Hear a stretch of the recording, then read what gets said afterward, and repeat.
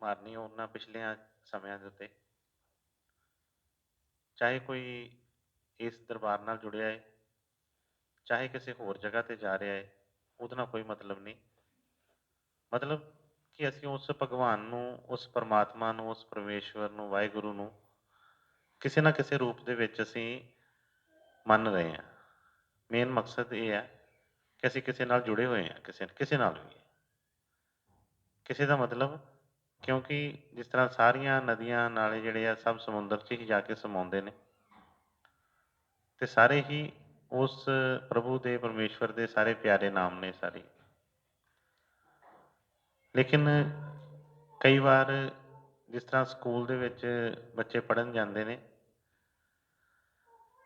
ਤੇ ਜ਼ਰੂਰੀ ਨਹੀਂ ਕਿ ਸਾਰੇ ਉੱਥੇ ਪੜ੍ਹਨ ਵਾਸਤੇ ਹੀ ਜਾਂਦੇ ਨੇ। ਕਈ ਵਾਰੀ ਬੱਚੇ ਦਾ ਮਕਸਦ ਨਹੀਂ ਹੁੰਦਾ ਪੜ੍ਹਨਾ, ਮਾਂ ਪਿਓ ਨੂੰ ਸ਼ੌਂਕ ਹੁੰਦਾ ਹੈ ਕਿ ਨਹੀਂ ਮੇਰੇ ਬੱਚੇ ਪੜ੍ਹਨ ਪੜ੍ਹਨ, ਤੇ ਉਹ ਉਹਨਾਂ ਨੂੰ ਜ਼ਬਰਦਸਤੀ ਸਕੂਲਾਂ 'ਚ ਭੇਜ ਦਿੰਦੇ ਨੇ, ਤੇ ਜ਼ਬਰਦਸਤੀ ਉਹਨਾਂ ਨੂੰ ਪੜ੍ਹਨ ਬਾਰੇ ਪ੍ਰੇਰਿਤ ਕਰਦੇ ਨੇ। ਅਲੱਗ ਅਲੱਗ ਤਰ੍ਹਾਂ ਦੇ ਮਤਲਬ ਹੁੰਦੇ ਆ, ਔਰ ਕਈ ਵਾਰੀ ਮਾਂ ਪਿਓ ਨੂੰ ਵੀ ਪੜ੍ਹਾਈ ਬਾਰੇ ਨਹੀਂ ਇੰਨਾ ਹੁੰਦਾ, ਪੜ੍ਹਾਈ ਬਾਰੇ ਉਹਨਾਂ ਨੂੰ ਪੜ੍ਹਾਈ ਬਾਰੇ ਪਤਾ ਵੀ ਨਹੀਂ ਹੁੰਦਾ। ਬਸ ਇਹ ਹੁੰਦਾ ਕਿ ਉਹਨਾਂ ਕੋਲ ਪੈਸਾ ਹੈਗਾ ਹੈ, ਤੇ ਉਹ ਕਹਿੰਦੇ ਨੇ ਕਿ ਦੇਖੋ ਸਾਡੇ ਜਿਸ ਤਰ੍ਹਾਂ ਆਂਢ ਗੁਆਂਢ, ਸਾਡੇ ਰਿਸ਼ਤੇਦਾਰਾਂ ਨੇ ਆਪਣੇ ਬੱਚਿਆਂ ਨੂੰ ਬੜੇ ਅੱਛੇ ਸਕੂਲਾਂ 'ਚ ਪਾਇਆ ਹੈ, ਬੜਾ ਨਾਮ ਹੈ ਉਸ ਸਕੂਲ ਦਾ, ਤੇ ਉਸ ਸਟੇਟਸ ਵਾਸਤੇ ਵੀ ਕਈ ਵਾਰੀ ਅਸੀਂ ਅੱਛੇ ਅੱਛੇ ਸਕੂਲਾਂ ਦੇ ਵਿੱਚ ਬੱਚਿਆਂ ਨੂੰ ਪਾ ਦਿੰਦੇ ਹਾਂ। ਤੇ ਇਸ ਕਰਕੇ ਸਤਸੰਗ ਦਾ ਵੀ ਜਿਹੜਾ ਮਤਲਬ ਸੀ, ਜਾਂ ਪਰਮਾਤਮਾ ਪਰਮੇਸ਼ਵਰ ਦਾ ਜਿਹੜਾ ਰਸਤਾ ਸੀ, ਉਹਦੇ ਉੱਤੇ ਜਿਸ ਤਰ੍ਹਾਂ ਮੈਂ ਦੱਸਿਆ ਕਿ ਚੱਲ ਹਰ ਕੋਈ ਰਿਹਾ, ਦੁਨੀਆ ਦਾ ਹਰ ਕੋਈ ਬੰਦਾ ਹੀ ਕਿਤੇ ਨਾ ਕਿਤੇ ਸਿਰ ਨਿਵਾ ਰਿਹਾ ਹੈ, ਉਹ ਗੁਰੂ ਨੂੰ ਮੰਨ ਰਿਹਾ ਹੈ। ਲੇਕਿਨ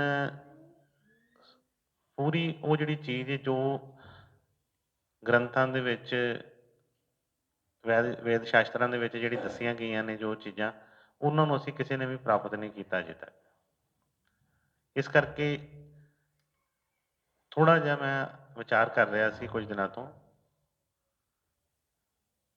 ਕਿਉਂਕਿ ਬੜੀ ਬੜੀ ਦੇਰ ਹੋ ਗਈ ਸਾਨੂੰ ਇਹਨਾਂ ਚੀਜ਼ਾਂ ਦੇ ਨਾਲ ਹੀ ਚੱਲਦੇ ਆ, ਤੇ ਵਿਚਾਰ ਕਰਨਾ, ਉਹਨਾਂ ਨੇ ਕਿਹਾ ਨਾ ਕਿ ਨਾ ਸੁੱਖ ਵਿੱਚ ਗ੍ਰਸਤ ਦੇ, ਨਾ ਸੁੱਖ ਛੱਡ ਗਿਆ, ਸੁੱਖ ਹੈ ਵਿੱਚ ਵਿਚਾਰ ਦੇ।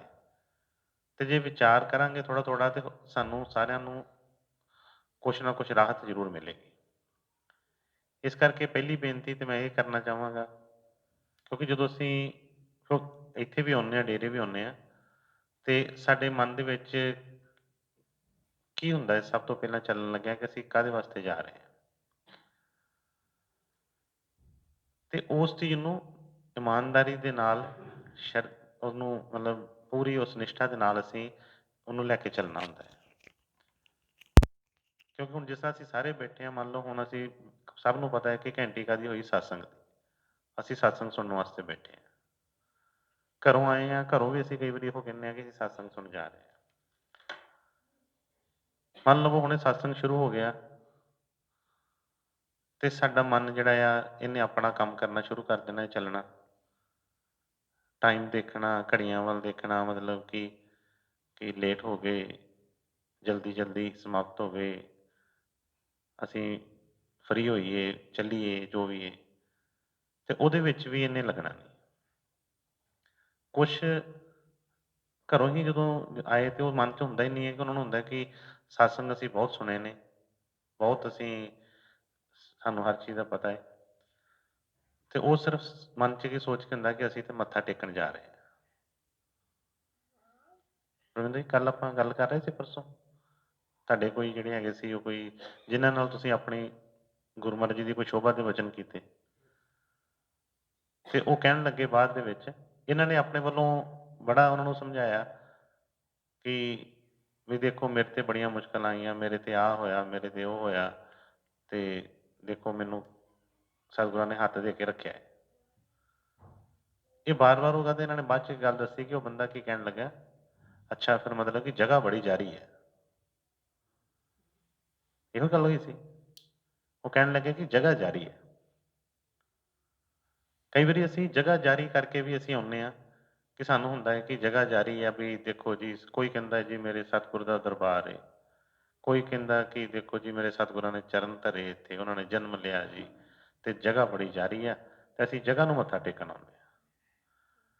ਮੈਂ ਥੋੜਾ ਜਿਹਾ ਸ਼ਾਂਤੀ ਕਰਨਾ ਚਾਹੁੰਦਾ ਸੀ ਇਹਨਾਂ ਚੀਜ਼ਾਂ ਨੂੰ ਵਿੱਚੋਂ, ਕਿਉਂਕਿ ਸਾਰਿਆਂ ਵਾਸਤੇ ਮੈਂ ਪਹਿਲਾਂ ਕਿਹਾ ਕਿ ਅਸੀਂ ਸਾਰੇ ਉਸ ਸਕੂਨ ਨੂੰ ਲੱਭ ਰਹੇ ਹਾਂ, ਤੇ ਅਸੀਂ ਆਪ ਹੀ ਉਹਨੂੰ ਭੰਬਲ ਭੂਸੇ ਚ ਪਏ ਹਾਂ ਸਾਰੇ। ਤੇ ਮਤਲਬ ਕਿਉਂਕਿ ਅਸੀਂ ਦੁਨੀਆ ਦੇ ਵਿੱਚ ਬਹੁਤ ਜ਼ਿਆਦਾ ਨਾਟਕ ਕਰਦੇ ਹਾਂ, ਔਰ ਉਹ ਨਾਟਕ ਕਰਦਿਆਂ ਕਰਦਿਆਂ ਕਿਤੇ ਨਾਟਕ ਮੰਡਲੀ ਵਾਲੇ ਜਿਹੜੇ ਕਲਾਕਾਰ ਅਸੀਂ ਬਣ ਜਾਂਦੇ, ਸਾਨੂੰ ਖੁਦ ਨੂੰ ਨਹੀਂ ਪਤਾ ਲੱਗਦਾ ਇਸ ਚੀਜ਼ ਦਾ। ਮੈਂ ਪਿੱਛੇ ਜੇ ਕੁਝ ਗੁਰਮਤਿ ਦੇ ਦਰਬਾਰ ਦੇ ਨਿਯਮਾਂ ਦੇ ਵਿੱਚ ਜਿਸ ਤਰ੍ਹਾਂ ਥੋੜਾ ਥੋੜਾ ਬਦਲਾਵ ਕਈਆਂ ਨੇ ਦੇਖਿਆ, ਕਈ ਮੈਨੂੰ ਪੁੱਛਦੇ ਵੀ, ਮੈਂ ਕਿਹਾ ਉਹ ਜ਼ਰੂਰਤ ਹੈ ਅੱਜ ਦੀ। ਜ਼ਰੂਰਤ ਕਿਉਂ ਹੈ? ਕਿਉਂਕਿ ਜਿਹੜਾ ਘਰੋਂ ਸੋਚ ਕੇ ਆਇਆ ਕਿ ਮੈਂ ਤਾਂ ਕੋਈ ਗੱਲ ਕਰਨ ਜਾ ਰਿਹਾ ਹੈ, ਮੈਨੂੰ ਕੋਈ ਤਕਲੀਫ ਹੈ, ਮੈਂ ਕੋਈ ਗੱਲ ਕਰਨ ਜਾ ਰਿਹਾ ਹੈ, ਤੇ ਉਹਨੂੰ ਹੋਰ ਕਿਸੇ ਚੀਜ਼ ਨਾਲ ਮਤਲਬ ਨਹੀਂ ਹੈ।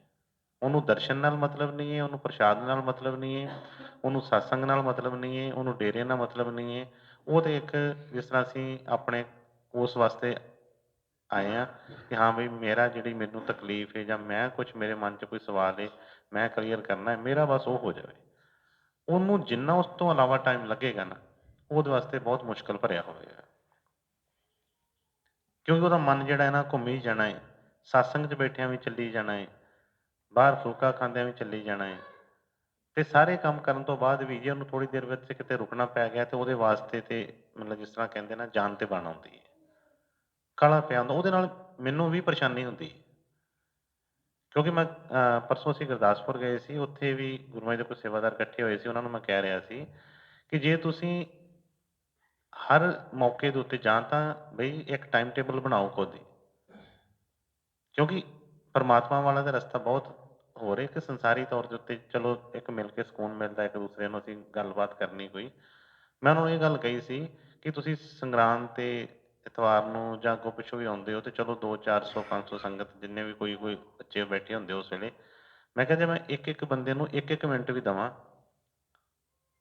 ਤੇ 1 ਘੰਟੇ ਦੇ ਵਿੱਚ ਮੈਂ 60 ਬੰਦਿਆਂ ਨੂੰ ਮਿਲ ਸਕਦਾ।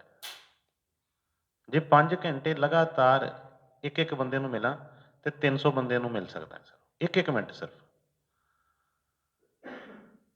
ਸਿਰਫ ਇੱਕ ਇੱਕ ਮਿੰਟ ਇੱਕ ਬੰਦੇ ਨਾਲ ਗੱਲ ਕਰਾਂ, ਤੇ 5 ਘੰਟਿਆਂ ਦੇ ਵਿੱਚ 300 ਬੰਦੇ ਨਾਲ ਗੱਲ ਕਰ ਸਕਦਾ। ਹੁਣ ਤੁਸੀਂ ਆ ਖੁਦ ਇਹ ਧਿਆਨ ਦੇਵੋ ਕਿ 1 ਮਿੰਟ ਦੇ ਵਿੱਚ ਤੁਹਾਡਾ ਕੰਮ ਹੋ ਜਾਂਦਾ ਹੈ, ਕਿਉਂਕਿ ਸਾਨੂੰ ਨਹੀਂ ਹੁੰਦਾ।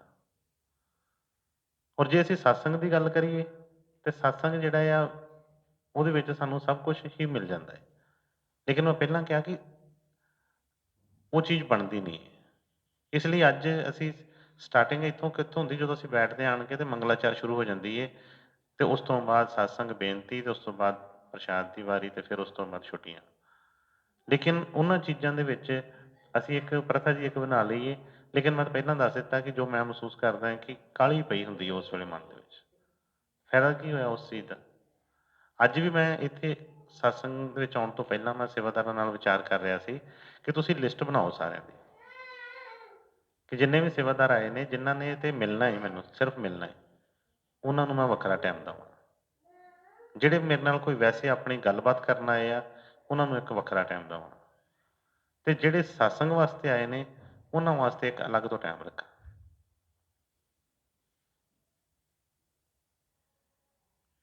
ਕਿਉਂਕਿ ਇਹਦੇ ਵਿੱਚ ਆਰਾਮ ਸੁੱਖ ਨਹੀਂ ਹੋਏਗਾ ਸਾਰਿਆਂ ਨੂੰ। ਕਿਉਂ ਜੀ ਅਕਾਲ ਜੀ? ਕਿਉਂਕਿ ਬੇਟੇ ਜਿਸ ਤਰ੍ਹਾਂ ਤੁਸੀਂ ਵੀ ਦੇਖਦੇ ਹੋ ਕਿ ਕਿੰਨੀ ਮੁਸ਼ਕਿਲ ਹੁੰਦੀ ਹੈ ਕਿ ਸਤਸੰਗ ਅਸੀਂ ਸੁਣਨਾ, ਕਿਉਂਕਿ ਸਾਡੇ ਦਿਮਾਗ 'ਚ ਸਤਸੰਗ ਰੋਜ਼ ਹੀ ਬਾਣੀ ਆ ਗਈ, ਕਿਸੇ ਦਾ ਸਤਸੰਗ ਸੁਣ ਲਿਆ, ਪਰ ਸਾਨੂੰ ਮੈਂ ਪਹਿਲਾਂ ਕਿਹਾ ਕਿ ਜਿੰਨੇ ਜਣੇ ਅਸੀਂ ਬੈਠੇ ਹਾਂ, ਕੋਈ ਐਸਾ ਹੈਗਾ ਕਿ ਜਿਹਨੇ ਪਹਿਲੀ ਵਾਰ ਸਤਸੰਗ ਸੁਣਨਾ ਹੈ? ਪਤਾ ਨਹੀਂ ਕਿੰਨੇ ਕੁ ਸਤਸੰਗ, ਪਰ ਜੇ ਸਾਨੂੰ ਪਿਛਲੇ ਸਤਸੰਗਾਂ ਦਾ ਅਸਰ ਨਹੀਂ ਹੋਇਆ, ਤੇ ਅੱਜ ਦੇ ਸਤਸੰਗ ਦਾ ਕੀ ਅਸਰ ਹੋਏਗਾ? ਕੋਈ ਅਸਰ ਨਹੀਂ ਹੋਏਗਾ ਸਾਨੂੰ। ਇਸ ਕਰਕੇ ਮੈਂ ਵੀ ਕਈ ਵਾਰੀ ਵਿਚਾਰ ਕਰਦਾ ਹਾਂ ਕਿ ਇਸ ਪ੍ਰਥਾ ਨੂੰ ਥੋੜਾ ਜਿਹਾ ਬਦਲਿਆ ਜਾਵੇ, ਕਿਉਂਕਿ ਗੱਲ ਤਾਂ ਹੈਗੀ ਆ ਸਾਨੂੰ ਆਰਾਮ ਦੇ ਨਾਲ, ਆਰਾਮ ਹੋਣਾ ਚਾਹੀਦਾ। ਹਰ ਇੱਕ ਬੰਦਾ ਜਿਹੜਾ ਹੈ ਉਹਨੂੰ ਆਰਾਮ ਚਾਹੀਦਾ ਹੈ, ਤੇ ਉਹ ਆਰਾਮ ਹਰ ਇੱਕ ਨੂੰ ਆਪਣੇ ਆਪਣੇ ਤਰੀਕੇ ਨਾਲ ਲੱਭ ਰਿਹਾ ਹੈ। ਸਤਿਗੁਰਾਂ ਨੇ ਤਾਂ ਤਰੀਕਾ ਦੱਸ ਦਿੱਤਾ, ਉਹਨਾਂ ਦਾ ਤਾਂ ਨਿਰਾਲਾ ਤਰੀਕਾ ਹੈ, ਵਧੀਆ ਤਰੀਕਾ ਹੈ, ਉਹਦੇ 'ਚ ਸਭ ਕੁਝ ਹੀ ਆ ਜਾਂਦਾ ਹੈ, ਪਰ ਸਾਨੂੰ ਉਹ ਤਰੀਕਾ ਮਨਜ਼ੂਰ ਨਹੀਂ। ਇਸ ਕਰਕੇ ਆਪਣਾ ਆਪਣਾ ਤਰੀਕਾ ਹੈ ਹਰ ਇੱਕ ਦਾ ਆਰਾਮ ਵਾਸਤੇ, ਤੇ ਕਿਉਂ ਨਾ ਅਸੀਂ ਕੋਈ ਐਸਾ ਹੀ ਕੁਛ ਵਿਚਾਰ ਕਰੀਏ, ਐਸੀ ਕੋਈ ਚੀਜ਼ ਬਣਾਈਏ ਕਿ ਜਿਹਦੇ ਵਿੱਚ ਸਾਰੇ ਹੀ ਅਸੀਂ ਆਰਾਮ ਦੇ ਨਾਲ ਉਹਨਾਂ ਚੀਜ਼ਾਂ ਨੂੰ ਪਾ ਸਕੀਏ। ਕਿਉਂਕਿ ਜਿਹੜੀ ਇੱਕ ਪਹਿਲਾਂ ਮੈਂ ਦੱਸਿਆ ਕਿ ਭੇਖੀ ਜਿਹਨੂੰ ਕਿਹਾ ਗਿਆ ਕਿ ਭੇਖ ਧਾਰਨ ਕਰਦੇ ਨੇ, ਕਿ ਉਹ ਅੰਦਰੋਂ ਖੁਸ਼ ਹੁੰਦੇ ਨੇ, ਉੱਪਰੋਂ ਭੇਖ ਭੇਖ ਕੋਈ ਬਣਾ ਲਿਆ, ਕਿਸੇ ਨੇ ਕੋਈ ਕੱਪੜੇ ਬਦਲ ਲਏ, ਕਿਸੇ ਨੇ ਕੋਈ ਵੇਸ਼ ਭੂਸ਼ਾ ਬਦਲ ਲਈ, ਕਿਸੇ ਨੇ ਕੋਈ ਚਿੰਨ੍ਹ ਧਾਰਨ ਕਰ ਲਏ, ਤੇ ਉਹ ਚੀਜ਼ਾਂ ਜਦੋਂ ਸਾਨੂੰ ਗੁਰੂ ਮਹਾਰਾਜ ਜੀ ਨੇ ਪਹਿਲਾਂ ਵੀ ਉਹਨਾਂ ਕਿਹਾ ਨਾ, ਇੱਕ ਬਾਣੀ 'ਚ ਇੱਕ ਜਗ੍ਹਾ ਤੇ ਆਉਂਦਾ ਕਿ ਬਈ ਜਿਹੜਾ ਕਾਂ ਵਾ ਕਹਿੰਦੇ ਉਹ ਬਈ ਬਗਲੇ ਨਾਲੋਂ ਚੰਗਾ ਵਾ, ਬਗਲਾ ਬੜਾ ਚਿੱਟਾ ਵਾ, ਕਾਂ ਜਿਹੜਾ ਕਾਲਾ ਵਾ। ਠੀਕ ਹੈ ਨਾ? ਜਾਂ ਉਹਨਾਂ ਨੇ ਕੋਇਲ ਦੀ ਮਿਸਾਲ ਵੀ ਇੱਕ ਜਗ੍ਹਾ ਦਿੱਤੀ ਉਹਨਾਂ ਨੇ ਕਿ ਮਤਲਬ ਉਹ 'ਚ ਕਿ ਬਈ ਉਹ ਜੇ ਉਹ ਕਾਂ ਕਾਲਾ ਵਾ ਤੇ ਉਹ ਕਹਿੰਦੇ ਕਿ ਕਾਂ ਵੀ ਕਰਦਾ ਹੈ ਤੇ ਉਹ ਬਾਹਰੋਂ ਵੀ ਤਾਂ ਕਾਲਾ ਹੈ, ਤੇ ਬਈ ਉਹ ਹੈ, ਉਹਨੇ ਕੋਈ ਲੁਕਾਇਆ ਤਾਂ ਨਹੀਂ ਕੁਛ ਵੀ। ਤੇ ਜਿਹੜਾ ਬਗਲਾ ਏ ਉਹਨੇ ਬੜੇ ਚਿੱਟੇ ਕੱਪੜੇ ਪਾਏ ਨੇ, ਬੜਾ ਕੁਛ ਏ, ਪਰ ਉਹ ਛੱਪੜ ਦੇ ਵਿੱਚ ਐ ਅੱਖਾਂ ਮੀਟ ਕੇ ਇੱਕ ਲੱਤ ਚੁੱਕ ਕੇ ਤੇ ਕੋਈ ਵੇਖਣ ਵਾਲਾ ਕਹਿੰਦਾ ਬੜੀ ਭਗਤੀ ਕਰ ਰਿਹਾ ਹੈ। ਉਹ ਭਗਤੀ ਨਹੀਂ ਕਰ ਰਿਹਾ, ਉਹ ਆਪਣੀ ਘਾਤ ਲਗਾਈ ਬੈਠਾ ਹੈ ਉਹਦੇ ਉੱਤੇ, ਮੱਛੀ ਤੇ ਜਾਂ ਆਪਣੇ ਉਸ ਸ਼ਿਕਾਰ ਦੇ ਉੱਤੇ, ਕਿ ਉਹਨੂੰ ਮੇਰੀ ਹਿਲਜੁਲ ਦਾ ਪਤਾ ਨਾ ਲੱਗੇ, ਮੇਰਾ ਜਿਹੜਾ ਮੌਕਾ ਖਾਲੀ ਨਾ ਚਲਾ ਜਾਵੇ ਬਸ। ਉਹ ਇਸ ਤਰ੍ਹਾਂ ਬੈਠਾ ਹੈ, ਜਿਸ ਤਰ੍ਹਾਂ ਕਹਿ ਦਿੰਦੇ ਨਾ, ਕਹਿੰਦੇ ਬਗਲਾ ਭਗਤ ਕਹਿ ਦਿੰਦੇ ਆ, ਭਗਤ ਬਣ ਕੇ ਬੈਠਾ ਹੈ, ਪਰ ਉਹ ਭਗਤ ਹੁੰਦਾ ਨਹੀਂ ਹੈ। ਇਸੇ ਤਰ੍ਹਾਂ ਇਹ ਗੱਲਾਂ ਦੇਖੋ ਸਾਨੂੰ ਅੱਛੀਆਂ ਨਹੀਂ ਲੱਗਣਗੀਆਂ, ਲੇਕਿਨ ਜ਼ਰੂਰੀ ਨਹੀਂ, ਮੈਂ ਕਈ ਵਾਰੀ ਕਹਿੰਦਾ ਕਿ ਦਵਾਈ ਜ਼ਰੂਰੀ ਨਹੀਂ, ਮਿੱਠੀ ਹੀ ਦਵਾਈ ਹੁੰਦੀ ਹੈ, ਕੌੜੀ ਵੀ ਦਵਾਈ ਹੁੰਦੀ ਹੈ ਕਈ ਵਾਰੀ। ਗੱਲ ਤੇ ਆ ਸਾਨੂੰ ਫਾਇਦਾ ਹੋਣਾ ਚਾਹੀਦਾ, ਮਿੱਠੀ ਹੋਵੇ ਕੌੜੀ ਹੋਵੇ ਕੋਈ ਗੱਲ ਨਹੀਂ ਹੈਗੀ। ਜੇ ਮਿੱਠੀਆਂ ਖਾ ਖਾ ਕੇ ਅੱਜ ਤੱਕ ਫਾਇਦਾ ਨਹੀਂ ਹੋਇਆ ਤੇ ਫਿਰ ਟਰਾਈ ਕਰ ਲੈਣੀ ਚਾਹੀਦੀ ਹੈ ਕੋਈ ਨਾ ਕੋਈ। ਇਸ ਕਰਕੇ ਮੈਂ ਅੱਗੇ ਵੀ ਕਈ ਵਾਰੀ ਕਿਹਾ ਹੈ ਕਿ ਜਦੋਂ ਸਤਸੰਗ ਹੁੰਦਾ ਹੈ ਤੇ ਕਿਉਂਕਿ ਜਦੋਂ ਗੁਰੂ ਮਹਾਰਾਜ ਜੀ ਦੀ ਹਾਜ਼ਰੀ 'ਚ ਬੈਠੀ ਤਾਂ ਮੈਂ ਨਹੀਂ ਟਾਈਮ ਦੇਖਦਾ ਉਸ ਵੇਲੇ। ਮੇਰੇ ਵਾਸਤੇ ਮੈਨੂੰ ਨਹੀਂ ਪਤਾ ਹੁੰਦਾ ਕਿ ਟਾਈਮ ਕਿੰਨੇ ਵਜੇ ਦਾ, ਕਿਸ ਤਰ੍ਹਾਂ ਕਿ ਕਿਉਂਕਿ ਸਾਰੇ ਜਿਸ ਤਰ੍ਹਾਂ ਸੰਗਤ ਹੁਣ ਵੀ ਹੈ, ਮੈਂ ਪਹਿਲਾਂ ਥੋੜ੍ਹੀ ਦੇਰ ਪਹਿਲਾਂ ਕਹਿਣ ਲੱਗਾ ਸੀ ਕਿ ਦਰਵਾਜ਼ਾ ਬੰਦ ਕਰ ਦਿਓ, ਪਰ ਮੈਂ ਨਹੀਂ ਕਿਹਾ, ਮੈਨੂੰ ਪਤਾ ਬੁਰਾ ਲੱਗਣਾ ਕਈਆਂ ਨੂੰ, ਕਿਸੇ ਨੇ ਆਉਣਾ ਹੈ, ਪਰ ਡਿਸਟਰਬੈਂਸ ਹੋ ਰਹੀ ਹੈ, ਸਭ ਨੂੰ ਹੋ ਰਹੀ ਹੈ। ਜੇ ਮੈਂ ਦਰਵਾਜ਼ਾ ਬੰਦ ਕਰਾ ਦਿੱਤਾ ਤੇ ਉਹਦੇ ਵਿੱਚ ਕਈਆਂ ਨੂੰ ਮੁਸ਼ਕਲ ਹੋਣੀ ਹੈ, ਦੇਖੋ ਜੀ ਅਸੀਂ ਤੇ ਆਏ ਸਾਂ ਜੀ, ਅਸੀਂ ਤੇ ਆਉਣ ਲੱਗੇ ਸਾਂ ਜੀ, ਅਸੀਂ ਤੇ ਆਹ ਜੀ, ਅਸੀਂ ਤੇ ਫਲਾਣੀ ਸੇਵਾ ਦੇ ਵਿੱਚ ਸੀ, ਇਸ ਤਰ੍ਹਾਂ ਹੋਣੀ ਹੈ। ਪਰ ਜਿਹਨੂੰ ਚਾਅ ਹੋਏਗਾ, ਜਿਹਨੂੰ ਆਪਣੇ ਤਰੀਕੇ ਨਾਲ, ਉਹ ਆਪਣਾ ਪਹਿਲਾਂ ਹੀ ਕੰਮ ਕਰਕੇ ਰੱਖੇਗਾ।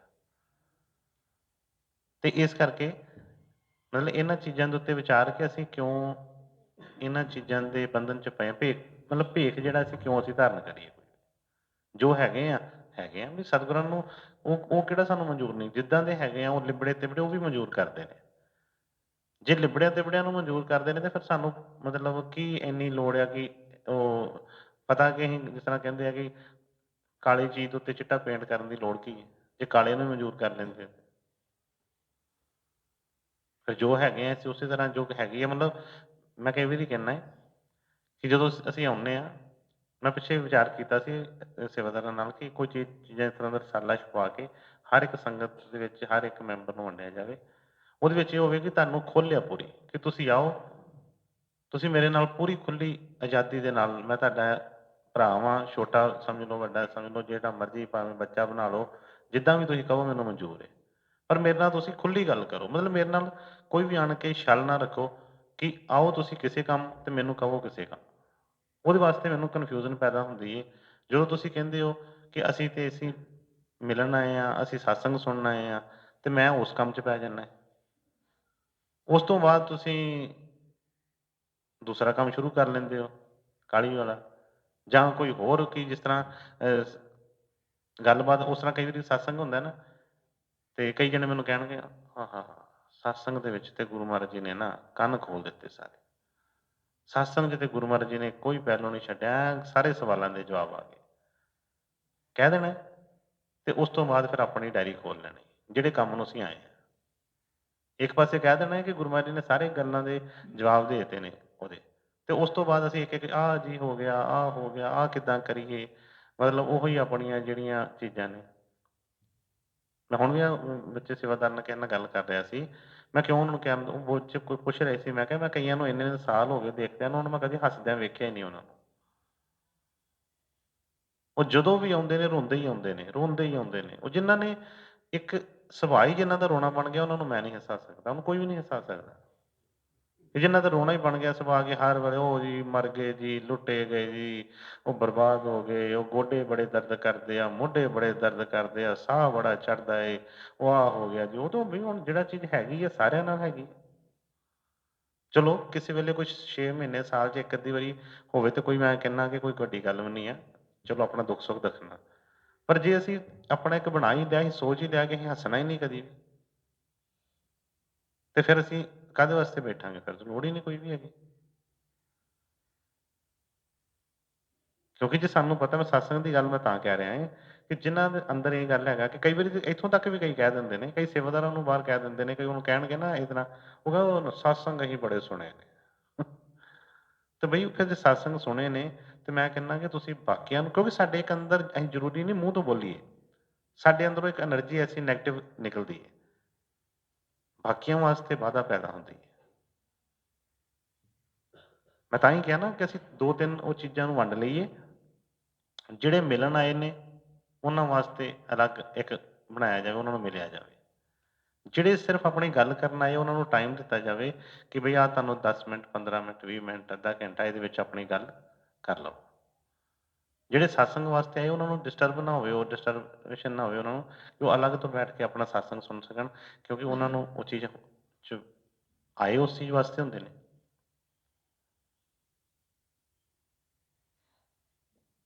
ਤੇ ਇਸ ਕਰਕੇ, ਕਿਉਂਕਿ ਇਹ ਗੱਲ ਮੈਂ ਪਹਿਲਾਂ ਵੈਸੇ ਇਹ ਬੇਨਤੀ ਸੇਵਾਦਾਰਾਂ ਨੂੰ ਮੈਂ ਕਰ ਰਿਹਾ ਸੀ ਕਿ ਤੁਸੀਂ ਇਹ ਗੱਲ ਕਰੋ, ਤੇ ਮੈਨੂੰ ਬੱਚੇ ਪੁੱਛ ਰਹੇ ਸੀ ਕਿ ਗੁਰੂ ਮਹਾਰਾਜ ਜੀ ਜਦੋਂ ਅਸੀਂ ਲਿਸਟ ਬਣਾਉਂਦੇ ਆ, ਜਿਹੜੇ ਸੇਵਾਦਾਰ ਫੋਨ ਕਰਦੇ ਉਹਨਾਂ ਨੂੰ ਪੁੱਛਿਆ ਜਾਵੇ ਜਾਂ ਕਿਸ ਤਰ੍ਹਾਂ। ਫਿਰ ਮੇਰੇ ਮਨ 'ਚ ਆਇਆ ਥੋੜ੍ਹਾ ਜਿਹਾ ਕਿ ਨਹੀਂ, ਕਿ ਚਲੋ ਅੱਜ ਬੈਠੇ ਆ ਸਤਸੰਗ, ਤੇ ਗੱਲ ਤਾਂ ਉਹੀ ਆ ਕਿ ਅੱਗੇ ਸਤਸੰਗ ਸੁਣੇ ਨੇ ਤੇ ਉਹ ਕਿਹੜੇ ਸਾਡੇ ਤੇ ਬੜੇ ਅਸਰ ਹੋ ਗਏ ਨੇ, ਤੇ ਅੱਜ ਵੀ ਹੁਣ 1 ਘੰਟਾ ਹੀ ਸਤਸੰਗ ਜਾਂ 2 ਘੰਟੇ ਲਾ ਵੀ ਲਵਾਂਗੇ, ਉਹਦੇ ਨਾਲ ਕੀ ਹੋਣਾ ਹੈ।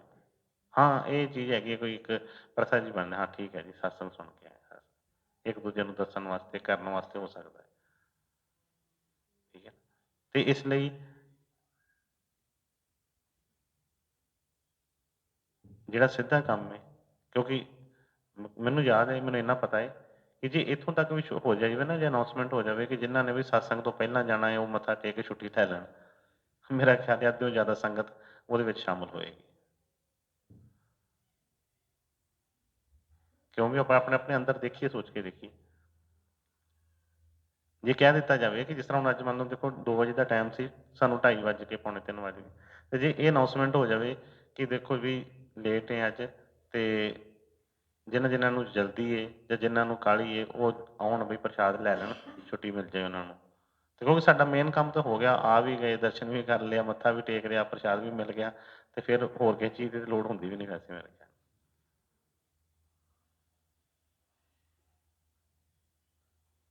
ਤੇ ਇਸ ਲਈ ਹਮੇਸ਼ਾ ਮੈਂ ਦੇਖੋ, ਮੈਂ ਇਹ ਕਹਿੰਦਾ ਕਿ ਜਿੱਥੋਂ ਤੱਕ ਸਤਿਗੁਰਾਂ ਨੇ ਮੈਨੂੰ ਦਿਖਾਇਆ, ਜਾਂ ਮੈਂ ਜਿਹੜੀ ਚੀਜ਼ ਹੈ, ਮੈਂ ਉੱਥੇ ਮੈਂ ਕਿਸੇ ਨਾਲ ਵੀ ਕੋਈ ਫਾਰਮੈਲਿਟੀ ਕਰਨਾ ਹੀ ਨਹੀਂ ਚਾਹੁੰਦਾ, ਕਿਸੇ ਨੂੰ ਚੰਗਾ ਜਾਣ, ਕਿਉਂਕਿ ਥੋੜ੍ਹੀ ਦੇਰ ਵਾਸਤੇ ਆਪਾਂ ਕਿਸੇ ਨੂੰ, ਬੱਚੇ ਨੂੰ ਪਿਆਰ ਨਾਲ ਅਸੀਂ ਸਮਝਾਉਣ ਵਾਸਤੇ ਉਹਦੇ ਨਾਲ ਕਰ ਸਕਦੇ ਹਾਂ, ਕੋਈ ਕਲੋਲ, ਕੋਈ ਕੁਛ ਇਸ ਤਰ੍ਹਾਂ ਦੀ। ਪਰ ਜੇ ਅਸੀਂ ਸਾਰੀ ਜ਼ਿੰਦਗੀ ਉਹਦੀ ਇਸੇ ਚੀਜ਼ 'ਚ ਲੰਘਾ ਦਈਏ ਨਾ, ਤੇ ਫਿਰ ਨਹੀਂ।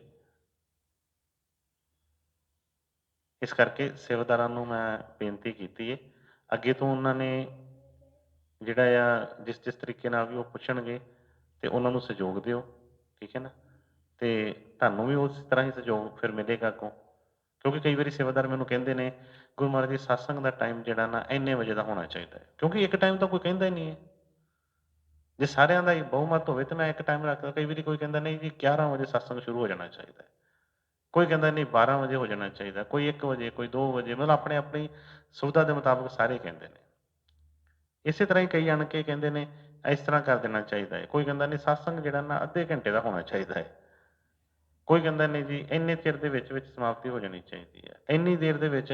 ਕੋਈ ਪ੍ਰਸ਼ਾਦ ਵਾਲੇ ਕੋਈ ਗੱਲ ਕਰਦਾ, ਪ੍ਰਸ਼ਾਦ ਨਾਲ ਪੈਕਿੰਗ ਹੋਣੀ ਚਾਹੀਦੀ ਹੈ, ਪ੍ਰਸ਼ਾਦ ਲੈਣ ਲੱਗਿਆ ਬੜਾ ਪ੍ਰਸ਼ਾਦ ਪੈਕਿੰਗ ਹੋਵੇ, ਕੋਈ ਕਹਿ ਦਿੰਦਾ ਹੈ ਪ੍ਰਸ਼ਾਦ ਵੀ ਨਾ ਜਿੱਥੇ ਜਿੱਥੇ ਸੇਵਾਦਾਰ ਬੈਠੇ ਨੇ ਉੱਥੇ ਉੱਥੇ ਵਰਤਾ ਦੇਣਾ ਚਾਹੀਦਾ ਹੈ, ਲੈਣਾ ਚ ਉਹਨਾਂ ਟਾਈਮ ਬੜਾ ਲੱਗਦਾ ਹੈ।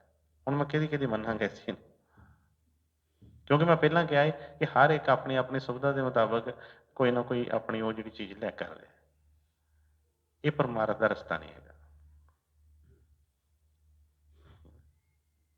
ਆਉਂਦਾ ਹੈ ਮਨ 'ਚ, ਮੇਰੇ 'ਚ ਵੀ ਆਉਂਦਾ ਹੈ ਕਿ ਗੁਰੂ ਮਹਾਰਾਜ ਦਾ ਹੁਕਮ ਨੇ, ਜੋ ਵੀ ਇੱਕ ਸਤਿਗੁਰਾਂ ਨੇ ਇੱਕ ਜੋ ਸਾਨੂੰ ਬਖਸ਼ਿਸ਼ ਕੀਤੀ ਹੈ, ਉਹਨਾਂ ਦਾ ਬਚਨ ਨੇ ਮੰਗਲਾਚਰਨ ਬੇਨਤੀ ਕਰਕੇ ਸਤਿਗੁਰਾਂ ਦੀ ਯਾਦ ਦੇ ਵਿੱਚ ਜੋ ਵੀ ਉਹਨਾਂ ਦੇ ਬਚਨ ਆਏ ਨੇ ਉਹਨਾਂ ਨੂੰ ਅਸੀਂ ਸੁਣੀਏ ਕਰੀਏ।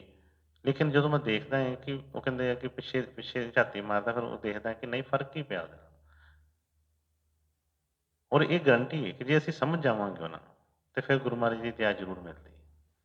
ਪਰ ਜੇ ਨਹੀਂ ਸਮਝਣਾ ਤੇ ਫਿਰ ਉਹਨਾਂ ਨਾਲ ਮੈਂ ਥੋੜ੍ਹਾ ਜਿਹਾ ਕਈ ਵਾਰੀ ਸੋਚਦਾ ਹਾਂ, ਕਿਉਂਕਿ ਮੈਂ ਕਾਹਦੇ ਵਾਸਤੇ ਉਹਨੂੰ, ਕਿਉਂਕਿ ਸਾਡੀ ਕੋਈ ਬਾਹਰਲਾ ਨਾਤਾ ਤੇ ਗੁਰੂ ਮਹਾਰਾਜ ਜੀ ਨੇ ਵੀ ਕਿਹਾ ਕਿ ਕੋਈ ਕਿਸੇ ਦਾ ਕੋਈ ਨਾਤਾ ਨਹੀਂ ਹੈ। ਇੱਥੇ ਆਣ ਕੇ ਬਣੇ ਨੇ ਇੱਕ ਸਾਡੇ ਮਤਲਬ ਦੇ ਸਾਰੇ ਰਿਸ਼ਤੇ ਨੇ। ਕਿਉਂ ਗੁਰੂ ਮਹਾਰਾਜ ਜੀ ਨੇ ਇੱਕ ਸਤਸੰਗ 'ਚ ਫਰਮਾਇਆ, ਪਹਿਲੇ ਸੋਚ ਉਹਨਾਂ ਨੇ ਕਿਹਾ ਕਿ ਬਈ ਜੇ ਮੈਂ ਬਾਹਰ ਇੱਕ ਡਾਕਟਰ, ਇੱਕ ਵਕੀਲ ਤੇ ਇੱਕ ਪਤਾ ਨਹੀਂ ਕਿਹੜਾ ਹੋਰ ਕਿਹਾ ਸੀ ਕਿ ਮੈਂ ਗੇਟ ਦੇ ਬਾਹਰ ਹੀ ਬਿਠਾ ਦਾਂ ਨਾ, ਜਿਹੜੇ ਫੀਸ ਨਾ ਲੈਣ ਤੇ ਕਾਬਲ ਕੋਈ ਹੋਣ, ਤੇ ਗੁਰੂ ਮਹਾਰਾਜ ਕਹਿਣ ਲੱਗੇ ਹੋ ਸਕਦਾ ਮੇਰੇ ਕੋਲ ਕੋਈ ਅੰਦਰ ਆਵੇ ਹੀ ਨਾ। ਕਿਉਂਕਿ ਮੇਨ ਪ੍ਰੋਬਲਮਾਂ ਤਾਂ ਇਹੋ ਹੀ ਹੁੰਦੀਆਂ ਨੇ। ਜ਼ਿਆਦਾ ਤੇ ਅਸੀਂ ਪੁੱਛਣ ਗਿੱਛਣ ਆਉਂਦੇ ਹਾਂ, ਤੇ ਮੈਂ ਕਿਹਾ ਪਹਿਲਾਂ ਵੀ ਕਈ ਵਾਰ ਦੱਸਿਆ ਕਿ ਇਹ ਕੋਈ ਉਹ ਪੰਡਤਾਂ ਵਾਲਾ ਮਤ ਨਹੀਂ ਹੈਗਾ ਕਿ ਜੰਤਰੀ ਆਪਣੀ ਉਹ ਜਿਹੜੀ ਕੀ ਉਹਨੂੰ ਜੋ ਵੀ ਹੁੰਦੀ ਹੈ ਜਨਮ ਪੱਤਰੀ ਲੈਣ ਦੀ, ਤੇ ਲਿਆ ਕੇ ਤੇ ਦੱਸੋ ਜੀ ਵਿਆਹ ਕਦੋਂ ਹੋਣਾ ਹੈ, ਕੰਮ ਕਦੋਂ ਹੋਊਗਾ ਸਾਡਾ, ਬੜੀ ਦੇਰ ਹੋ ਗਈ ਆ, ਬਿਮਾਰੀ ਨਹੀਂ ਜਾਂਦੀ, ਕਦੋਂ ਜਾਏਗੀ। ਉਹਦੇ ਵਾਸਤੇ ਬੜੇ ਜੋਸ਼ੀ ਬੈਠੇ ਨੇ ਰਸਤੇ ਦੇ ਵਿੱਚ, ਤੁਸੀਂ ਕਿਸੇ ਨੂੰ ਵੀ ਪੁੱਛ ਸਕਦੇ ਹੋ, ਮੇਰੇ ਨਾਲੋਂ ਬਿਹਤਰ ਤੁਹਾਨੂੰ ਦੱਸਣਗੇ ਉਹ ਸਾਰੀਆਂ ਚੀਜ਼ਾਂ। ਠੀਕ ਹੈ ਨਾ, ਇਹਨਾਂ ਚੀਜ਼ਾਂ ਦਾ ਇਹ ਰਸਤਾ ਨਹੀਂ ਹੈਗਾ। ਜੇ ਇਹੋ ਹੀ ਚੀਜ਼ਾਂ ਕਰਨੀਆਂ ਨੇ ਤੇ ਫਿਰ ਤੇ ਮੈਂ ਪਹਿਲਾਂ ਕਿਹਾ ਕਿ ਬੜਾ ਸੌਖਾ, ਨਾ ਕੋਈ ਸਾਨੂੰ ਫਾਰਮੈਲਿਟੀ ਕਰਨ ਦੀ ਲੋੜ, ਹਰ ਚੀਜ਼ ਆਰਾਮ ਨਾਲ ਸਾਨੂੰ ਸੁਵਿਧਾ ਮੁਤਾਬਕ ਮਿਲ ਜਾਣੀ ਹੈ। ਤੇ ਜੇ ਅਸੀਂ ਵਾਕਈ ਹੀ ਸਤਸੰਗ ਵਾਸਤੇ ਆਏ ਹਾਂ ਤੇ ਪਹਿਲਾਂ ਸਤਸੰਗ ਦਾ ਮਤਲਬ ਸਮਝੀਏ ਕਿ ਸਤਸੰਗ ਕਹਿੰਦੇ ਕਿਹਨੂੰ ਆ, ਤੇ ਉਹਦੇ ਵਿੱਚ ਫਿਰ ਉਹ ਸਾਰੇ ਵਚਨ ਜਿਹੜੇ ਆ ਗੁਰੂ ਮਹਾਰਾਜ ਜੀ ਦੇ ਸਮਝ ਕੇ ਤੇ ਫਿਰ ਅਸੀਂ ਅੱਗੇ ਵੱਧ ਸਕਦੇ ਹਾਂ।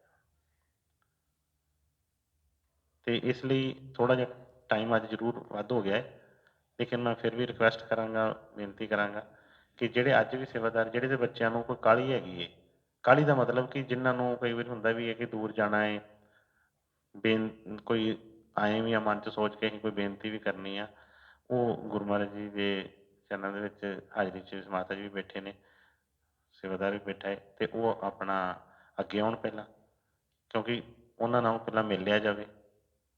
ਠੀਕ ਹੈ ਨਾ, ਮਿਲ ਕੇ ਜੋ ਵੀ ਉਹਨਾਂ ਨੇ ਜਿਸ ਤਰ੍ਹਾਂ ਵੀ ਆ ਗੁਰੂ ਮਹਾਰਾਜ ਦਾ ਪ੍ਰਸ਼ਾਦ ਲੈ ਕੇ ਤੇ ਉਹਨਾਂ ਨੂੰ ਛੁੱਟੀ ਮਿਲਦੀ। ਪਰ ਇਹ ਹੈ ਕਿ ਪਤਾ ਕਿ ਜਿਨ੍ਹਾਂ ਨੇ ਵੈਸੇ ਰਹਿਣਾ ਹੈ ਜਾਂ ਜਿਨ੍ਹਾਂ ਨੇ ਸਤਸੰਗ ਸੁਣ ਕੇ ਜਾਣਾ ਹੈ, ਕਿਉਂਕਿ ਉਹ ਨਾ ਫਿਰ ਕਾਹਲੀ ਵਾਲਾ ਨਾ ਕੰਮ ਹੋਵੇ। ਕਿਉਂਕਿ ਜੇ ਇੰਨੀ ਦੂਰੋਂ ਅਸੀਂ ਟਾਈਮ ਕੱਢਿਆ, ਕਿਉਂਕਿ ਰੋਜ਼ ਰੋਜ਼ ਤਾਂ ਹੋ ਨਹੀਂ ਰਿਹਾ, ਕੋਈ ਹਫ਼ਤੇ ਬਾਅਦ, ਕੋਈ 15 ਦਿਨੀ, ਕੋਈ ਮਹੀਨੇ ਬਾਅਦ, ਕੋਈ 2 ਮਹੀਨਿਆਂ ਬਾਅਦ, ਕੋਈ 6 ਮਹੀਨਿਆਂ ਬਾਅਦ। ਤੇ ਜੇ ਉਦੋਂ ਵੀ ਅਸੀਂ ਉਹੋ ਹੀ ਰੱਖਿਆ, ਗੁਰੂ ਮਹਾਰਾਜ ਜੀ ਨੇ ਦਰਬਾਰ ਦੇ ਵਿੱਚ ਇੱਕ ਵਾਰੀ ਕਮਰਿਆਂ ਬਾਰੇ, ਜਦੋਂ ਹਜੇ ਉਦੋਂ ਨਹੀਂ ਸੀ ਕਮਰੇ ਕੋਈ ਬਣੇ, ਕਿਸੇ ਨੇ ਬੇਨਤੀ ਕੀਤੀ, ਗੁਰੂ ਮਹਾਰਾਜ ਜੀ ਕਮਰੇ ਹੋਣੇ ਚਾਹੀਦੇ ਆ ਇੱਥੇ। ਕਈਆਂ ਨੂੰ ਮੁਸ਼ਕਲ ਆਉਂਦੀ ਫੈਮਲੀਆਂ ਵਾਲਿਆਂ ਨੂੰ, ਤੇ ਇਸ ਤਰ੍ਹਾਂ ਕਰਕੇ ਗੁਰੂ ਮਹਾਰਾਜ ਨੇ ਉਦੋਂ ਫਰਮਾਇਆ ਸੀ, ਗੁਰੂ ਮਹਾਰਾਜ ਕਹਿਣ ਲੱਗੇ ਕਰਨ ਕੀ ਆਉਣਾ ਇੱਥੇ, ਸਾਰੀ ਉਮਰ ਫੈਮਿਲੀ 'ਚ ਹੀ ਰਹੇ ਹਾਂ, ਸਾਰੀ ਉਮਰ ਫੈਮਲੀਆਂ 'ਚ ਹੀ ਰਹਿੰਦੇ ਹਾਂ, ਤੇ ਜੇ ਇੱਕ ਦਿਨ ਵੀ ਅਸੀਂ ਉਹ ਤੋਂ ਬਗੈਰ ਨਹੀਂ ਕੱਢ ਸਕਦੇ ਤੇ ਫਿਰ ਅਸੀਂ ਲੈਣਾ ਕੀ, ਅਸੀਂ ਕੀ ਲੈ ਕੇ ਜਾਵਾਂਗੇ।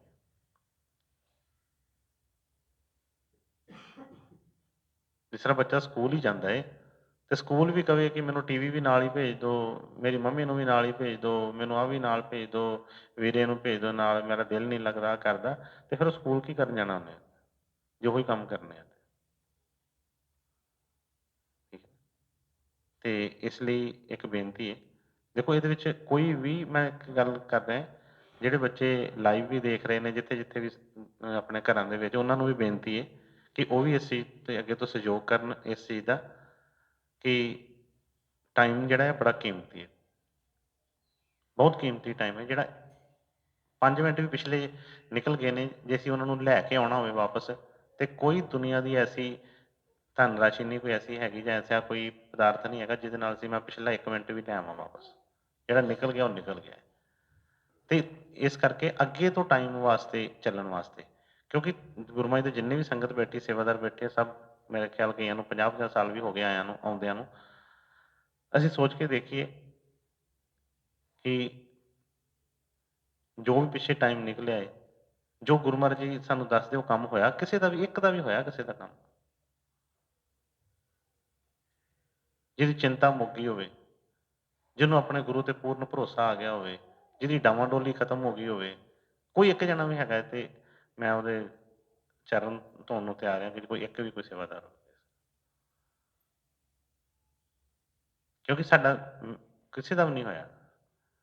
ਮੈਂ ਆਪਣੀ ਵੀ ਗੱਲ ਵਿੱਚੇ ਕਰ ਰਿਹਾ ਕਿ ਸਾਡੀ ਉਹ, ਕਿਉਂਕਿ ਅਸੀਂ ਇੱਕ ਫਾਰਮੈਲਿਟੀਆਂ 'ਚ ਲੱਗੇ ਰਹਿੰਦੇ ਹਾਂ। ਮੈਂ ਤੁਹਾਨੂੰ ਖੁਸ਼ ਕਰਨ ਜਾਂ ਤੁਸੀਂ ਮੈਨੂੰ ਖੁਸ਼ ਕਰਨ, ਉੱਤੋਂ ਉੱਤੋਂ ਉੱਪਰਲਾ ਉੱਪਰਲਾ, ਅੰਦਰੋਂ ਕੁਛ ਨਹੀਂ, ਬਾਹਰਲੀ ਖੁਸ਼ੀ ਜਿਹੜੀ ਥੋੜ੍ਹੀ ਚਿਰ ਦੇਰ ਦੀ ਵਾਸਤੇ। ਜਿਸ ਤਰ੍ਹਾਂ ਲੋਕੀ ਕਰਦੇ, ਚਾਰ ਮਿੱਠੀਆਂ ਗੱਲਾਂ ਕਰ ਲਈਆਂ, ਕਿਉਂਕਿ ਹਿੱਤ ਜਿਹੜਾ ਵਾ, ਸੱਚਾ ਹਿੱਤ ਇਹ ਨਹੀਂ ਹੁੰਦਾ ਕਿ ਅਸੀਂ ਮਿੱਠੀਆਂ ਮਿੱਠੀਆਂ ਗੱਲਾਂ ਹੀ ਕਰੀ ਜਾਈਏ ਤਾਂ ਹਿੱਤ ਹੈ। ਕਈ ਵਾਰੀ ਮਾਂ ਪਿਓ ਨੂੰ ਕੰਨ ਵੀ ਖਿੱਚਣੇ ਪੈਂਦੇ ਨੇ। ਡੰਡਾ ਪਰੇਡ ਗੁਰੂ ਮੈਂ ਫਰਮਾਇਆ ਕਿ ਦਾਗ ਲਾਉਣਾ ਉਹਨੇ, ਤੇ ਬਈ ਕਈ ਵਾਰੀ ਜੋ ਜੋ ਵੀ ਉਹਦੇ ਵਾਸਤੇ ਫਿਰ ਅਸੂਲ ਹੈ ਉਹ ਹੁੰਦਾ ਹੈ। ਪਿਛਲੇ ਸਤਸੰਗ 'ਚ ਕਿਹੜੇ ਵਚਨ ਆਏ ਸੀ, ਯਾਦ ਹੈ ਜਿਨ੍ਹਾਂ ਨੇ, ਕੋਈ ਸੁਣੇ ਕਿਸੇ ਨੇ? ਕੋਈ ਘਰਾਂ ਦੇ ਵਿੱਚੋਂ ਕੋਈ ਪੁਰਾਣੇ ਸਤਸੰਗੀ ਜਿਹੜੇ ਕੋਈ ਆਏ ਨੇ, ਕੋਈ ਦੱਸ ਸਕਦੇ ਨੇ ਕਿ ਜਿਹੜੇ ਪਿਛਲੇ ਹਫ਼ਤੇ ਸਤਸੰਗ ਹੋਇਆ ਸੀ ਉਹ 'ਚ ਕੀ ਵਚਨ ਆਏ ਸੀ?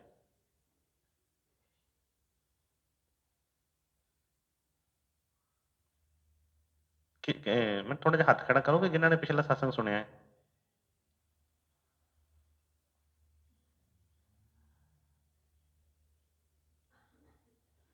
ਬਾਕੀਆਂ ਨੇ ਸੁਣਿਆ ਹੀ ਨਹੀਂ।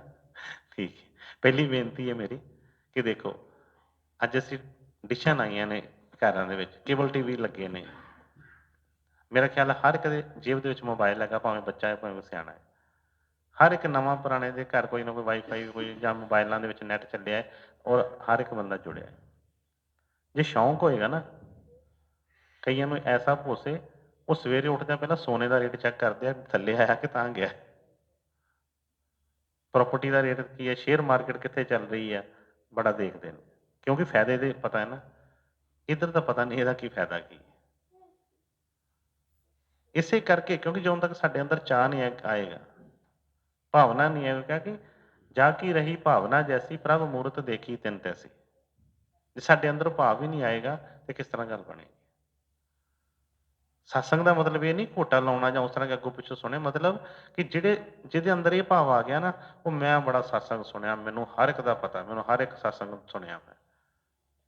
ਮੈਂ ਇੱਕ ਵਾਰੀ ਕਿਹਾ ਸੀ ਕਿ ਜਿਹੜਾ ਸੇਵਕ ਕਹਿੰਦਾ ਹੈ ਨਾ ਕਿ ਮੈਂ ਸਿੱਖ ਲਿਆ, ਮੈਂ ਸਭ ਕੁਝ ਸਿੱਖ ਗਿਆ, ਤੇ ਉਹਦੇ ਵਾਸਤੇ ਇਹ ਹੈਗਾ ਹੈ ਕਿ ਇੱਕ ਇੱਕ ਲਫ਼ਜ਼ ਪੜਾਂਗੇ ਤੇ ਉਹ ਸਿੱਖ ਗਿਆ। ਸਿੱਖ ਗਿਆ ਮਤਲਬ ਕਿਸੇ, ਉਹ ਜਿਹੜਾ ਸਿੱਖ ਗਿਆ, ਫਿਰ ਜਿਹਦੇ ਮਨ 'ਚ ਇਹ ਭਾਵਨਾ ਆ ਗਈ ਕਿ ਮੈਂ ਤਾਂ ਸਭ ਕੁਝ ਸਿੱਖ ਗਿਆ। ਸਿੱਖ ਦਾ ਮਤਲਬ ਹੀ ਉਹ ਆ ਕਿ ਜਿਹੜਾ ਸਿੱਖਦਾ ਰਹਿੰਦਾ ਹੈ, ਸਿੱਖਦਾ ਰਹਿੰਦਾ। ਸਟੂਡੈਂਟ ਹੈ ਜਿਹੜਾ, ਸਟੂਡੈਂਟ ਦਾ ਨਾਮ ਸਿੱਖ ਹੈ। ਇਸ ਕਰਕੇ ਉਹਦੇ ਵਾਸਤੇ ਜ਼ਰੂਰਤ ਹੈਗੀ। ਕਿਹੜੇ ਵਚਨ ਆਏ ਸੀ ਬੇਟੇ ਪਿਛਲੇ? ਗੁਰੂ ਮਹਾਰਾਜ ਦਾ ਪਹਿਲੇ ਸਰੂਪ ਦੇ ਵਿੱਚ ਸਤਸੰਗ ਸੀ, ਬਚਨ ਸੀ, ਸਤਿਗੁਰੂ ਸ਼ਰਨ ਗਹੋ ਮੇਰੇ ਪਿਆਰੇ, ਕਰਮ ਜਗਾਦ ਚੁਕਾਏ। ਉਹਦੇ ਵਿੱਚ ਸਤਿਗੁਰਾਂ ਨੇ ਫਰਮਾਇਆ ਸੀ ਕਿ ਕਿਹਦੀ ਸਿੱਖ ਨੂੰ ਕਿਸ ਤਰ੍ਹਾਂ ਦੀ ਸ਼ਰਨ ਚਾਹੀਦੀ ਹੈ, ਕਿਹੜੀ ਸ਼ਰਨ ਇਹਨੂੰ ਪਾਰ ਲੰਘਾ ਸਕਦੀ ਹੈ, ਕਿਹੜੀ ਸ਼ਰਨ ਇਹਦੇ ਦੁੱਖ ਕੱਟ ਸਕਦੀ ਹੈ। ਔਰ ਉਹਦੇ ਵਿੱਚ ਇੱਕ ਮਿਸਾਲ ਦਿੱਤੀ ਸੀ ਉਹਨਾਂ ਨੇ ਕਿ ਬਈ ਉਹ ਕਪਾਸ ਦੀ, ਤੇ ਉਹ ਕਹਿੰਦੇ ਸੀ ਕਿ ਜਦੋਂ ਤੱਕ ਝਮਣੀ ਫਿਰਦੀ ਨਹੀਂ ਹੈ, ਉਹ ਚੀਜ਼ ਲੰਘਦੀ ਨਹੀਂ ਉਹਦੇ ਵਿੱਚੋਂ। ਕਪਾਹ ਨੂੰ ਰੂੰ ਜਦੋਂ ਬਣਾਉਂਦੇ ਆ ਤਾਂ ਕਹਿੰਦੇ ਕਿ ਉਹਨੂੰ ਪਹਿਲਾਂ ਉਹ ਪੋਲਾ ਵੱਲ ਤੋੜਦੇ ਆ, ਫਿਰ ਧੁੱਪ ਲਵਾਉਂਦੇ ਆ, ਫਿਰ ਉਹਨੂੰ ਝਮਣੀ ਫੇਰਦੇ ਆ। ਕਾਹਦੇ ਵਾਸਤੇ ਫੇਰਦੇ? ਇਸੇ ਕਰਕੇ ਹੀ। ਤੇ ਇਸ ਲਈ ਕੋਈ ਐਸੀ ਗੱਲ ਨਹੀਂ ਹੈ। ਗੁਰੂ ਮਹਾਰਾਜ ਦੇ ਆਪਾਂ ਬੱਚੇ ਹਾਂ, ਸਤਿਗੁਰਾਂ ਦਾ ਨਾਮਦਾਨ ਲਿਆ ਸੀ, ਸਤਿਗੁਰਾਂ ਦੇ ਦਰਸ਼ਨ ਕੀਤੇ ਨੇ, ਹਰ ਇੱਕ ਨੇ ਬੜੀ ਨਜ਼ਦੀਕੀ ਲਈ ਹੈ। ਬਈ ਮਾਣ ਤੇ ਇੰਨਾ ਹੀ ਬੜਾ ਹੈ ਕਿ ਜਿਨ੍ਹਾਂ ਨੇ ਉਹਨਾਂ ਦੇ ਦਰਸ਼ਨ ਵੀ ਕੀਤੇ ਆ, ਉਹਨਾਂ ਨੂੰ ਕਿਸੇ ਚੀਜ਼ ਦੀ ਲੋੜ ਹੀ ਨਹੀਂ ਹੈ ਹੋਰ। ਫਿਰ ਅਸੀਂ ਕਿਉਂ ਚੱਕਰਾਂ 'ਚ ਪਏ ਹਾਂ? ਲੋੜ ਹੀ ਨਹੀਂ ਕਿਸੇ ਚੀਜ਼ ਦੀ ਹੋਰ, ਜੇ ਅਸੀਂ ਇੰਨਾ ਮਾਣ ਕਰਦੇ।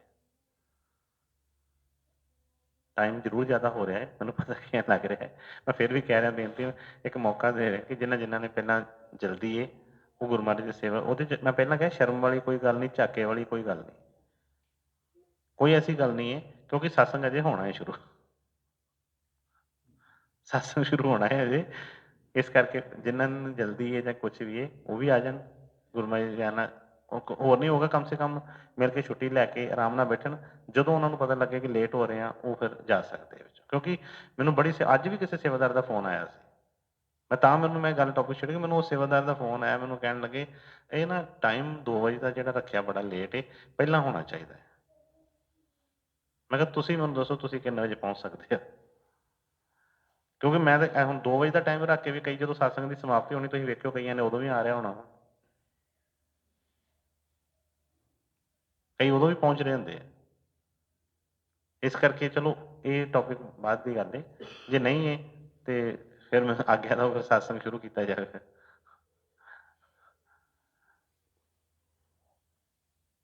ਠੀਕ ਹੈ ਬੇਟਾ, ਕਿਸੇ ਨੂੰ ਜਲਦੀ ਤਾਂ ਨਹੀਂ ਕਿਸੇ ਨੂੰ? ਠੀਕ ਹੈ ਜੀ, ਰਾਧਾ ਸੁਆਮੀ, ਰਾਧਾ ਸੁਆਮੀ। ਕਿਉਂਕਿ ਬੇਟੇ ਸਤਿਗੁਰਾਂ ਦੇ ਜਿਹੜੇ ਬਚਨ ਨੇ, ਕੋਈ ਵੀ ਸਤਸੰਗ ਹੋਵੇ, ਜਿਸ ਤਰ੍ਹਾਂ ਅਸੀਂ ਦਰਬਾਰ ਸਾਹਿਬ ਚੋਂ ਰੋਜ਼ ਉਹ ਕਰਦੇ ਨੇ, ਪ੍ਰਕਾਸ਼ ਕਰਦੇ ਨੇ, ਹੁਕਮਨਾਮਾ ਲੈਂਦੇ ਨੇ। ਜੋ ਵੀ ਹੁਕਮਨਾਮਾ ਆਉਂਦਾ ਹੈ ਅਸੀਂ ਕਹਿੰਦੇ ਹਾਂ ਕਿ ਵੀ ਸਾਡੇ ਜੀਵਨ ਦੇ ਉੱਤੇ ਹੀ ਆਇਆ ਹੈ। ਕੋਈ ਵੀ ਸਤਸੰਗ ਐਸਾ ਨਹੀਂ ਕਿ ਜਿਹੜਾ ਜਿਹਦੇ ਚ, ਕਿਉਂਕਿ ਸਤਿਗੁਰਾਂ ਦੀ ਬਾਣੀ ਹੈ। ਗੁਰਮਤਿ ਨੇ ਇੱਕ ਵਾਰੀ ਸਤਸੰਗ ਫਰਮਾਇਆ ਸੀ ਕਿ ਵੀ ਇਹ ਕਿਸੇ ਭਾਈਆਂ ਦੀ ਬਾਣੀ ਨਹੀਂ, ਸੰਤਾਂ ਦੀ ਬਾਣੀ ਹੈ। ਇਹ ਨਾ ਤੁਹਾਡੀ ਲਿਖੀ ਹੈ ਨਾ ਮੇਰੀ ਲਿਖੀ ਹੈ। ਪਤਾ ਨਹੀਂ ਕਿੰਨੇ ਕਿੰਨੇ ਸੈਂਕੜੇ ਸਾਲਾਂ ਪਹਿਲਾਂ ਉਹਨਾਂ ਨੇ ਸਾਡੀਆਂ ਜੋ ਹਾਲਾਤ ਨੇ ਉਹਨਾਂ ਬਾਰੇ ਲਿਖ ਛੱਡਿਆ ਸਭ ਕੁਝ। ਔਰ ਹੁਣ ਦੀ ਕੀ ਯੁੱਗਾਂ ਤੋਂ ਅਸੀਂ ਜਿਹੜਾ ਮਰਜ਼ੀ ਗ੍ਰੰਥ ਖੋਲ ਕੇ ਦੇਖ ਲਈ, ਉਹਦੇ ਵਿੱਚ ਪੂਰੇ ਦਾ ਪੂਰਾ ਹੀ ਵਿਵਰਣ ਹਾਲ ਸਾਡਾ ਜਿਹੜਾ ਪੂਰਾ ਹੈਗਾ ਹੈ। ਇਸ ਕਰਕੇ ਬੜੇ ਧਿਆਨ ਦੇ ਨਾਲ ਸਤਿਗੁਰਾਂ ਦੇ ਬਚਨ ਸੁਣੀਏ ਤੇ ਗੁਰੂਆਂ ਦੇ ਚਰਨਾਂ 'ਚ ਬੇਨਤੀ ਹਮੇਸ਼ਾ ਜ਼ਰੂਰ ਕਰਿਆ ਕਰੀਏ ਕਿ ਬਚਨ ਮੰਨਣ ਦਾ ਬਲ ਬਖਸ਼ੋ। ਔਰ ਆਪਣੇ ਵੱਲੋਂ ਵੀ ਇਕੱਲਾ ਇਹ ਨਹੀਂ ਕਿ ਜਿਸ ਤਰ੍ਹਾਂ ਕੋਈ ਕਿ ਰੱਟਾ ਲਾਉਣਾ, ਕਿ ਜਿਸ ਤਰ੍ਹਾਂ ਆਪਾਂ ਮੰਗਲਾਚਰਨ ਬੇਨਤੀ ਦੇ ਵਿੱਚ ਅਸੀਂ ਕਹਿੰਦੇ ਹਾਂ ਸਭ ਕੁਝ ਮੰਨ ਜਾਂਦੇ ਹਾਂ। ਬੇਨਤੀ ਦੇ ਵਿੱਚ ਮੈਂ ਪਹਿਲਾਂ ਕਈ ਵਾਰੀ ਦੱਸ ਚੁੱਕਿਆ ਕਿ ਬੇਨਤੀ ਦੇ ਵਿੱਚ ਅਸੀਂ ਸਭ ਕੁਝ ਮੰਨਿਆ ਵਾ, ਕਿ ਮੈਂ ਅਪਰਾਧੀ ਹਾਂ, ਮੈਂ ਔਗਣਾ ਨਾਲ ਭਰਿਆ ਹੈ, ਮੈਂ ਕਠੋਰ ਹੈ, ਮੈਨੂੰ ਅਕਲ ਨਹੀਂ ਹੈਗੀ, ਸਭ ਕੁਛ ਆ। ਪਰ ਉਹ ਸਿਰਫ ਉੱਤੋਂ ਪੜ੍ਹ ਜਾਂਦੇ ਆ, ਉਹਨੂੰ ਮੰਨਦੇ ਨਹੀਂ, ਹਿਰਦੇ ਤੋਂ ਮਨਜ਼ੂਰ ਨਹੀਂ ਕਰਦੇ ਕਿ ਹਾਂ ਜੀ ਵਾਕਈ ਹੀ ਮੇਰੇ ਵਰਗਾ ਕੋਈ ਪਾਪੀ ਨਹੀਂ ਹੈ। ਜਿਸ ਤਰ੍ਹਾਂ ਸਵਾਮੀ ਜੀ ਨੇ ਫਰਮਾਇਆ ਨਾ ਕਿ ਗੁਰੂ ਮੈਂ ਗੁਨਾਹਗਾਰ ਅਤ ਭਾਰੀ, ਕਾਮ ਕ੍ਰੋਧ ਔਰ ਛਲ ਚਤੁਰਾਈ ਇਨ ਸੰਗ ਮੇਰੀ ਯਾਰੀ। ਉਹਨਾਂ ਨੇ ਜੇ ਬਾਣੀ ਲਿਖੀ ਜਾਂ ਕਿਹਾ ਤੇ ਉਹਨਾਂ ਨੇ ਆਪਣੇ ਆਪ, ਭਾਵੇਂ ਜਿੱਡੀ ਮਰਜ਼ੀ ਸਟੇਜ ਤੇ ਸੀ, ਉਹਨਾਂ ਨੇ ਆਪਣੇ ਆਪ ਨੂੰ ਮੰਨਿਆ। ਅਸੀਂ ਮੰਨ ਲਈਏ ਜੋ ਵੀ ਜਿੰਨਾ ਜੋ ਹੈਗੇ ਥੋੜਾ ਬਹੁਤਾ ਜੋ ਵੀ ਮੰਨ ਲਵਾਂਗੇ, ਕਮ ਸੇ ਕਮ ਉਹ ਸਵਾਲ ਕਲੀਅਰ ਹੋ ਜਾਏਗਾ, ਅੱਗੇ ਨਿਕਲ ਜਾਵਾਂਗੇ। ਰਾਧਾ ਸੁਆਮੀ। ਹਾਂਜੀ ਬਾਣੀ ਹਜੂਰ ਸਵਾਮੀ ਜੀ ਮਹਾਰਾਜ, ਵਚਨ 8ਵਾਂ, ਸ਼ਬਦ 17ਵਾਂ। ਕਾਲ ਨੇ ਜਗਤ ਅਜਬ ਪਰਮਾਇਆ,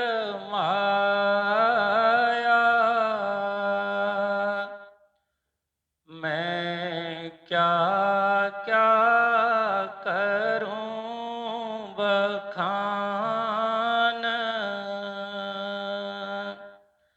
ਜੋ ਸਾਧਨ ਥੇ ਪਿਛਲੇ ਯੁਗ ਕੇ,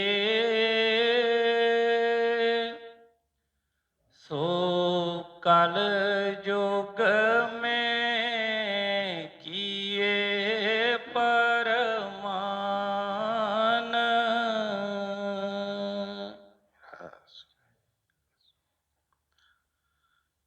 ਇਹ ਬਾਣੀ ਹਜ਼ੂਰ ਸਵਾਮੀ ਜੀ ਮਹਾਰਾਜ ਜੀ ਦੀ ਬਹੁਤ ਹੀ ਪਿਆਰਾ ਬਚਨ ਹੈ। ਜਿਸ ਤਰ੍ਹਾਂ ਅਸੀਂ ਜਿਸ ਵਿਸ਼ੇ ਤੇ ਪਹਿਲਾਂ ਹੀ ਗੱਲ ਕਰ ਰਹੇ ਸੀ ਕਿ ਪਤਾ ਹੀ ਨਹੀਂ ਲੱਗਦਾ ਕਿ ਇਹ ਜੀਵਨ ਜਿਹੜਾ ਹੈ ਕਿਸ ਤਰ੍ਹਾਂ ਨਿਕਲ ਜਾਂਦਾ ਹੈ। ਥੋੜਾ ਜਿਹਾ ਟਾਈਮ ਵੀ ਕਿਤੇ ਕਿਤੇ ਫਸੇ ਹੋਈਏ, ਜਾਮ ਦੇ ਵਿੱਚ ਹੀ ਕਿਤੇ ਗੱਡੀ ਫਸ ਜਾਵੇ ਤੇ ਉੱਥੇ 1 ਘੰਟਾ 2 ਘੰਟੇ ਲੱਗ ਜਾਣ ਤੇ ਉਹ ਹੀ ਬੜੇ ਮੁਸ਼ਕਲ ਹੋ ਜਾਂਦੇ ਨੇ। ਉਹ ਜਿਹੜੀ ਦੁੱਖ ਦੀ ਘੜੀ ਨਿਕਲਦੀ ਨਹੀਂ ਹੈ। ਲੇਕਿਨ ਉਹ 1-2 ਘੰਟੇ ਇੱਕ ਦਿਨ ਦੇ ਵਿੱਚ ਕਿਤੇ ਫਸ ਜਾਈਏ ਤੇ ਉਹ ਸਾਨੂੰ ਕਿੰਨਾ ਤੰਗ ਕਰਦੇ ਨੇ। ਲੇਕਿਨ ਇਸ ਕਾਲ ਦੇ ਜਾਲ 'ਚ ਫਸਿਆਂ ਨੂੰ ਪਤਾ ਨਹੀਂ ਕਿੰਨੀ ਦੇਰ ਹੋ ਗਈ, ਔਰ ਕਾਲ ਨੇ ਐਸਾ ਭਰਮ ਜਾਲ ਫੈਲਾਇਆ, ਮਾਇਆ ਐਸੀ ਰਚੀ ਕਿ ਸਾਨੂੰ ਅਜੇ ਤੱਕ ਪਤਾ ਹੀ ਨਹੀਂ ਲੱਗਾ ਕਿ ਅਸੀਂ ਫਸੇ ਪਏ। ਥੋੜਾ ਜਿਹਾ ਉਹ ਜਿਹੜੀ ਦਿੱਕਤ ਜਿਹੜੀ ਹੈ ਉਹਦੇ ਬਾਰੇ ਕਿੰਨਾ ਜਲਦੀ ਸਾਨੂੰ ਉਸ ਦੁੱਖ ਦਾ ਪਤਾ ਲੱਗ ਜਾਂਦਾ ਹੈ, ਔਰ ਕਿੰਨਾ ਕਿੰਨਾ ਜੀਵਨ ਨਿਕਲ ਗਿਆ ਇੱਧਰ ਨੂੰ ਉਹਨੇ ਆਉਣ ਨਹੀਂ ਦਿੰਦਾ। ਤੇ ਉਹਨਾਂ ਦੇ ਵਚਨ ਫਰਮਾਇਆ, ਕਾਲ ਨੇ ਜਗਤ ਅਜਬ ਪਰਮਾਇਆ। ਕਿਸੇ ਦੀ ਇੱਕ ਦੀ ਗੱਲ ਨਹੀਂ ਕੀਤੀ, ਕਿਸੇ ਦਾ ਨਾਮ ਨਹੀਂ ਲਿਆ, ਕਿਸੇ ਇੱਕ ਧਰਮ ਦੀ ਫਿਰਕੇ ਦੀ ਕੋਈ ਕੌਮ ਮਜਬ ਦੀ ਗੱਲ ਨਹੀਂ ਕੀਤੀ। ਸਾਰੇ ਜਗਤ ਦਾ ਨਾਮ ਲੈ ਦਿੱਤਾ। ਨੇ ਕਿਹਾ ਕਾਲ ਨੇ ਜਗਤ ਅਜਬ ਪਰਮਾਇਆ, ਮੈਂ ਕਿਆ ਕਿਆ ਕਰੂੰ ਬਖਾਨ। ਕਹਿੰਦੇ ਕਿ ਬੜੀ ਬੁਰੀ ਤਰ੍ਹਾਂ ਕਾਲ ਨੇ ਜਿਹੜਾ ਆ ਇਸ ਨੂੰ ਭਰਮ ਦੇ ਵਿੱਚ ਜਗਤ ਨੂੰ ਪਾਇਆ ਏ। ਔਰ ਕੋਈ ਇੱਕ ਵਜ੍ਹਾ ਹੋਵੇ, ਇੱਕ ਗੱਲ ਹੋਵੇ ਤੇ ਮੈਂ ਤੁਹਾਨੂੰ ਖੋਲ ਕੇ ਦੱਸਾਂ, ਪਤਾ ਹੀ ਨਹੀਂ ਹੈ ਕਿੰਨੀ ਬੁਰੀ ਤਰ੍ਹਾਂ। ਮਤਲਬ ਜਿਸ ਤਰ੍ਹਾਂ ਕਿਸੇ ਡੰਗਰਾਂ ਨੂੰ ਵੀ ਬੰਨਿਆ ਹੁੰਦਾ ਤੇ ਸਿਰਫ ਗਲੇ ਤੇ ਰੱਸਾ ਪਾ ਕੇ ਬੰਨਿਆ ਹੈ। ਇਹਨੂੰ ਅਲੱਗ-ਅਲੱਗ ਜਿਸ ਤਰ੍ਹਾਂ ਇੱਕ ਤੇ ਹੁੰਦਾ ਨਾ, ਇੱਕ ਹੱਥ ਪੈਰ ਬੰਨੇ, ਗਰਦਨ ਬੰਨੀ, ਇਹਦੀ ਇੱਕ-ਇੱਕ ਅੰਗ ਜਿਹੜਾ ਹੈ ਉਂਗਲਾਂ ਤੱਕ, ਜਿਸ ਤਰ੍ਹਾਂ ਕਹਿੰਦੇ ਨਹੁੰਆਂ ਤੱਕ ਵੱਖਰੇ-ਵੱਖਰੇ ਵਿੰਨੇ ਪਏ ਨੇ, ਇੰਨੀ ਬੁਰੀ ਤਰ੍ਹਾਂ ਇਹਨੂੰ ਬੰਨਿਆ ਪਿਆ। ਕਹਿੰਦੇ ਕਾਲ ਨੇ ਜਗਤ ਅਜਬ ਫਰਮਾਇਆ, ਮੈਂ ਕਿਆ ਕਿਆ ਕਰੂੰ ਬਖਾਨ, ਜੋ ਸਾਧਨ ਥੇ ਪਿਛਲੇ ਯੁੱਗ ਕੇ। ਪਿਛਲੇ ਯੁੱਗਾਂ ਦੇ ਵਿੱਚ ਜਿਸ ਤਰ੍ਹਾਂ ਹੁਣ ਹੀ ਅਸੀਂ ਕਹਿੰਦੇ ਹਾਂ, ਅੱਜ ਤੋਂ ਕੋਈ ਪਹਿਲਾਂ ਬੁਖਾਰ ਹੁੰਦਾ ਸੀ, ਕੋਈ ਦਵਾਈਆਂ ਹੋਰ ਸੀ, ਕਿਸੇ ਨੂੰ ਕੋਈ ਪ੍ਰੋਬਲਮ ਹੁੰਦੀ ਸੀ, ਕੋਈ ਹੋਰ ਤਰ੍ਹਾਂ ਦੇ ਸਾਧਨ ਸੀ, ਕੋਈ ਜਿਹੜੀਆਂ ਹੁਣ ਅੱਜ ਜਿਸ ਤਰ੍ਹਾਂ ਦਾ ਸਮਾਂ ਐਡਵਾਂਸ ਆਈ ਜਾਂਦਾ, ਉਸ ਹਿਸਾਬ ਨਾਲ ਕਈ ਚੀਜ਼ਾਂ ਬਦਲ ਗਈਆਂ ਨੇ। ਸਾਧਨ ਸੀ ਪਹਿਲਾਂ, ਲੋਕੀ ਤੁਰ ਕੇ ਸਫ਼ਰ ਕਰਦੇ ਹੁੰਦੇ ਸੀ, ਕਿਤੇ ਜਾਣਾ ਕਿੰਨੀ ਕਿੰਨੀ ਦੇਰ ਲੱਗ ਜਾਣੀ, ਮਹੀਨਿਆਂ ਬੱਧੀ ਸਫ਼ਰ ਜਿਹੜਾ ਕਰਦੇ ਰਹਿਣਾ ਪੈਦਲ ਹੀ। ਹੁਣ ਇੱਥੋਂ ਦੂਸਰੇ ਦੇਸ਼ਾਂ ਵਿੱਚ ਵੀ ਜਾਣਾ ਹੈ ਤੇ ਕੁਝ ਘੰਟਿਆਂ ਦੇ ਵਿੱਚ ਅਸੀਂ ਜਹਾਜ਼ਾਂ ਤੇ ਬੈਠ ਕੇ ਤੇ ਚਲੇ ਜਾਂਦੇ ਹਾਂ। ਸਾਰੀ ਦੁਨੀਆ ਜਿਹੜੀ ਘੁੰਮ ਲੈਂਦੇ ਆ। ਉਦੋਂ ਇੱਕ ਤੀਰਥ ਸਥਾਨ ਤੇ ਯਾਤਰਾ ਕਰਨ ਜਾਂਦੇ ਸੀ ਤੇ ਘਰ ਦੇ ਤੇ ਘਰੋਂ ਪੂਰੀ ਤਿਆਰੀ ਕਰਕੇ ਆ ਮਿਲ ਗਿਲ ਕੇ ਜਾਂਦੇ ਸੀ ਕਿ ਪਤਾ ਨਹੀਂ ਵਾਪਸ ਆਉਣਾ ਵੀ ਹੈ ਕਿ ਨਹੀਂ। ਲੇਕਿਨ ਸਾਧਨ ਜਿਹੜੇ ਪਿਛਲੇ ਯੁਗਾਂ ਦੇ ਸੀ ਉਹ ਬਦਲ ਗਏ। ਪਰ ਇਹ ਯੁੱਗ ਉਹਨਾਂ ਨੇ ਕਿਹਾ ਕਿ ਇਸ ਭਗਤੀ ਮਾਰਗ ਦੇ ਉੱਤੇ ਕਾਲ ਨੇ ਐਸੀ ਰਚਨਾ ਰਚੀ, ਕਹਿੰਦੇ ਜੋ ਸਾਧਨ ਤੇ ਪਿਛਲੇ ਯੁੱਗ ਕੇ, ਕਿ ਜਿਹੜੀ ਭਗਤੀ ਦੇ ਸਾਧਨ ਪਿਛਲੇ ਯੁੱਗਾਂ ਦੇ ਵਿੱਚ ਸੀ, ਸੋ ਕਲਯੁਗ ਵਿੱਚ ਕੀ ਹੈ ਪ੍ਰਮਾਣ, ਕਿ ਕਲਯੁਗ ਦੇ ਵਿੱਚ ਵੀ ਸਾਨੂੰ ਉਹਦੇ 'ਚ ਹੀ ਲਾ ਛੱਡਿਆ। ਹੁਣ ਅੱਜ ਜੇ ਕਿਤੇ ਜਾਣਾ ਹੋਵੇ, ਕਿਤੇ ਇੱਕ ਬੰਦਾ ਇੱਥੋਂ ਪੈਦਲ ਚੱਲ ਪਏ ਦਿੱਲੀ ਨੂੰ, ਇੱਕ ਟ੍ਰੇਨ ਤੇ ਚੱਲ ਪਏ, ਇੱਕ ਆਪਣੀ ਕਾਰ ਤੇ, ਇੱਕ ਹਵਾਈ ਜਹਾਜ਼ ਤੇ ਆਪਾਂ ਸੋਚੀਏ ਕਿ ਕਿਹੜੀ ਚੀਜ਼ ਸਾਨੂੰ ਅਸੀਂ ਪਸੰਦ ਕਰਾਂਗੇ। ਇਹੋ ਹੀ ਹੁੰਦਾ ਕਿ ਅੱਜ ਬੜਾ ਟਾਈਮ ਫਾਸਟ ਹੈ, ਜਲਦੀ ਤੋਂ ਜਲਦੀ ਆਪਣਾ ਕੰਮ ਕਰ ਲਈਏ, ਪਤਾ ਹੀ ਨਹੀਂ 1 ਮਿੰਟ ਦਾ ਵੀ ਕੀ ਹੋ ਜਾਣਾ ਹੈ। ਪਰ ਜਿਹੜੇ ਪਿਛਲੇ ਯੁੱਗਾਂ ਦੇ ਸੀ, ਪਿਛਲੇ ਯੁੱਗਾਂ ਦੇ ਵਿੱਚ ਹੁਣ ਇਹ ਉਹਨੇ ਕਿਹਾ ਕਿ ਸੋ ਕਲਯੁਗ ਮੇਂ ਕੀਏ ਪ੍ਰਮਾਣ। ਜੋ ਪਿਛਲੇ ਯੁੱਗਾਂ ਦੀ ਜਿਹੜੀ ਭਗਤੀ ਸੀ, ਪਿਛਲੇ ਯੁੱਗਾਂ ਦੇ ਵਿੱਚ ਜੇ ਸਤਯੁਗ ਦੀ, ਤ੍ਰੇਤਾ ਦੀ ਗੱਲ ਕਰਦੇ ਹਾਂ ਤੇ ਕਹਿੰਦੇ ਆ ਕਿ ਉਮਰਾਂ ਬਹੁਤ ਬਹੁਤ ਲੰਮੀਆਂ ਸੀ। ਅਸੀਂ ਕਈ ਵਾਰੀ ਰਿਸ਼ੀ ਮੁਨੀਆਂ ਦੇ ਸੁਣਦੇ ਹਾਂ ਤੇ ਉਹਨਾਂ ਦੇ ਰਿਸ਼ੀ ਮੁਨੀਆਂ ਦਾ ਆਉਂਦਾ ਹੈ ਕਿ ਉਹ ਫਲਾਣੇ ਰਿਸ਼ੀ ਨੇ ਇੰਨੇ ਹਜ਼ਾਰ ਵਰਸ ਤਪੱਸਿਆ ਕੀਤੀ, ਫਲਾਣੇ ਨੇ 98,000, ਕਿਸੇ ਨੇ 55,000, ਤੇ ਇੰਨੇ ਹਜ਼ਾਰ ਵਰਸ਼ ਉਮਰ ਹੈਗੀ ਸੀ ਤੇ ਤਾਂ ਹੀ ਤਪੱਸਿਆ ਕੀਤੀ ਉਹਨਾਂ ਨੇ। ਹੁਣ ਉਹ ਤੇ ਭਾਵੇਂ ਜਿਨ੍ਹਾਂ ਦੀ ਇੰਨੀ ਸਾਲ ਹੈਗੀ ਉਮਰ, ਉਹ ਇੱਥੋਂ ਤੁਰ ਕੇ ਵੀ ਦਿੱਲੀ ਨੂੰ ਤੁਰ ਪੈਣਗੇ ਤੇ ਕੋਈ ਗੱਲ ਨਹੀਂ ਹੈਗੀ, ਲੰਘ ਵੀ ਜਾਊ ਸਾਲ ਤੇ ਕੀ ਹੋ ਚੱਲਿਆ, ਉਹਨਾਂ ਕੋਲ ਸਮਾਂ ਹੈਗਾ ਹੈ। ਪਰ ਕਾਲ ਦੇ ਇਸ ਕਲਯੁਗ ਦੇ ਵਿੱਚ ਇੱਥੇ ਕਿਸੇ ਨੂੰ ਪਤਾ, ਇੱਥੇ ਨਾ ਕਿਸੇ ਜਵਾਨ ਦਾ, ਨਾ ਬੁੱਢੇ ਦਾ, ਨਾ ਕਿਸੇ ਦਾ ਕੋਈ ਸਮਝ ਨਹੀਂ ਲੱਗਦੀ ਇੱਥੇ। ਤੇ ਜੇ ਇੱਥੇ ਵੀ ਅਸੀਂ ਉਹੀ ਭਗਤੀ ਦੀ ਗੱਲ ਉਹਨਾਂ ਨੇ ਕੀਤੀ ਕਿ ਜੋ ਸਾਧਨ ਤੇ ਪਿਛਲੇ ਯੁੱਗ ਕੇ, ਜੇ ਪਿਛਲੇ ਯੁੱਗਾਂ ਦੇ ਜਿਹੜੇ ਸਾਧਨ ਸੀ ਉਹ ਅੱਗੇ ਸਾਰਾ ਖੋਲ ਕੇ ਦੱਸਣਗੇ ਕਿ ਕਿਹੜੇ ਸਾਧਨ ਜਿਹੜੇ ਸਾਨੂੰ ਉਹਦੇ ਵਿੱਚ ਕਾਲ ਨੇ ਫਸਾ ਕੇ ਰੱਖਿਆ। ਤੁਹਾਨੂੰ ਦੱਸ ਦਿੱਤਾ ਹੈ ਕਿ ਜਿਹੜੇ ਪਿਛਲੇ ਯੁੱਗ ਦੇ ਸਾਧਨ ਸੀ, ਉਹ ਜਿਹੜੇ ਕਲਯੁਗ ਦੇ ਵਿੱਚ ਵੀ ਸਾਨੂੰ ਉਹੀ ਉਹਨਾਂ ਕੰਮਾਂ ਦੇ ਹੀ ਸਾਨੂੰ ਲਾ ਛੱਡਿਆ। ਹਾਂਜੀ। ਮੂਰਖ ਪ੍ਰਾਣੀ ਮਨ ਸੈਲਾਨੀ, ਸੋ ਅਟਕੇ ਜਲ ਔਰ ਪਖਾਨ। ਹੁਣ ਕਹਿੰਦੇ ਕਿ ਜਿਹੜੇ ਮੂਰਖ ਪ੍ਰਾਣੀ ਮਨ ਸੈਲਾਨੀ, ਜਿਨ੍ਹਾਂ ਦਾ ਮਨ ਜਿਹੜਾ ਆ, ਜਿਸ ਤਰ੍ਹਾਂ ਸੈਲਾਨੀ ਜਿਹੜੇ ਸੈਰ ਸਪਾਟੇ ਦੇ ਬੜੇ ਸ਼ੌਕੀਨ ਹੁੰਦੇ, ਘੁੰਮਣ ਫਿਰਨ ਦੇ ਜਿਹੜੇ ਹੁੰਦੇ ਨੇ, ਉਹ ਕਹਿੰਦੇ ਮਨ ਜਿਹੜਾ ਆ ਉਹਨਾਂ ਨੇ ਕਿੱਦਾਂ ਉਹਨੇ ਉਹਨਾਂ ਨੂੰ ਮਾਰ ਮਾਰੀ। ਕਿਉਂਕਿ ਉਹ ਤੇ ਜਿਸ ਤਰ੍ਹਾਂ ਮੈਂ ਪਹਿਲਾਂ ਕਿਹਾ ਕਿ ਅਸੀਂ ਆਏ ਕੀ ਕਰਨੇ ਆ, ਜਦੋਂ ਸਾਨੂੰ ਇਹ ਨਹੀਂ ਪਤਾ ਅਸੀਂ ਆਏ ਕੀ ਕਰਨੇ ਆ ਤੇ ਫਿਰ ਅਸੀਂ ਲੈ ਕੇ ਕੀ ਜਾਵਾਂਗੇ। ਕਈ ਵਾਰੀ ਘਰੋਂ ਇਸ ਤਰ੍ਹਾਂ ਹੁੰਦਾ, ਮੈਨੂੰ ਬੜੇ ਕਈ ਵਾਰੀ ਸੰਗਤ ਸੇਵਾਦਾਰ ਦੱਸਦੇ ਨੇ ਕਿ ਬਾਹਰ ਵੀ ਆਮ ਦੁਨੀਆ 'ਚ ਜਦੋਂ ਬਾਹਰ ਕਈ ਮਿਲਦੇ ਨੇ, ਉਹ ਕਹਿੰਦੇ ਨੇ ਅਸੀਂ ਗਏ ਸਾਂ ਫਲਾਣੇ ਤੇ ਕਿਸੇ ਵੀ ਜਗ੍ਹਾ ਤੇ, ਕਹਿੰਦੇ ਵੈਸ਼ਨੋ ਮਾਤਾ ਤੋਂ ਹੋ ਕੇ ਆਏ ਹਾਂ। ਮੈਂ ਕਿਹਾ ਅੱਛਾ ਵੈਸ਼ਨੋ, ਵੈਸੇ ਹੀ ਗਏ ਹਾਂ, ਘੁੰਮਣ ਫਿਰਨ ਗਏ ਸਾਂ ਅਸੀਂ, 2 ਦਿਨ ਛੁੱਟੀਆਂ ਆ ਗਈਆਂ ਸੀ, ਚਲੋ ਘੁੰਮ ਆਈਏ। ਆ ਥੋੜੇ ਦਿਨਾਂ ਪਹਿਲਾਂ ਦੀ ਗੱਲ ਏ, ਕੋਈ ਡੇਰੇ ਦੀ ਗੱਲ ਹੋ ਰਹੀ ਸੀ ਤੇ ਕਹਿਣ ਲੱਗੇ ਉੱਥੇ ਜੀ ਉਹ ਫਲਾਣੀ ਚੀਜ਼ ਬੜੀ ਸਸਤੀ ਤੇ ਬੜੀ ਸਵਾਦ ਹੁੰਦੀ ਏ, ਉਹ ਜਦੋਂ ਛੁੱਟੀ ਆਉਂਦੀ ਹੈ ਨਾ ਕੋਈ, ਅਸੀਂ ਤੇ ਵੀ ਕਹੀਦਾ ਚਲੋ ਨਾਲੇ ਮੱਥਾ ਟੇਕ ਆਉਂਦੇ ਹਾਂ, ਨਾਲੇ ਉੱਥੋਂ ਘੁੰਮ ਫਿਰ ਆਉਂਦੇ ਹਾਂ।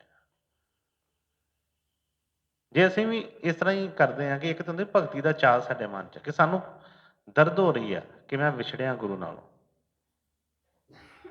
ਅੰਦਰ ਵਿੰਨਿਆ ਪਿਆ ਏ ਕਿ ਨਹੀਂ ਮੇਰਾ ਸਮਾਂ ਲੰਘਦਾ ਜਾ ਰਿਹਾ ਏ, ਮੈਂ ਜਲਦੀ ਤੋਂ ਜਲਦੀ ਆਪਣਾ ਕੰਮ ਕਰ ਲਵਾਂ ਤੇ ਫਿਰ ਤੇ ਉਹ ਜਿਹੜੀ ਪਤਾ ਕਿ ਟਾਈਮ ਨਹੀਂ ਲੱਗੇਗਾ ਇਹਨੂੰ।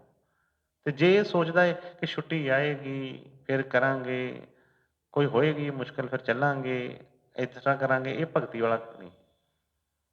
ਇਹ ਜਿਹਨੂੰ ਭੁੱਖ ਲੱਗੀ ਹੈ ਨਾ, ਉਹਦੇ ਲੱਭਦਾ ਹੈ, ਜਦੋਂ ਇੱਕ ਵਾਰੀ ਖੋਹ ਪੈਂਦੀ ਹੈ ਅੰਦਰ, ਵੇਖਦਾ ਕਿ ਕੋਈ ਚੀਜ਼ ਲੱਭ ਜੇ ਮੈਨੂੰ, ਮੈਂ ਖਾ ਲਵਾਂ। ਜਦੋਂ ਭੁੱਖ ਸਤਾਉਂਦੀ ਹੈ, ਪਿਆਸ ਸਤਾਉਂਦੀ ਹੈ ਨਾ, ਲੋਕੀ ਨਾਲੀਆਂ ਦੇ ਪਾਣੀ ਪੀਣ ਤੱਕ ਵੀ ਚਲੇ ਜਾਂਦੇ ਨੇ। ਪਰ ਜਦੋਂ ਭੁੱਖ ਹੀ ਨਾ ਹੋਵੇ ਤੇ ਭਾਵੇਂ 36 ਵਿਅੰਜਨ ਪਏ ਹੋਣ ਤੇ ਦਿਲ ਨਹੀਂ ਕਰਦਾ ਵੇਖਣ ਨੂੰ ਵੀ, ਭਾਵੇਂ ਕਿ ਬਈ ਭੁੱਖ ਹੀ ਨਹੀਂ ਹੈਗੀ। ਜਦੋਂ ਤੱਕ ਸਾਡੇ ਅੰਦਰ ਉਹ ਪਿਆਰ ਨਹੀਂ ਹੋਏਗਾ, ਭੁੱਖ ਨਹੀਂ ਹੋਏਗੀ, ਸਾਡੇ ਅੰਦਰ ਤੜਫ ਨਹੀਂ ਹੋਏਗੀ, ਤੇ ਕਿਸ ਤਰੀਕੇ ਨਾਲ ਅਸੀਂ ਗੁਰੂ ਵਾਲੇ ਪਾਸੇ ਚੱਲਾਂਗੇ। ਤੇ ਫਰਮਾਇਆ, ਮੂਰਖ ਪ੍ਰਾਣੀ ਮਨ ਸੈਲਾਨੀ, ਸੋ ਅਟਕੇ ਜਲ ਔਰ ਪਖਾਨ। ਪਿਛਲੇ ਯੁੱਗ ਦੇ ਸਾਧਨ ਦੱਸ ਰਿਹਾ ਕਿ ਪਿੱਛੇ ਹੁੰਦਾ ਸੀ ਪਾਣੀ ਦੀ ਪੂਜਾ ਕਰ ਲਈ, ਪੱਥਰਾਂ ਦੀ ਪੂਜਾ ਕਰ ਲਈ, ਬੜੇ ਬੜੇ ਲੰਮੇ ਸਾਂ ਕੋਈ ਕਿਸੇ ਤਰੀਕੇ ਨਾਲ ਲੱਗੇ ਰਹਿੰਦੇ ਸੀ। ਪਰ ਜਿਸ ਤਰ੍ਹਾਂ ਬਿਮਾਰੀ ਮੈਂ ਪਹਿਲਾਂ ਦੱਸਿਆ ਕਿ ਹਰ ਰੋਜ਼ ਨਵੀਂ ਖੋਜ ਹੋ ਰਹੀ ਆ, ਨਵੀਂ ਤੋਂ ਨਵੇਂ ਸਾਧਨ ਆ ਰਹੇ ਨੇ ਕਿ ਇਸ ਬਿਮਾਰੀ, ਹੁਣ ਆਹ ਦਵਾਈ ਆ ਗਈ, ਹੁਣ ਆਹ ਚੀਜ਼ ਆ ਗਈ, ਹੁਣ ਇਸ ਤਰ੍ਹਾਂ ਹੋ ਗਿਆ। ਇਸੇ ਤਰ੍ਹਾਂ ਹੀ ਉਹ ਵੀ ਸਾਧਨ ਜਿਹੜੇ ਆ, ਪਹਿਲਾਂ ਕੁਝ ਹੋਰ ਸੀ, ਹੁਣ ਕੁਝ ਹੋ ਰਿਹਾ, ਗਾਂ ਵੀ ਸਮੇਂ ਦੇ ਮੁਤਾਬਕ ਸਤਿਗੁਰ ਦੱਸਦੇ। ਜੇ ਲੋੜ ਹੀ ਨਹੀਂ ਸੀ ਤੇ ਫਿਰ ਗੁਰੂਆਂ ਨੂੰ, ਸਤਿਗੁਰਾਂ ਨੂੰ ਜਾਂ ਸੰਤਾਂ ਨੂੰ ਅਵਤਾਰ ਲੈਣ ਦੀ ਕੀ ਲੋੜ ਸੀ? ਗ੍ਰੰਥ ਪਿਛਲੇ ਹੈਗੇ ਸੀ, ਪੜ੍ਹੀ ਜਾਂਦੇ, ਭਗਤੀਆਂ ਕਰੀ ਜਾਂਦੇ, ਲੋੜ ਹੀ ਨਹੀਂ ਸੀ। ਜੇ ਲੋੜ ਸੀ ਤੇ ਤਾਂ ਹੀ ਉਹ ਬਾਰ-ਬਾਰ ਕਦੀ ਗੁਰੂ ਨਾਨਕ ਸਾਹਿਬ ਬਣ ਕੇ ਆਏ, ਕਦੀ ਕਬੀਰ ਸਾਹਿਬ ਬਣ ਕੇ ਆਏ, ਕਦੀ ਗੁਰੂ ਅਰਜਨ ਦੇਵ ਜੀ ਬਣ ਕੇ ਆਏ, ਗੁਰੂ ਤੇਗ ਬਹਾਦਰ ਜੀ, ਕਦੀ ਗੁਰੂ ਗੋਬਿੰਦ ਸਿੰਘ ਬਣ ਕੇ, ਕਦੀ ਸਵਾਮੀ ਜੀ ਬਣ ਕੇ ਆਏ। ਕਿਉਂ ਲੋੜ ਪਈ ਉਸ ਟਾਈਮ ਤੇ? ਕਿਉਂਕਿ ਸਮਾਂ ਬਦਲਦਾ ਹੈ, ਸਮੇਂ ਦੇ ਨਾਲ ਨਾਲ ਉਹ ਜਿਹੜੀਆਂ ਚੀਜ਼ਾਂ ਬਦਲਦੀਆਂ ਨੇ, ਉਹਦੇ ਨਾਲ ਨਾਲ ਉਹ ਜਿਹੜੇ ਸਾਧਨ ਵੀ ਬਦਲਦੇ ਨੇ। ਪਰ ਉਹਨੇ ਫਰਮਾਇਆ ਕਿ ਮੂਰਖ ਪ੍ਰਾਣੀ ਮਨ ਸੈਲਾਨੀ, ਸੋ ਅਟਕੇ ਜਲ ਔਰ ਪਖਾਨ, ਕਿ ਉਹਨਾਂ ਨੂੰ ਅਜੇ ਵੀ ਕਲਯੁਗ ਦੇ ਵਿੱਚ ਉਸੇ ਭਗਤੀ 'ਚ ਲਗਾਇਆ। ਕੋਈ ਪਾਣੀ ਪੂਜਦਾ ਪਿਆ ਹੈ, ਕੋਈ ਦਰਖਤਾਂ ਨੂੰ ਪੂਜੀ ਜਾਂਦਾ ਹੈ, ਕੋਈ ਪੱਥਰਾਂ ਨੂੰ ਅੱਗੇ ਰੱਖ ਕੇ ਤੇ ਉਹ ਸਿਰ ਮਾਰੀ ਜਾਂਦੇ, ਬਸ ਉਹਨੂੰ ਸਮਝਦੇ ਕਿ ਪੂਜਾ ਉਹ ਜਿਹੜੀ ਸਾਡੀ ਕਰ ਰਹੇ ਆ। ਅਜੇ ਤੱਕ ਇਹਨੂੰ ਆਪਣਾ ਨਹੀਂ ਪਤਾ ਲੱਗਾ। ਜਿਹੜਾ ਬੋਲਦਾ ਇਨਸਾਨ, ਉਹਦੇ ਕੋਲ ਜਾ ਕੇ ਉਹਨੂੰ ਸਮਝ ਨਹੀਂ ਲੱਗੀ, ਤੇ ਜਿਹੜਾ ਬੋਲਦਾ ਹੀ ਨਹੀਂ ਪਿਆ ਉਹਦੇ ਕੋਲੋਂ ਕੀ ਸਮਝੇਗਾ? ਉਹਨੂੰ ਬੁਲਾ ਲੇਗਾ। ਹਾਂ, ਜਿਸ ਤਰ੍ਹਾਂ ਧੰਨੇ ਭਗਤ ਨੇ ਅੰਦਰ ਸ਼ਰਧਾ ਸੀ, ਉਹਨੇ ਪੱਥਰ ਦੇ ਵਿੱਚੋਂ, ਉਹ ਕਹਿੰਦੇ ਆ ਕਿ ਜੋ ਇਤਿਹਾਸ ਕਹਿੰਦੇ ਕਿ ਉਹਨੇ, ਕਿਉਂਕਿ ਉਹਨੇ ਉਸ ਹਿਸਾਬ ਨਾਲ ਉਹਦੀ ਬਣ ਗਈ ਸੀ, ਉਹਦਾ ਇੰਨਾ ਪਿਆਰ, ਤੇ ਉਹਨੂੰ ਪ੍ਰਗਟ ਹੋਣਾ ਪਿਆ ਉਸ ਵਿੱਚ। ਅਸੀਂ ਤੇ ਇੱਥੇ 1 ਮਿੰਟ ਕੋਈ ਕੰਮ ਨਾ ਹੋਵੇ, ਅਸੀਂ ਕਹਿੰਦੇ ਚੱਲ ਛੱਡ ਪਰਾਂ ਯਾਰ, ਆਪਾਂ ਦੂਜਾ ਦਰ ਦੇਖਦੇ। ਮੈਂ ਕਹਿੰਦਾ ਸੱਚਾਈ ਦੱਸ ਰਿਹਾ, ਮੈਂ ਪਹਿਲਾਂ ਵੀ ਕਿਹਾ, ਮੈਂ ਝੂਠ ਨਹੀਂ ਇਸ ਗੱਲ 'ਚ। ਮੈਂ ਸਤਿਗੁਰਾਂ ਦੇ ਦਰਬਾਰ 'ਚ ਐਸੇ ਐਸੇ ਸਿੱਖ ਵੇਖੇ ਜਿਨ੍ਹਾਂ ਨੂੰ 20 ਸਾਲ ਹੋ ਗਏ, 25 ਸਾਲ ਜਾਂ 40 ਸਾਲ ਹੋ ਗਏ ਆਉਂਦਿਆਂ, ਜੇ ਲਾਈਨ 'ਚ ਉਹਨਾਂ ਨੂੰ ਕਿਤੇ ਅੱਧਾ ਘੰਟਾ ਕਿਤੇ ਵੱਧ ਰੁਕਣਾ ਪੈ ਗਿਆ ਤੇ ਖਿੱਝ ਕੇ ਕਹਿੰਦੇ ਹੁੰਦੇ ਸੀ, ਅਸੀਂ ਨਹੀਂ ਅੱਗੇ ਤੋਂ ਆਉਣਾ, ਅਸੀਂ ਨਹੀਂ ਆਉਂਦੇ। ਜਿਹੜੇ ਕਹਿੰਦੇ ਹੁੰਦੇ ਸੀ ਕਿ ਨਹੀਂ ਜੀ ਇੱਥੇ ਤੇ ਅੱਗੇ ਭਾਵੇਂ ਨਾਕੇ ਵੀ ਲੱਗ ਜਾਣ, ਅਸੀਂ ਤੇ ਟੱਪ ਕੇ ਵੀ ਆਵਾਂਗੇ ਜੀ, ਸਾਨੂੰ ਸਤਿਗੁਰਾਂ ਨੇ ਸਭ ਬਖਸ਼ਿਆ, ਅਸੀਂ ਤੇ ਗੁਰੂਆਂ ਦਾ ਦਰਬਾਰ ਨਹੀਂ ਛੱਡ ਸਕਦੇ। ਨਿੱਕੀਆਂ ਨਿੱਕੀਆਂ ਗੱਲਾਂ ਕਰਕੇ, ਆਪਣੇ ਮਾਣ ਵਡਿਆਈਆਂ ਕਰਕੇ, ਕਈ ਚੀਜ਼ਾਂ ਕਰਕੇ ਅਸੀਂ ਉਹਨਾਂ ਤੋਂ ਪਿੱਛੇ ਹੋ ਗਏ। ਤੇ ਕਿਸ ਤਰੀਕੇ ਦੇ ਨਾਲ ਅਸੀਂ ਭਗਤੀ ਕਰ ਸਕਦੇ ਹਾਂ? ਕਹਿੰਦੇ ਕਿ ਉਹ ਜਿਹੜੇ ਕਾਲ ਨੇ ਐਸਾ ਫਰਮਾਇਆ ਕਿ ਉਸੇ ਹੀ ਚੱਕਰਾਂ 'ਚ ਪਾ ਛੱਡਿਆ। ਹਾਂਜੀ, ਅੱਗੇ। ਬੁੱਧੀਮਾਨ ਅਭਿਮਾਨੀ ਜੋ ਨਰ, ਕੁਛ ਕਹਿੰਦੇ ਜਿਹੜੇ ਬੁੱਧੀਮਾਨ ਜਿਹੜੇ ਆ, ਉਹਨਾਂ ਨੂੰ ਕਾਹਦਾ ਅਭਿਮਾਨ ਆ, ਉਹ ਅੱਗੇ ਦੱਸਦੇ ਨੇ। ਹਾਂਜੀ। ਵਿਦਿਆ ਨਾਰ ਕੇ ਹੁਏ ਗੁਲਾਮ। ਕਾਹਦੇ ਗੁਲਾਮ ਹੋਏ ਨੇ? ਇੱਕ ਤੇ ਨਰ ਨਾਰੀ ਜਿਹੜੀ ਬਾਹਰ ਦੇ ਪੁਰਸ਼ ਇਸਤਰੀ ਏ, ਇੱਕ ਵਿਦਿਆ ਨਾਰ ਕੇ। ਵਿਦਿਆ ਵੀ ਕਹਿੰਦੇ ਵੀ ਬੜੀ ਵੱਡੀ ਇੱਕ ਜਿਹੜੀ ਆ ਮਾਇਆ ਹੈ। ਉਹਨਾਂ ਨੂੰ ਵਿਦਿਆ ਦਾ ਹੀ ਬੜਾ ਅਭਿਮਾਨ ਹੈ ਕਿ ਮੈਂ ਬੜੇ ਗ੍ਰੰਥ ਪੜ੍ਹੇ ਨੇ, ਮੈਂ ਬੜੇ ਤੀਰਥਾਂ ਤੇ ਗਿਆ ਏ, ਮੈਂ ਬੜੀ ਪੂਜਾ ਪਾਠ ਕੀਤੀ ਆ, ਮੈਂ ਬੜਾ ਸਤਸੰਗ ਸੁਣਿਆ ਵਾ। ਉਹ ਇਸੇ ਚੀਜ਼ ਦੇ ਅਭਿਮਾਨ 'ਚ ਹੀ ਮਰੀ ਜਾਂਦੇ ਪਏ ਨੇ। ਹਾਂਜੀ। ਬਾਕੀ ਜੀਵ ਬੀਚ ਕੇ ਜਿਤਨੇ,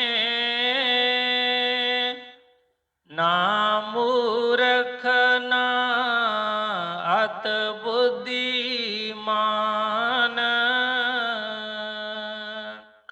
ਜਪ ਤਪ ਬਰਤ ਸੰਜਮ ਬਹੁ ਤੋਖੇ,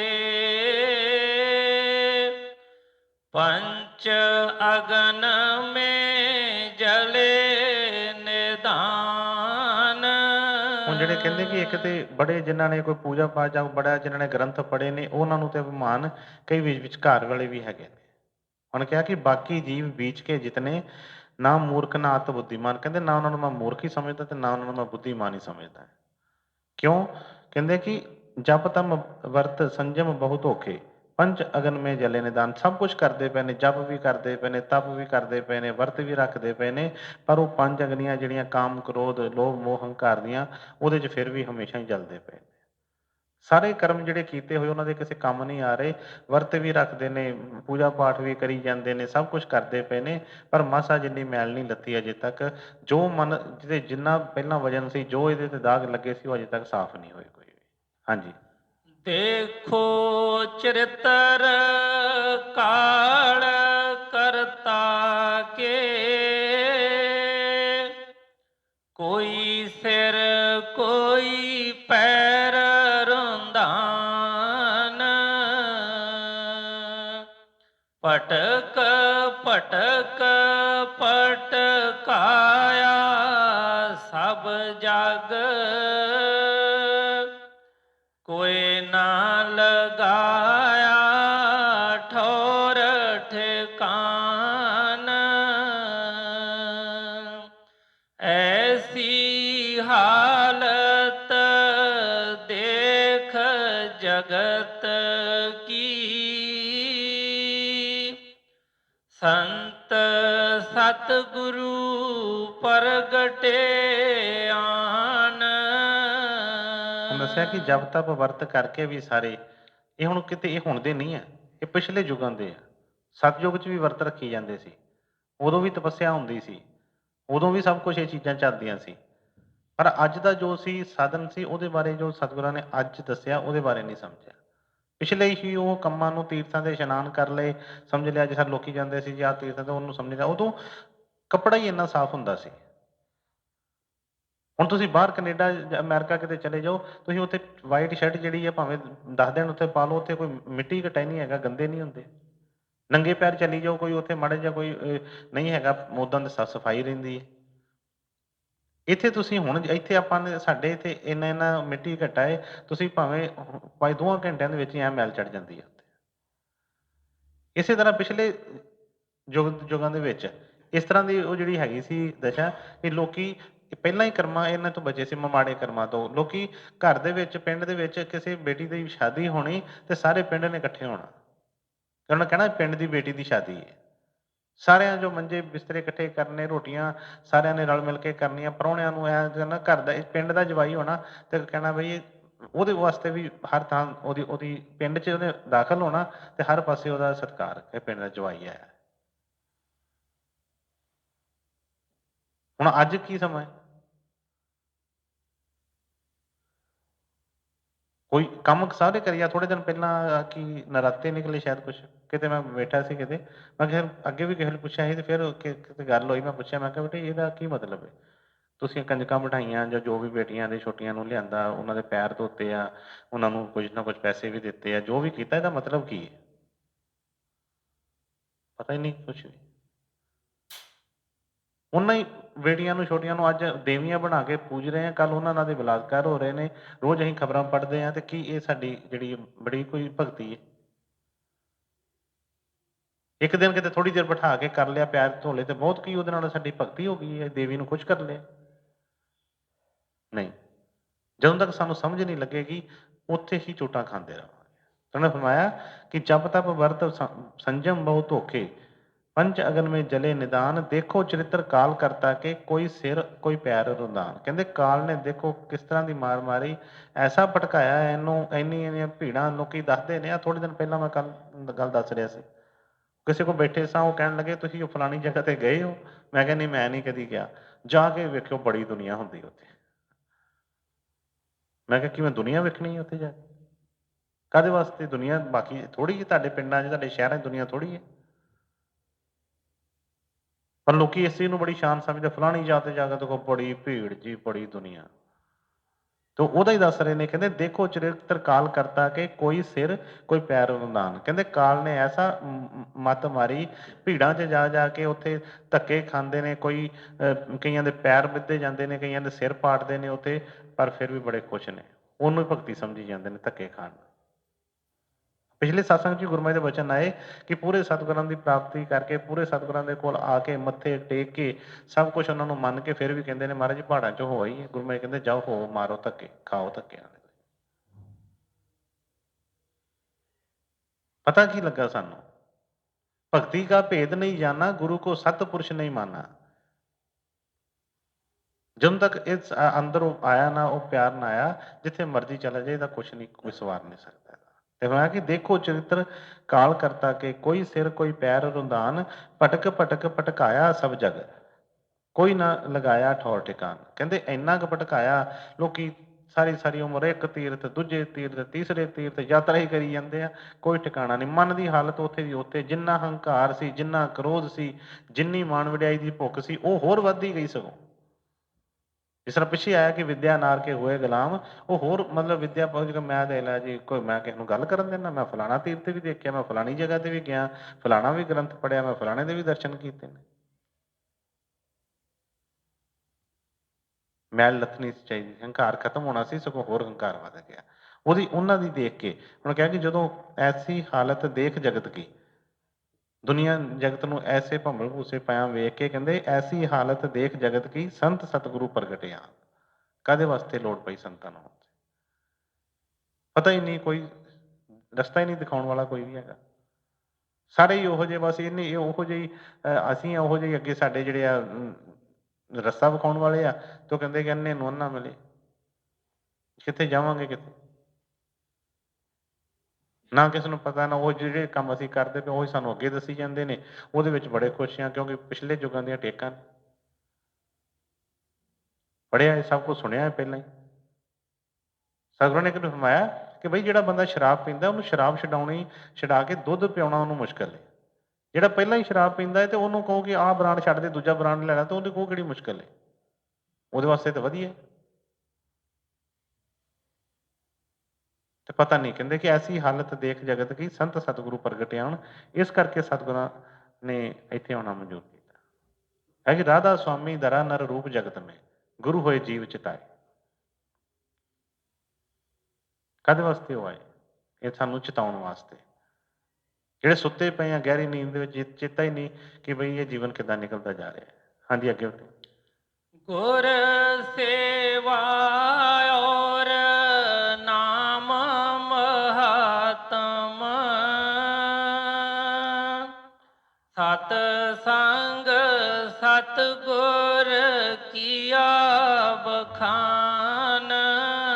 ਉਹ ਕਹਿੰਦੇ ਨੇ ਕਿ ਜਦ ਸਤਿਗੁਰਾਂ ਪ੍ਰਗਟ ਹੋਏ ਆ ਤੇ ਉਹਨਾਂ ਨੇ ਕੀ ਦੱਸਿਆ ਕਿ ਗੁਰੂ ਸੇਵਾ ਔਰ ਨਾਮ ਮਹਾਤਮ, ਗੁਰੂ ਸੇਵਾ ਔਰ ਨਾਮ ਮਹਾਤਮ, ਸਤਿਗੁਰ ਸਤਸੰਗ ਸਤਿਗੁਰ ਕੀਆ ਬਖਾਨ। ਸ਼ੋਭਾ ਦੱਸੀ ਕਿ ਬਈ ਕਿਸ ਚੀਜ਼ ਨਾਲ ਤੁਹਾਡਾ ਕੰਮ ਹੋਣਾ ਹੈ ਇਸ ਵੇਲੇ। ਹਾਂਜੀ ਅੱਗੇ ਸਾਧਨ ਤੀਨ ਸਾਰ ਓਨ ਬਰਨੇ,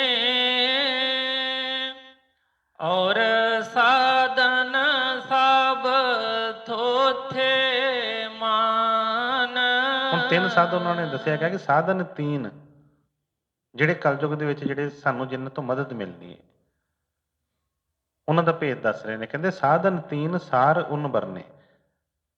ਉਹਨਾਂ ਨੇ ਪੁਕਾਰ ਕੇ ਸਾਨੂੰ ਉਹਨਾਂ ਤਿੰਨਾਂ ਜਿਹੜੇ ਤਿੰਨ ਸਾਧਨ ਨੇ ਉਹਦੇ ਬਾਰੇ ਦੱਸਿਆ, ਨਾਲ ਕੇ ਦੱਸਿਆ ਔਰ ਸਾਧਨ ਸਭ ਥੋਥੇ ਜਾਣ।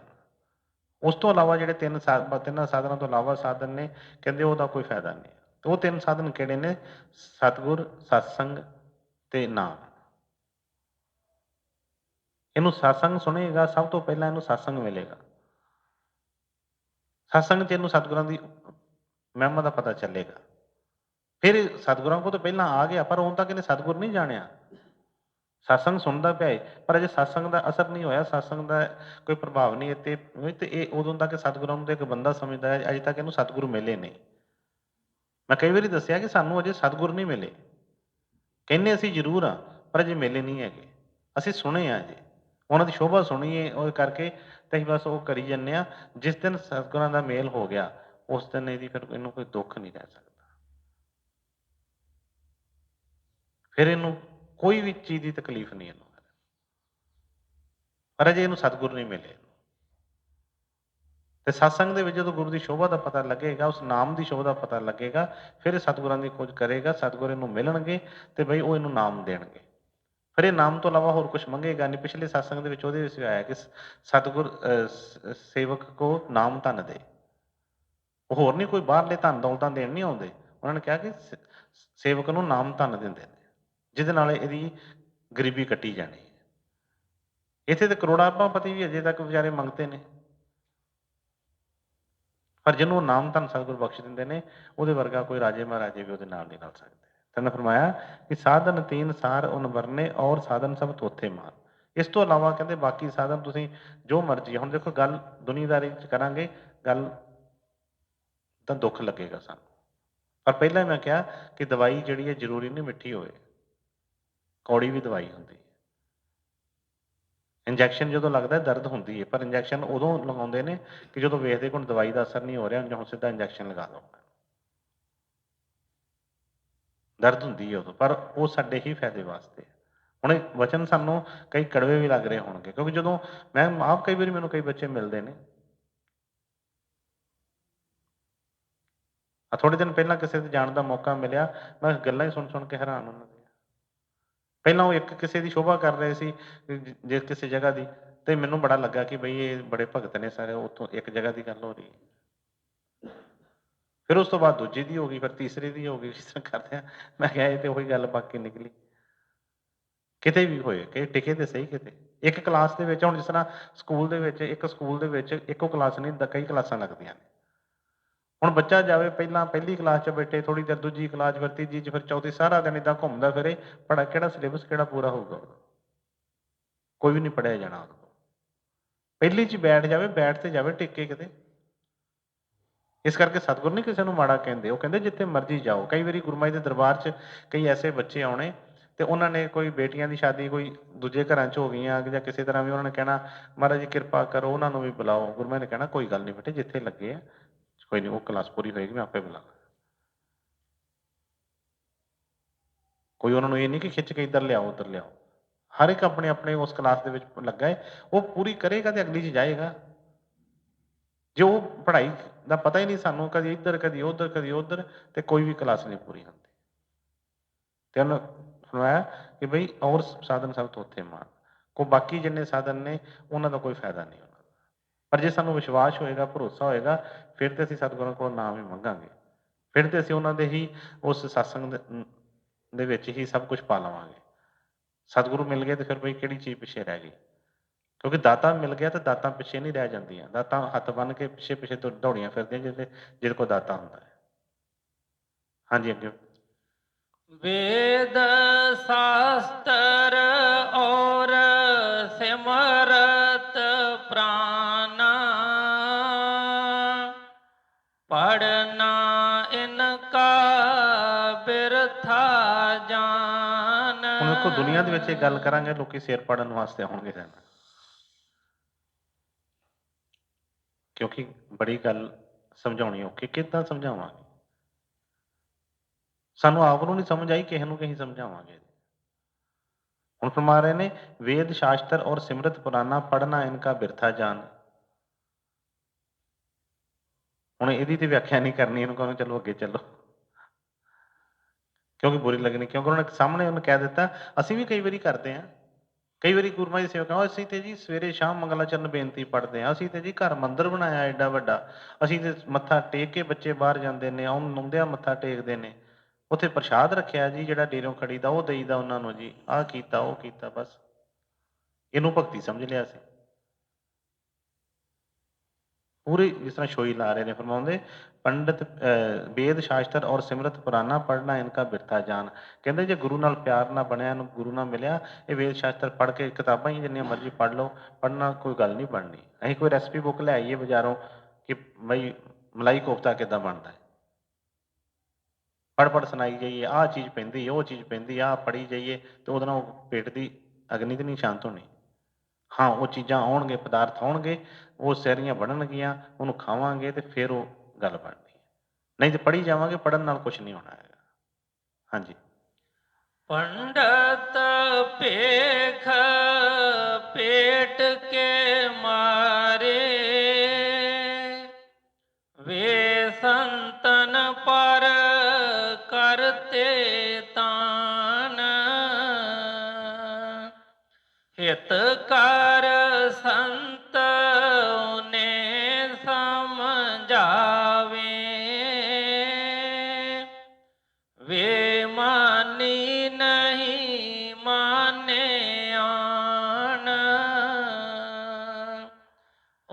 के चा मान और धन की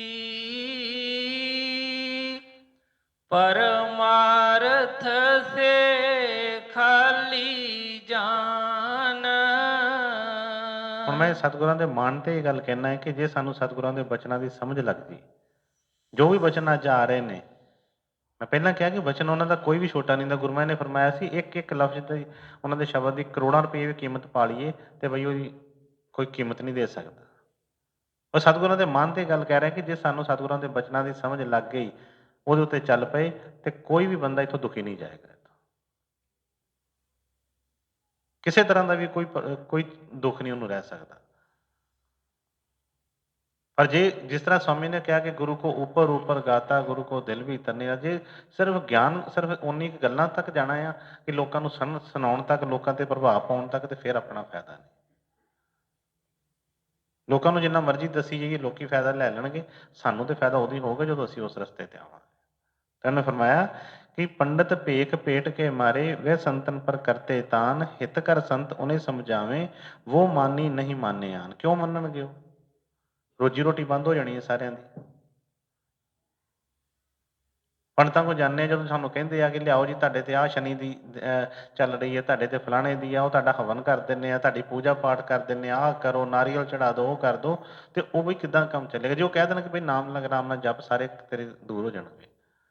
ਇੱਕ ਜਗ੍ਹਾ ਤੇ ਟਿਕ ਜਾ, ਸਤਿਗੁਰਾਂ ਤੇ ਆਪਣਿਆਂ ਤੇ ਟਿਕ ਜਾ, ਤੈਨੂੰ ਕੋਈ ਦੁੱਖ ਆ ਹੀ ਨਹੀਂ ਸਕਦਾ। ਜਿਹੜੇ ਜਿਹੜੇ ਵੀ ਕੋਈ ਆਪਣੇ ਕੋਈ ਕਿਤੇ ਕਦੀ ਕਦੀ ਮਿਲਦੇ, ਉਹਨੂੰ ਕਦੀ ਮਿਲ ਕੇ ਪੁੱਛਿਓ, ਕੋਈ ਵੀ, ਹਰ ਇੱਕ ਦੇ ਆਸ ਪਾਸ ਕੋਈ ਨਾ ਕੋਈ ਐਸਾ ਕੋਈ ਪੰਡਿਤ ਕੋਈ ਨਾ ਕੋਈ ਹੋਏਗਾ। ਕਿਉਂਕਿ ਮੈਂ ਪੁੱਛਿਆ ਸੀ ਕਿਸੇ ਨੇ, ਕੋਈ ਬੜੀ ਪੁਰਾਣੀ ਗੱਲ ਹੈ, ਕੋਈ ਮੇਰਾ ਦੋਸਤ ਹੀ ਸੀ, ਉਹ ਕਰਦਾ ਸੀ ਇਹ ਕੰਮ, ਤੇ ਬੜੀ ਪੁਰਾਣੀ ਗੱਲ ਹੈ। ਤੇ ਮੈਂ ਕਈ ਵਾਰੀ ਕੋਈ ਹੋਰ ਵੀ ਕਾਰੋਬਾਰ ਦੁਕਾਨਦਾਰੀ ਸੀ, ਕਈ ਵਾਰੀ ਉਹਦੇ ਕੋਲ ਲੈਣ ਜਾਣਾ ਤਾਂ ਉਹਦੇ ਕੋਲ ਭੀੜ ਲੱਗੀ ਹੋਣੀ, ਕੋਈ ਨਾ ਕੋਈ ਬੈਠੇ ਹੋਣੇ ਆਣ ਕੇ, ਕੋਈ ਕੁਛ ਕਰ ਰਿਹਾ, ਮੈਂ ਉਹਨੂੰ ਪੁੱਛਣਾ, ਮੈਂ ਕਹਿਣਾ ਕਿ ਕਰਕੇ ਕੀ ਦਿੰਦਾ ਤੂੰ? ਕਹਿਣ ਲੱਗਾ ਕਿ ਬਲੇ ਇਸ ਤਰ੍ਹਾਂ ਹੀ ਆ, ਕਹਿੰਦਾ ਬਸ ਪੜ੍ਹਾਈ ਲਿਖਾਈ ਦਾ ਮੁੱਲ। ਕਾਫੀ ਜਨਾਨੀਆਂ ਆਈਆਂ ਨੇ, ਕਿਸੇ ਨੂੰ ਉਹਨੇ ਪਤਾ ਨਹੀਂ ਕੁਝ ਲਪੇਟ ਕੇ ਦੇਈ ਜਾਣਾ, ਕਿਸੇ ਨੂੰ ਕੁਛ ਕਰ ਲਿਫਾਫਿਆਂ 'ਚ ਪਾ ਕੇ ਦੇਈ ਜਾਣਾ, ਕਈ ਲਿਫਾਫੇ 'ਚ ਪਾ ਕੇ ਨਾਰੀਅਲ ਛੱਡੀ ਜਾਣੇ ਉੱਤੇ। ਤੇ ਮੈਂ ਉਹਨੂੰ ਪੁੱਛਿਆ, ਮੈਨੂੰ ਕਹਿੰਦਾ ਕਿ ਬਸ ਇਸੇ ਤਰ੍ਹਾਂ ਹੀ। ਤੇ ਇੱਕ ਦਿਨ ਮੈਂ ਲਾਗੇ ਖੜਾ ਸਾਂ, ਤੇ ਉਹ ਕੋਈ ਗੱਲਬਾਤ ਕਿਸੇ ਨਾਲ ਕਰ ਰਿਹਾ ਸੀ, ਤੇ ਉਹ ਕੋਈ ਗੱਲਬਾਤ ਸੁਣ ਕੇ ਮੇਰੇ ਮਨ 'ਚ ਬੜਾ ਆਇਆ ਕਿ ਵਾਕਈ ਸੁਣਿਆ ਤੇ ਹੈਗਾ ਸੀ, ਇਸ ਤਰ੍ਹਾਂ ਹੁੰਦਾ ਵੀ ਹੈ। ਉਹ ਇੱਕ ਤਵੀਤ ਜਿਹਾ ਬਣਾਇਆ ਉਹਨੇ, ਕੋਈ ਕਾਗਜ਼ 'ਤੇ ਲਿਖ ਕੇ, ਉਹਦੇ ਵਿੱਚ ਐਂ ਪਾ ਕੇ, ਤੇ ਇੱਕ ਅਗਰਬੱਤੀ ਜਿਹੀ ਦਿਖਾਈ, ਉਹਦੇ ਉੱਤੋਂ 2-3 ਵਾਰੀ ਘੁਮਾਇਆ, ਕਦੀ ਉੱਥੇ ਇਉਂ ਲਗਾ ਕੇ ਤੇ ਉਹਨੂੰ ਕਰਕੇ ਦੇ ਤਾ, ਕਹਿੰਦਾ ਬਸ ਜੀ ਇਉਂ ਕਰ ਦਿਓ। ਮੈਂ ਉਹਨੂੰ ਪੁੱਛਿਆ, ਮੈਂ ਕਿ ਹੁੰਦਾ ਵਾਕਈ ਇਸ ਤਰ੍ਹਾਂ? ਉਹਨੇ ਸਾਫ਼ ਹੀ ਕਿਹਾ, ਕਹਿੰਦਾ ਮੈਨੂੰ ਨਹੀਂ ਪਤਾ ਹੁੰਦਾ ਕਿ ਨਹੀਂ ਹੁੰਦਾ। ਅੰਮ੍ਰਿਤਸਰ ਤੋਂ ਉਹਨੇ ਯੂਨੀਵਰਸਿਟੀ ਤੋਂ ਉਹਨੇ ਜੋਤਿਸ਼ ਦੀ ਉਹ ਕੀਤੀ ਸੀ, ਜੋ ਵੀ MA ਵਗੈਰਾ, ਕਹਿੰਦਾ ਮੈਂ ਤਾਂ ਪੜ੍ਹਾਈ ਕੀਤੀ ਹੈ, ਉਹਦੇ ਵਿੱਚ ਜੋ ਸਾਨੂੰ ਪੜ੍ਹਾਇਆ ਗਿਆ ਮੈਂ ਉਹ ਦੱਸਣ ਦਿਆਂ, ਮੈਨੂੰ ਨਹੀਂ ਪਤਾ ਹੁੰਦਾ ਕਿ ਨਹੀਂ ਹੁੰਦਾ। ਨਹੀਂ, ਮੈਂ ਕਿਹਾ ਤੂੰ ਬੜੇ ਵਿਸ਼ਵਾਸ ਨਾਲ ਇਹਨੂੰ ਕਰਦਾ। ਤੇ ਮੈਂ ਵੈਸੇ ਹੀ ਉਹਨੂੰ ਗੱਲ ਆਪ ਦੱਸੀ, ਮੈਂ ਕਿਹਾ ਕਿ ਮੈਂ ਕਿਹਾ ਤੂੰ ਕੁਛ ਤੇਰੇ ਕੋਲ ਆਈ ਤਾਂ ਮੈਂ ਮੈਨੂੰ ਵੀ ਕੁਛ ਕਰ, ਕੋਈ ਪਤਾ ਚੱਲੇ, ਕੁਛ ਪਤਾ। ਮੈਂ ਵਿਸ਼ਵਾਸ ਤੇ ਫੇਰ ਹੀ ਹੁੰਦਾ ਹੈ ਨਾ। ਉਹ ਹੱਸਣ ਲੱਗ ਪਿਆ। ਉਹਦੇ ਪਿਤਾ ਜੀ ਗੁਰੂ ਮਹਾਰਾਜ ਜੀ ਕੋਲ ਆਉਂਦੇ ਹੁੰਦੇ ਸੀ, ਜਿਹੜੇ ਗਿੱਠਾ ਜੋਸ਼ੀ ਨਹੀਂ ਹੁੰਦੇ ਹੁੰਦੇ, ਛੋਟੇ ਜਿਹੇ ਕੱਦ ਦੇ ਆਉਂਦੇ ਹੁੰਦੇ ਸੀ, ਤੇ ਗੁਰੂ ਮਹਾਰਾਜ ਕੋਲ ਕਈ ਵਾਰੀ ਗੁਰੂ ਮਹਾਰਾਜ ਉਹਨਾਂ ਨੂੰ ਦਿੰਦੇ ਹੁੰਦੇ ਸੀ, ਉਹਨਾਂ ਦਾ ਬੇਟਾ ਸੀ। ਉਹ ਕਹਿਣ ਲੱਗਾ, ਕਹਿੰਦਾ ਕਿ ਜਿਹਨੂੰ ਆਪਣੇ ਇਸ਼ਟ ਦੇ ਉੱਤੇ ਪੂਰਾ ਪੂਰਨ ਭਰੋਸਾ, ਜਿਹਨੂੰ ਕਹਿੰਦਾ ਆਪਣੇ ਸਤਿਗੁਰਾਂ ਦੇ, ਆਪਣੇ ਗੁਰੂ ਦੇ ਉੱਤੇ ਜਿਹਨੂੰ ਭਰੋਸਾ ਹੈ, ਕਹਿੰਦਾ ਕੋਈ ਦੁਨੀਆ ਦਾ ਜੰਤਰ ਮੰਤਰ ਤੰਤਰ ਉੱਤੇ ਨਹੀਂ ਚੱਲਦਾ ਕੋਈ। ਕਹਿੰਦਾ ਇਹ ਉਹਦੇ ਵਿੱਚ ਲਿਖਿਆ ਸ਼ਾਸਤਰਾਂ 'ਚ, ਇਹ ਵੀ ਲਿਖਿਆ। ਪਰ ਫਿਰ ਉਹੀ ਬੇਨਤੀ ਕਿ ਗੁਰੂ ਦਾ ਸਿੱਖ ਹੋਵੇ ਸਹੀ। ਜੇ ਸਿੱਖ ਹੋਇਆ ਤੇ ਭਾਵੇਂ ਪਹਾੜ ਵੀ ਇਹਦੇ ਉੱਤੇ ਸੁੱਟ ਦਿੱਤਾ ਗਿਆ, ਉਹ ਕੱਚ ਵਾਂਗੂ ਕੈਂਕਰਾਂ ਹੋ ਕੇ ਵਿਖਰ ਜੂਗਾ, ਇਹਦਾ ਨਹੀਂ ਕੁਛ ਵਿਗਾੜ ਸਕਦਾ।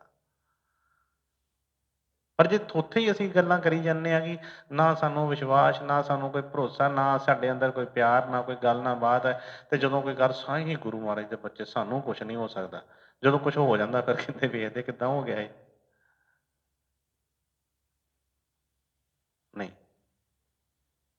ਪਹਿਲਾਂ ਉਹਦੇ ਬੱਚਿਆਂ ਨੂੰ ਸਮਝੀਏ। ਜੇ ਸਤਿਗੁਰਾਂ ਦੇ ਬੱਚੇ ਹੋਵਾਂਗੇ, ਸਿੱਖ ਹੋਵਾਂਗੇ, ਇਹਨੂੰ ਕਿਤੇ ਵੀ ਕਿਸੇ ਚੀਜ਼ ਦੀ ਫਿਰ ਕੋਈ ਲੋੜ ਨਹੀਂ ਹੈਗੀ। ਤੇ ਫਰਮਾਇਆ ਉਹਨਾਂ ਨੇ ਕਿ ਪੰਡਤ ਪੇਖ ਪੇਟ ਕੇ ਮਾਰੇ ਵਹਿ ਸੰਤਨ ਪਰ ਕਰਤੇ ਤਾਨ। ਕਿਉਂਕਿ ਜਦੋਂ ਉਹਨਾਂ ਦੀ ਰੋਟੀ ਨਹੀਂ ਬੰਦ ਹੁੰਦੀ, ਤੇ ਉਹ ਬਈ ਕਿਸ ਤਰ੍ਹਾਂ ਉਹਨਾਂ ਨੂੰ ਬਰਦਾਸ਼ਤ ਕਰਨਗੇ? ਹਿੱਤ ਕਰ ਸੰਤ ਉਹਨੇ ਸਮਝਾਵੇ। ਉਹ ਸੰਤਾਂ ਨੂੰ ਤੇ ਸਾਰਿਆਂ ਦਾ ਹੀ ਹਿੱਤ ਆ, ਸਾਰੇ ਜਗਤ ਦਾ ਹੀ ਹਿੱਤ ਆ। ਉਹਨਾਂ ਨੂੰ ਵੀ ਸਮਝਾਉਂਦੇ ਨੇ ਕਿ ਬਈ ਆਹ ਛੱਡ, ਰੋਟੀ ਪਾਣੀ ਸਭ ਕੁਝ ਮਿਲਿਆ, ਇਹ ਦੇਈ ਜਾਣਾ ਹੈ, ਤੂੰ ਆਹ ਕੰਮ ਕਰ ਜਿਹੜਾ ਸੱਚਾ, ਜਿਹੜਾ ਤੇਰਾ ਡਿਊਟੀ ਹੈ। ਤੇ ਕਹਿੰਦੇ ਵਹਿ ਮਾਨੀ ਨਹੀਂ ਮਾਨੇ ਆਨ। ਕਹਿੰਦੇ ਪਰ ਉਹ ਨਹੀਂ ਮੰਨਦੇ, ਉਹਨਾਂ ਦੇ ਸਮਝਾਉਣ ਤੇ ਵੀ ਉਹਨਾਂ ਨੂੰ ਕੋਈ ਫਰਕ ਨਹੀਂ ਪੈਂਦਾ। ਅੱਗੇ ਵਚਨ ਵੱਡਾ ਹੈ ਨਾ, ਅੱਗੇ ਲਿਖਿਆ ਕਿ ਉਨਕੇ ਚਾਹ ਮਾਨ ਔਰ उनको चाह मान और धन की परमार्थ से खाली जान। फिर खोल ਦਿੱਤਾ ਪੂਰਾ ਭੇਦ ਕਿ ਜਿਹੜੀ ਚੀਜ਼ ਦੀ ਉਹਨਾਂ ਨੂੰ ਲੋੜ ਹੈ ਉਹ ਚੀਜ਼ ਉਹਨਾਂ ਦੀ ਬੰਦ ਹੁੰਦੀ ਹੈ। ਤੇ ਉਹਨਾਂ ਨੇ ਕਿਹਾ ਕਿ ਉਨਕੋ ਚਾਹ ਮਾਨ ਔਰ ਧਨ ਕੀ, ਬਾਹਰੋਂ ਮੱਥੇ ਟੇਕਣੇ ਨੇ, ਨਾਲ ਕੰਮ ਹੋਣਾ ਵਾ, ਤੇ ਕਹਿੰਦੇ ਪਰਮਾਰਥ ਸੇ ਖਾਲੀ ਜਾਣ, ਪਰਮਾਰਥ ਦਾ ਉਹਨਾਂ ਨੂੰ ਪਤਾ ਕੁਛ ਨਹੀਂ ਹੈਗਾ। आगे वचन होंगे कि वह 84 चक्कर मारे फिर गिरते चारों खान, पिछले युग की विद्या पढ़ते कोई न्याय वेदांत बखान। ਪਿਛਲੇ ਜਿਹੜੀਆਂ ਅਸੀਂ ਉਹੀ ਪੜ੍ਹ ਕੇ ਬੜਾ ਮਾਣ ਸਮਝਦੇ ਨੇ ਕਿ ਅਸੀਂ, ਕਈ ਕਹਿੰਦੇ ਨੇ ਇਸੇ ਗੱਲ ਦਾ ਹੀ ਮਾਣ ਕਰੀ ਜਾਂਦੇ ਨੇ। ਬੜੇ ਮੈਂ ਐਸੇ ਪੰਡਿਤ ਵੇਖੇ ਨੇ ਕਿ ਜਿਹੜੇ ਬੜਾ ਗਿਆਨ ਕਰਦੇ ਹੁੰਦੇ ਨੇ, ਰਾਤ ਨੂੰ ਐ ਸ਼ਰਾਬਾਂ ਪੀ ਕੇ ਨਾਲੀਆਂ 'ਚ ਡਿੱਗੇ ਹੁੰਦੇ ਨੇ। ਕਿ ਕਿਸੇ ਨੂੰ ਕੀ ਕੱਢਣਗੇ ਕਿਸੇ ਚੀਜ਼ ਦੇ ਵਿੱਚੋਂ। ਇਸ ਕਰਕੇ ਵਚਨ ਸਤਿਗੁਰਾਂ ਦਾ ਕਾਫੀ ਲੰਬਾ ਹੈ, ਲੇਕਿਨ ਹਲਕਾ ਜਿਹਾ ਨਜ਼ਰ ਮਾਰੀਏ। ਪਹਿਲਾਂ ਕਿਹਾ ਸੀ ਜਦੋਂ ਕਿਸੇ ਨੂੰ ਕੋਈ ਦੁੱਖ ਹੁੰਦਾ ਹੈ ਨਾ, ਸਭ ਕੁਝ ਕਰਨ ਨੂੰ ਤਿਆਰ ਹੁੰਦੇ। ਕਿਸੇ ਨੂੰ ਕੋਈ ਪ੍ਰੋਬਲਮ ਹੋਵੇ, ਠੀਕ ਨਾ ਹੁੰਦੀ ਹੋਵੇ, ਉਹਨੂੰ ਕੋਈ ਦੱਸ ਦੇ ਨਾ ਕਿ ਬਈ ਉਹ ਬਾਹਰਲੇ ਦੇਸ਼ 'ਚ ਦੀ ਦਵਾਈ ਹੈਗੀ ਹੈ, ਅਗਲਾ ਜਿੱਦਾਂ ਮਰਜ਼ੀ ਘਰ-ਬਾਰ ਵੇਚ ਕੇ ਵੀ ਜਾਣ ਨੂੰ ਤਿਆਰ ਹੁੰਦਾ ਕਿ ਮੈਂ ਠੀਕ ਹੋਣਾ ਜਿੱਦਾਂ ਮਰਜ਼ੀ ਕਰ। ਇਸ ਕਰਕੇ ਪਹਿਲਾਂ ਹੀ ਬੇਨਤੀ ਕੀਤੀ, ਸਤਿਗੁਰਾਂ ਦੇ ਬਚਨ ਸਾਡੇ ਹਰ ਬਿਮਾਰੀ ਦੀ ਦਵਾ ਹੈ। ਧਿਆਨ ਦੇ ਕੇ ਉਹਨਾਂ ਨੂੰ ਇੱਕ ਵਾਰੀ ਸ਼ਰਵਣ ਕਰੀਏ, ਸਤਿਗੁਰਾਂ ਅੱਗੇ ਬੇਨਤੀਆਂ ਪੁਕਾਰ ਕਰੀਏ ਕਿ ਸਤਿਗੁਰ ਜੀ ਤਿਆਗ ਕਰੋ, ਸਾਡੀ ਉਹ ਜਿਹੜੀ ਅੱਖ ਖੁੱਲੇ, ਸਾਨੂੰ ਪਤਾ ਲੱਗ ਜਾਏ ਕਿ ਜੀਵਨ ਐਵੇਂ ਨਾ ਬਿਰਥਾ ਲੰਘ ਜਾਵੇ। ਹਾਂਜੀ ਬੇਟੇ ਅੱਗੇ। ਵੇ 84 ਚੱਕਰ ਮਾਰੇ ਫਿਰ ਗਿਰਤੇ ਚਾरों खान, पिछले युग की विद्या पढ़ते कोई न्याय वेदांत बखान, ना साधन अधिकार ना परखें, पढ़ने का करते अभिमान, इस युग की विद्या नहीं पढ़ते तांते उलटे गिरे निदान। ਪਹਿਲਾਂ ਬੇਨਤੀ ਕੀਤੀ ਸੀ ਕਿ ਬੜੀਆਂ ਕੋਈ ਫਾਰਸੀ, ਕੋਈ ਉਰਦੂ, ਕੋਈ ਕਿਸੇ ਚੀਜ਼ ਦੇ ਵਿੱਚ ਕਈ ਤਰ੍ਹਾਂ ਦੇ ਗ੍ਰੰਥ ਨੇ, ਸਾਨੂੰ ਕਈਆਂ ਦੀ ਸਮਝ ਨਹੀਂ ਲੱਗਦੀ। ਕੋਈ ਭਾਸ਼ਾ ਕੋਈ ਹੋਰ ਹੁੰਦੀ ਹੈ, ਕੋਈ ਗੁਪਤ ਭਾਸ਼ਾ ਵੀ ਹੁੰਦੀ ਹੈ ਜਿਹਦੇ ਵਿੱਚ ਕੋਈ ਗੁਪਤ ਭੇਦ ਦਿੱਤਾ, ਨਹੀਂ ਸਮਝ ਲੱਗਦੀ। ਸਤਿਗੁਰਾਂ ਦੀ ਸਵਾਮੀ ਜੀ ਦੀ ਬਾਣੀ ਬਹੁਤ ਸਰਲ ਹੈ। ਕਮ ਸੇ ਕਮ ਥੋੜ੍ਹੀ ਦੇਰ ਵਾਸਤੇ ਆਪਣੇ ਆਪ ਨੂੰ ਹੋਸ਼ ਦੇ ਵਿੱਚ ਰੱਖ ਕੇ ਕਮ ਸੇ ਕਮ ਬਚਨ ਸੁਣੀਏ ਸਹੀ। ਪਹਿਲਾਂ ਮੈਂ ਦੱਸਿਆ ਸੀ ਕਿ ਸੁਣਾਂਗੇ ਕਮ ਸੇ ਕਮ ਤੇ ਫਿਰ ਹੀ ਕੋਈ ਗੱਲ ਬਣੇਗੀ। ਅਗਲਾ ਸਟੈਪ ਤੇ ਬਾਅਦ 'ਚ ਹੋਏਗਾ ਜਦੋਂ ਸੁਣਾਂਗੇ। ਜੇ ਸੁਣਾਂਗੇ ਹੀ ਨਹੀਂ ਤੇ ਫਿਰ ਅਸੀਂ ਮੰਨਾਂਗੇ ਕਿੱਥੋਂ। ਡਾਕਟਰ ਕੋਲ ਜਾਈਏ, ਡਾਕਟਰ ਦਵਾਈ ਦੱਸ ਰਿਹਾ ਹੋਵੇ ਕਿ ਆਹ ਦਵਾਈਆਂ ਦੇ ਦਿੱਤੀਆਂ, ਦੱਸਦਾ ਕਿ ਆਹ ਸਵੇਰੇ ਖਾਣੀ ਆ, ਦੁਪਹਿਰੇ ਖਾਣੀ ਆ, ਸ਼ਾਮ ਖਾਣੀ ਆ, ਖਾਲੀ ਪੇਟ ਖਾਣੀ ਆ, ਰੋਟੀ ਖਾ ਕੇ ਖਾਣੀ। ਬੰਦਾ ਸੁਣੇ ਨਾ, ਉਲਟ ਪੁਲਟ ਹੋ ਜਾਏਗੀ, ਦਵਾਈ ਉਹੀ ਹੋਣੀ ਹੈ, ਕੰਮ ਉਲਟ ਹੋ ਜਾਣਾ ਸਾਰਾ। ਇਸ ਕਰਕੇ ਥੋੜ੍ਹੀ ਦੇਰ ਜਿਸ ਤਰ੍ਹਾਂ ਮਰਜ਼ੀ ਹੈ, ਗੁਰੂ ਮਹਾਰਾਜ ਜੀ ਫਰਮਾਉਂਦੇ ਹੁੰਦੇ ਸੀ ਜੇ ਨੀਂਦ ਆਉਂਦੀ ਹੈ ਉੱਠ ਕੇ ਖੜੇ ਹੋ ਜਾਈਏ, ਕੋਈ ਸ਼ਰਮ ਨਹੀਂ ਹੈਗੀ, ਕੋਈ ਅਸੀਂ ਕਿਸੇ ਨਾਲ ਕੋਈ ਇੱਥੇ ਕੋਈ ਬਾਹਰ ਦੀ ਕੋਈ ਉਹ ਨਹੀਂ ਚੱਲ ਰਹੀ।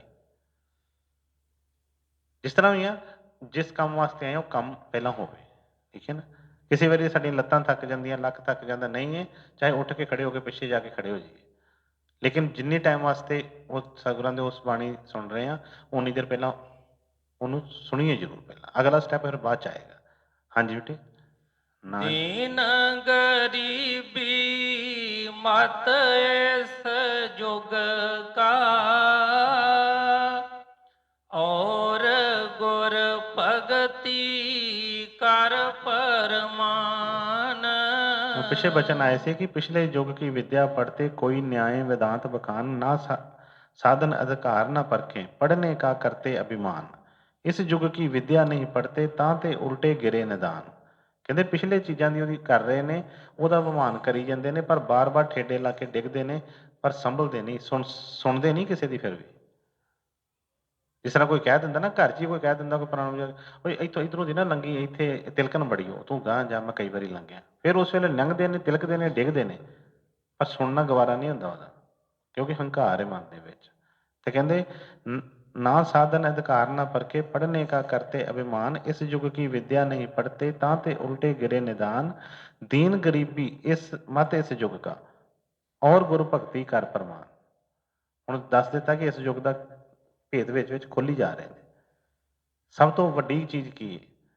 ਇਹਨਾਂ ਨੇ ਕਿਹਾ ਕਿ ਦੀਨ ਗਰੀਬੀ, ਪਹਿਲਾਂ ਬੜੇ ਬੜੇ ਰਾਜੇ ਮਹਾਰਾਜੇ ਬੜੇ ਬੜੇ ਵੱਡੇ ਹੋਏ, ਪਰ ਉਹਨਾਂ ਨੇ ਕਿਹਾ ਕਿ ਬੜੇ ਬੜੇ ਜਿਹੜੇ ਸੀ ਇਸੇ ਚੀਜ਼ 'ਚ ਉਹ ਕਰ ਗਏ, ਨੀਚ ਨੀਚ ਸਭ ਤਰ ਗਏ, ਸੰਤ ਚਰਨ ਲਵਲੀਨ, ਜਾਤੀ ਕੇ ਅਭਿਮਾਨ ਵਿੱਚ ਡੁੱਬੇ ਬਹੁਤ ਕੁਲੀਨ।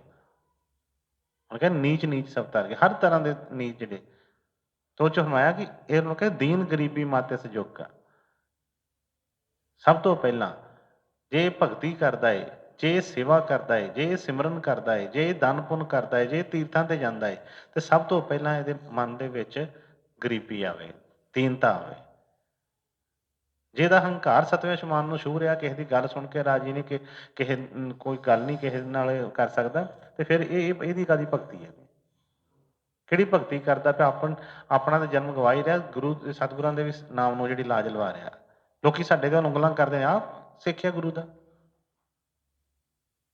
ਬੜੀ ਗੁਰੂ ਦੀ ਸ਼ੋਭਾ ਸੁਣੀ ਹੈ, ਤੇ ਬਈ ਹੁਣ ਜਿਸ ਤਰ੍ਹਾਂ ਕੋਈ ਮਾਂ ਪਿਓ ਦੀ ਕੋਈ ਬੱਚਿਆਂ ਨੂੰ ਦੇਖ ਨਾ, ਕਹਿੰਦਾ ਕਿ ਆਹ ਤੁਹਾਨੂੰ ਅਕਲ ਦਿੱਤੀ ਬੱਚਿਆਂ ਨੂੰ, ਕਹਿੰਦੇ ਉਹ ਬੱਚੇ ਨੂੰ ਨਹੀਂ ਗੱਲ ਕਰ ਰਹੇ, ਪਿਓ ਨੂੰ ਗੱਲ ਕਰ ਰਹੇ ਹੁੰਦੇ ਆ। ਕਈ ਵਾਰੀ ਸਾਡੀਆਂ ਉਹ ਜਿਹੜੀਆਂ ਚੀਜ਼ਾਂ ਕਰਕੇ ਸਾਡੇ ਹੁੰਦੇ ਨੇ, ਕਈ ਘਰਾਂ ਦੇ ਵਿੱਚ ਮੈਂ ਦੇਖਿਆ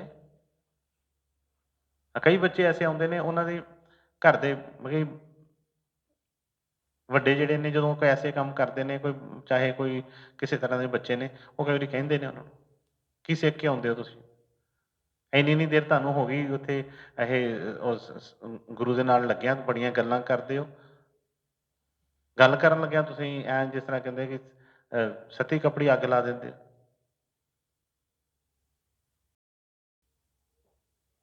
ਤਾਨੇ ਮੇਣੇ ਮਾਰਨ ਦੇ ਵਿੱਚ ਕੋਈ ਫਰਕ ਨਹੀਂ ਛੱਡਦੇ।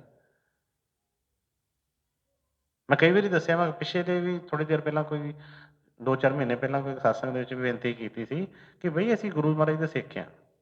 ਪਹਿਲਾਂ ਸਿੱਖ ਨੂੰ ਸਮਝ ਲਈਏ ਕਿ ਸਿੱਖ ਦੀ ਰਹਿਣੀ ਕੀ ਆ, ਬਾਕੀ ਸਭ ਕੁਛ ਬਾਅਦ ਦੇ ਵਿੱਚ ਆ। ਪੁੱਤਰ ਕਿਸੇ ਦੇ ਬਾਅਦ 'ਚ ਆ, ਪਿਓ ਕਿਸੇ ਦੇ ਬਾਅਦ 'ਚ ਆ, ਧੀ ਕਿਸੇ ਦੀ ਬਾਅਦ 'ਚ ਆ, ਮਾਂ ਕਿਸੇ ਦੀ ਬਾਅਦ ਵਿੱਚ ਆ, ਸੱਸ ਕਿਸੇ ਦੀ ਬਾਅਦ ਵਿੱਚ ਆ। ਪਹਿਲਾਂ ਅਸੀਂ ਗੁਰੂ ਦੇ ਸਿੱਖ ਹਾਂ। ਜੇ ਅਸੀਂ ਗੁਰੂ ਦੇ ਸਿੱਖ ਵਾਲੀ ਰਹਿਣੀ ਪੂਰੀ ਕਰ ਲਈ ਤੇ ਫਿਰ ਕਿਸੇ ਚੀਜ਼ ਦੀ ਲੋੜ ਹੀ ਨਹੀਂ ਹੈ।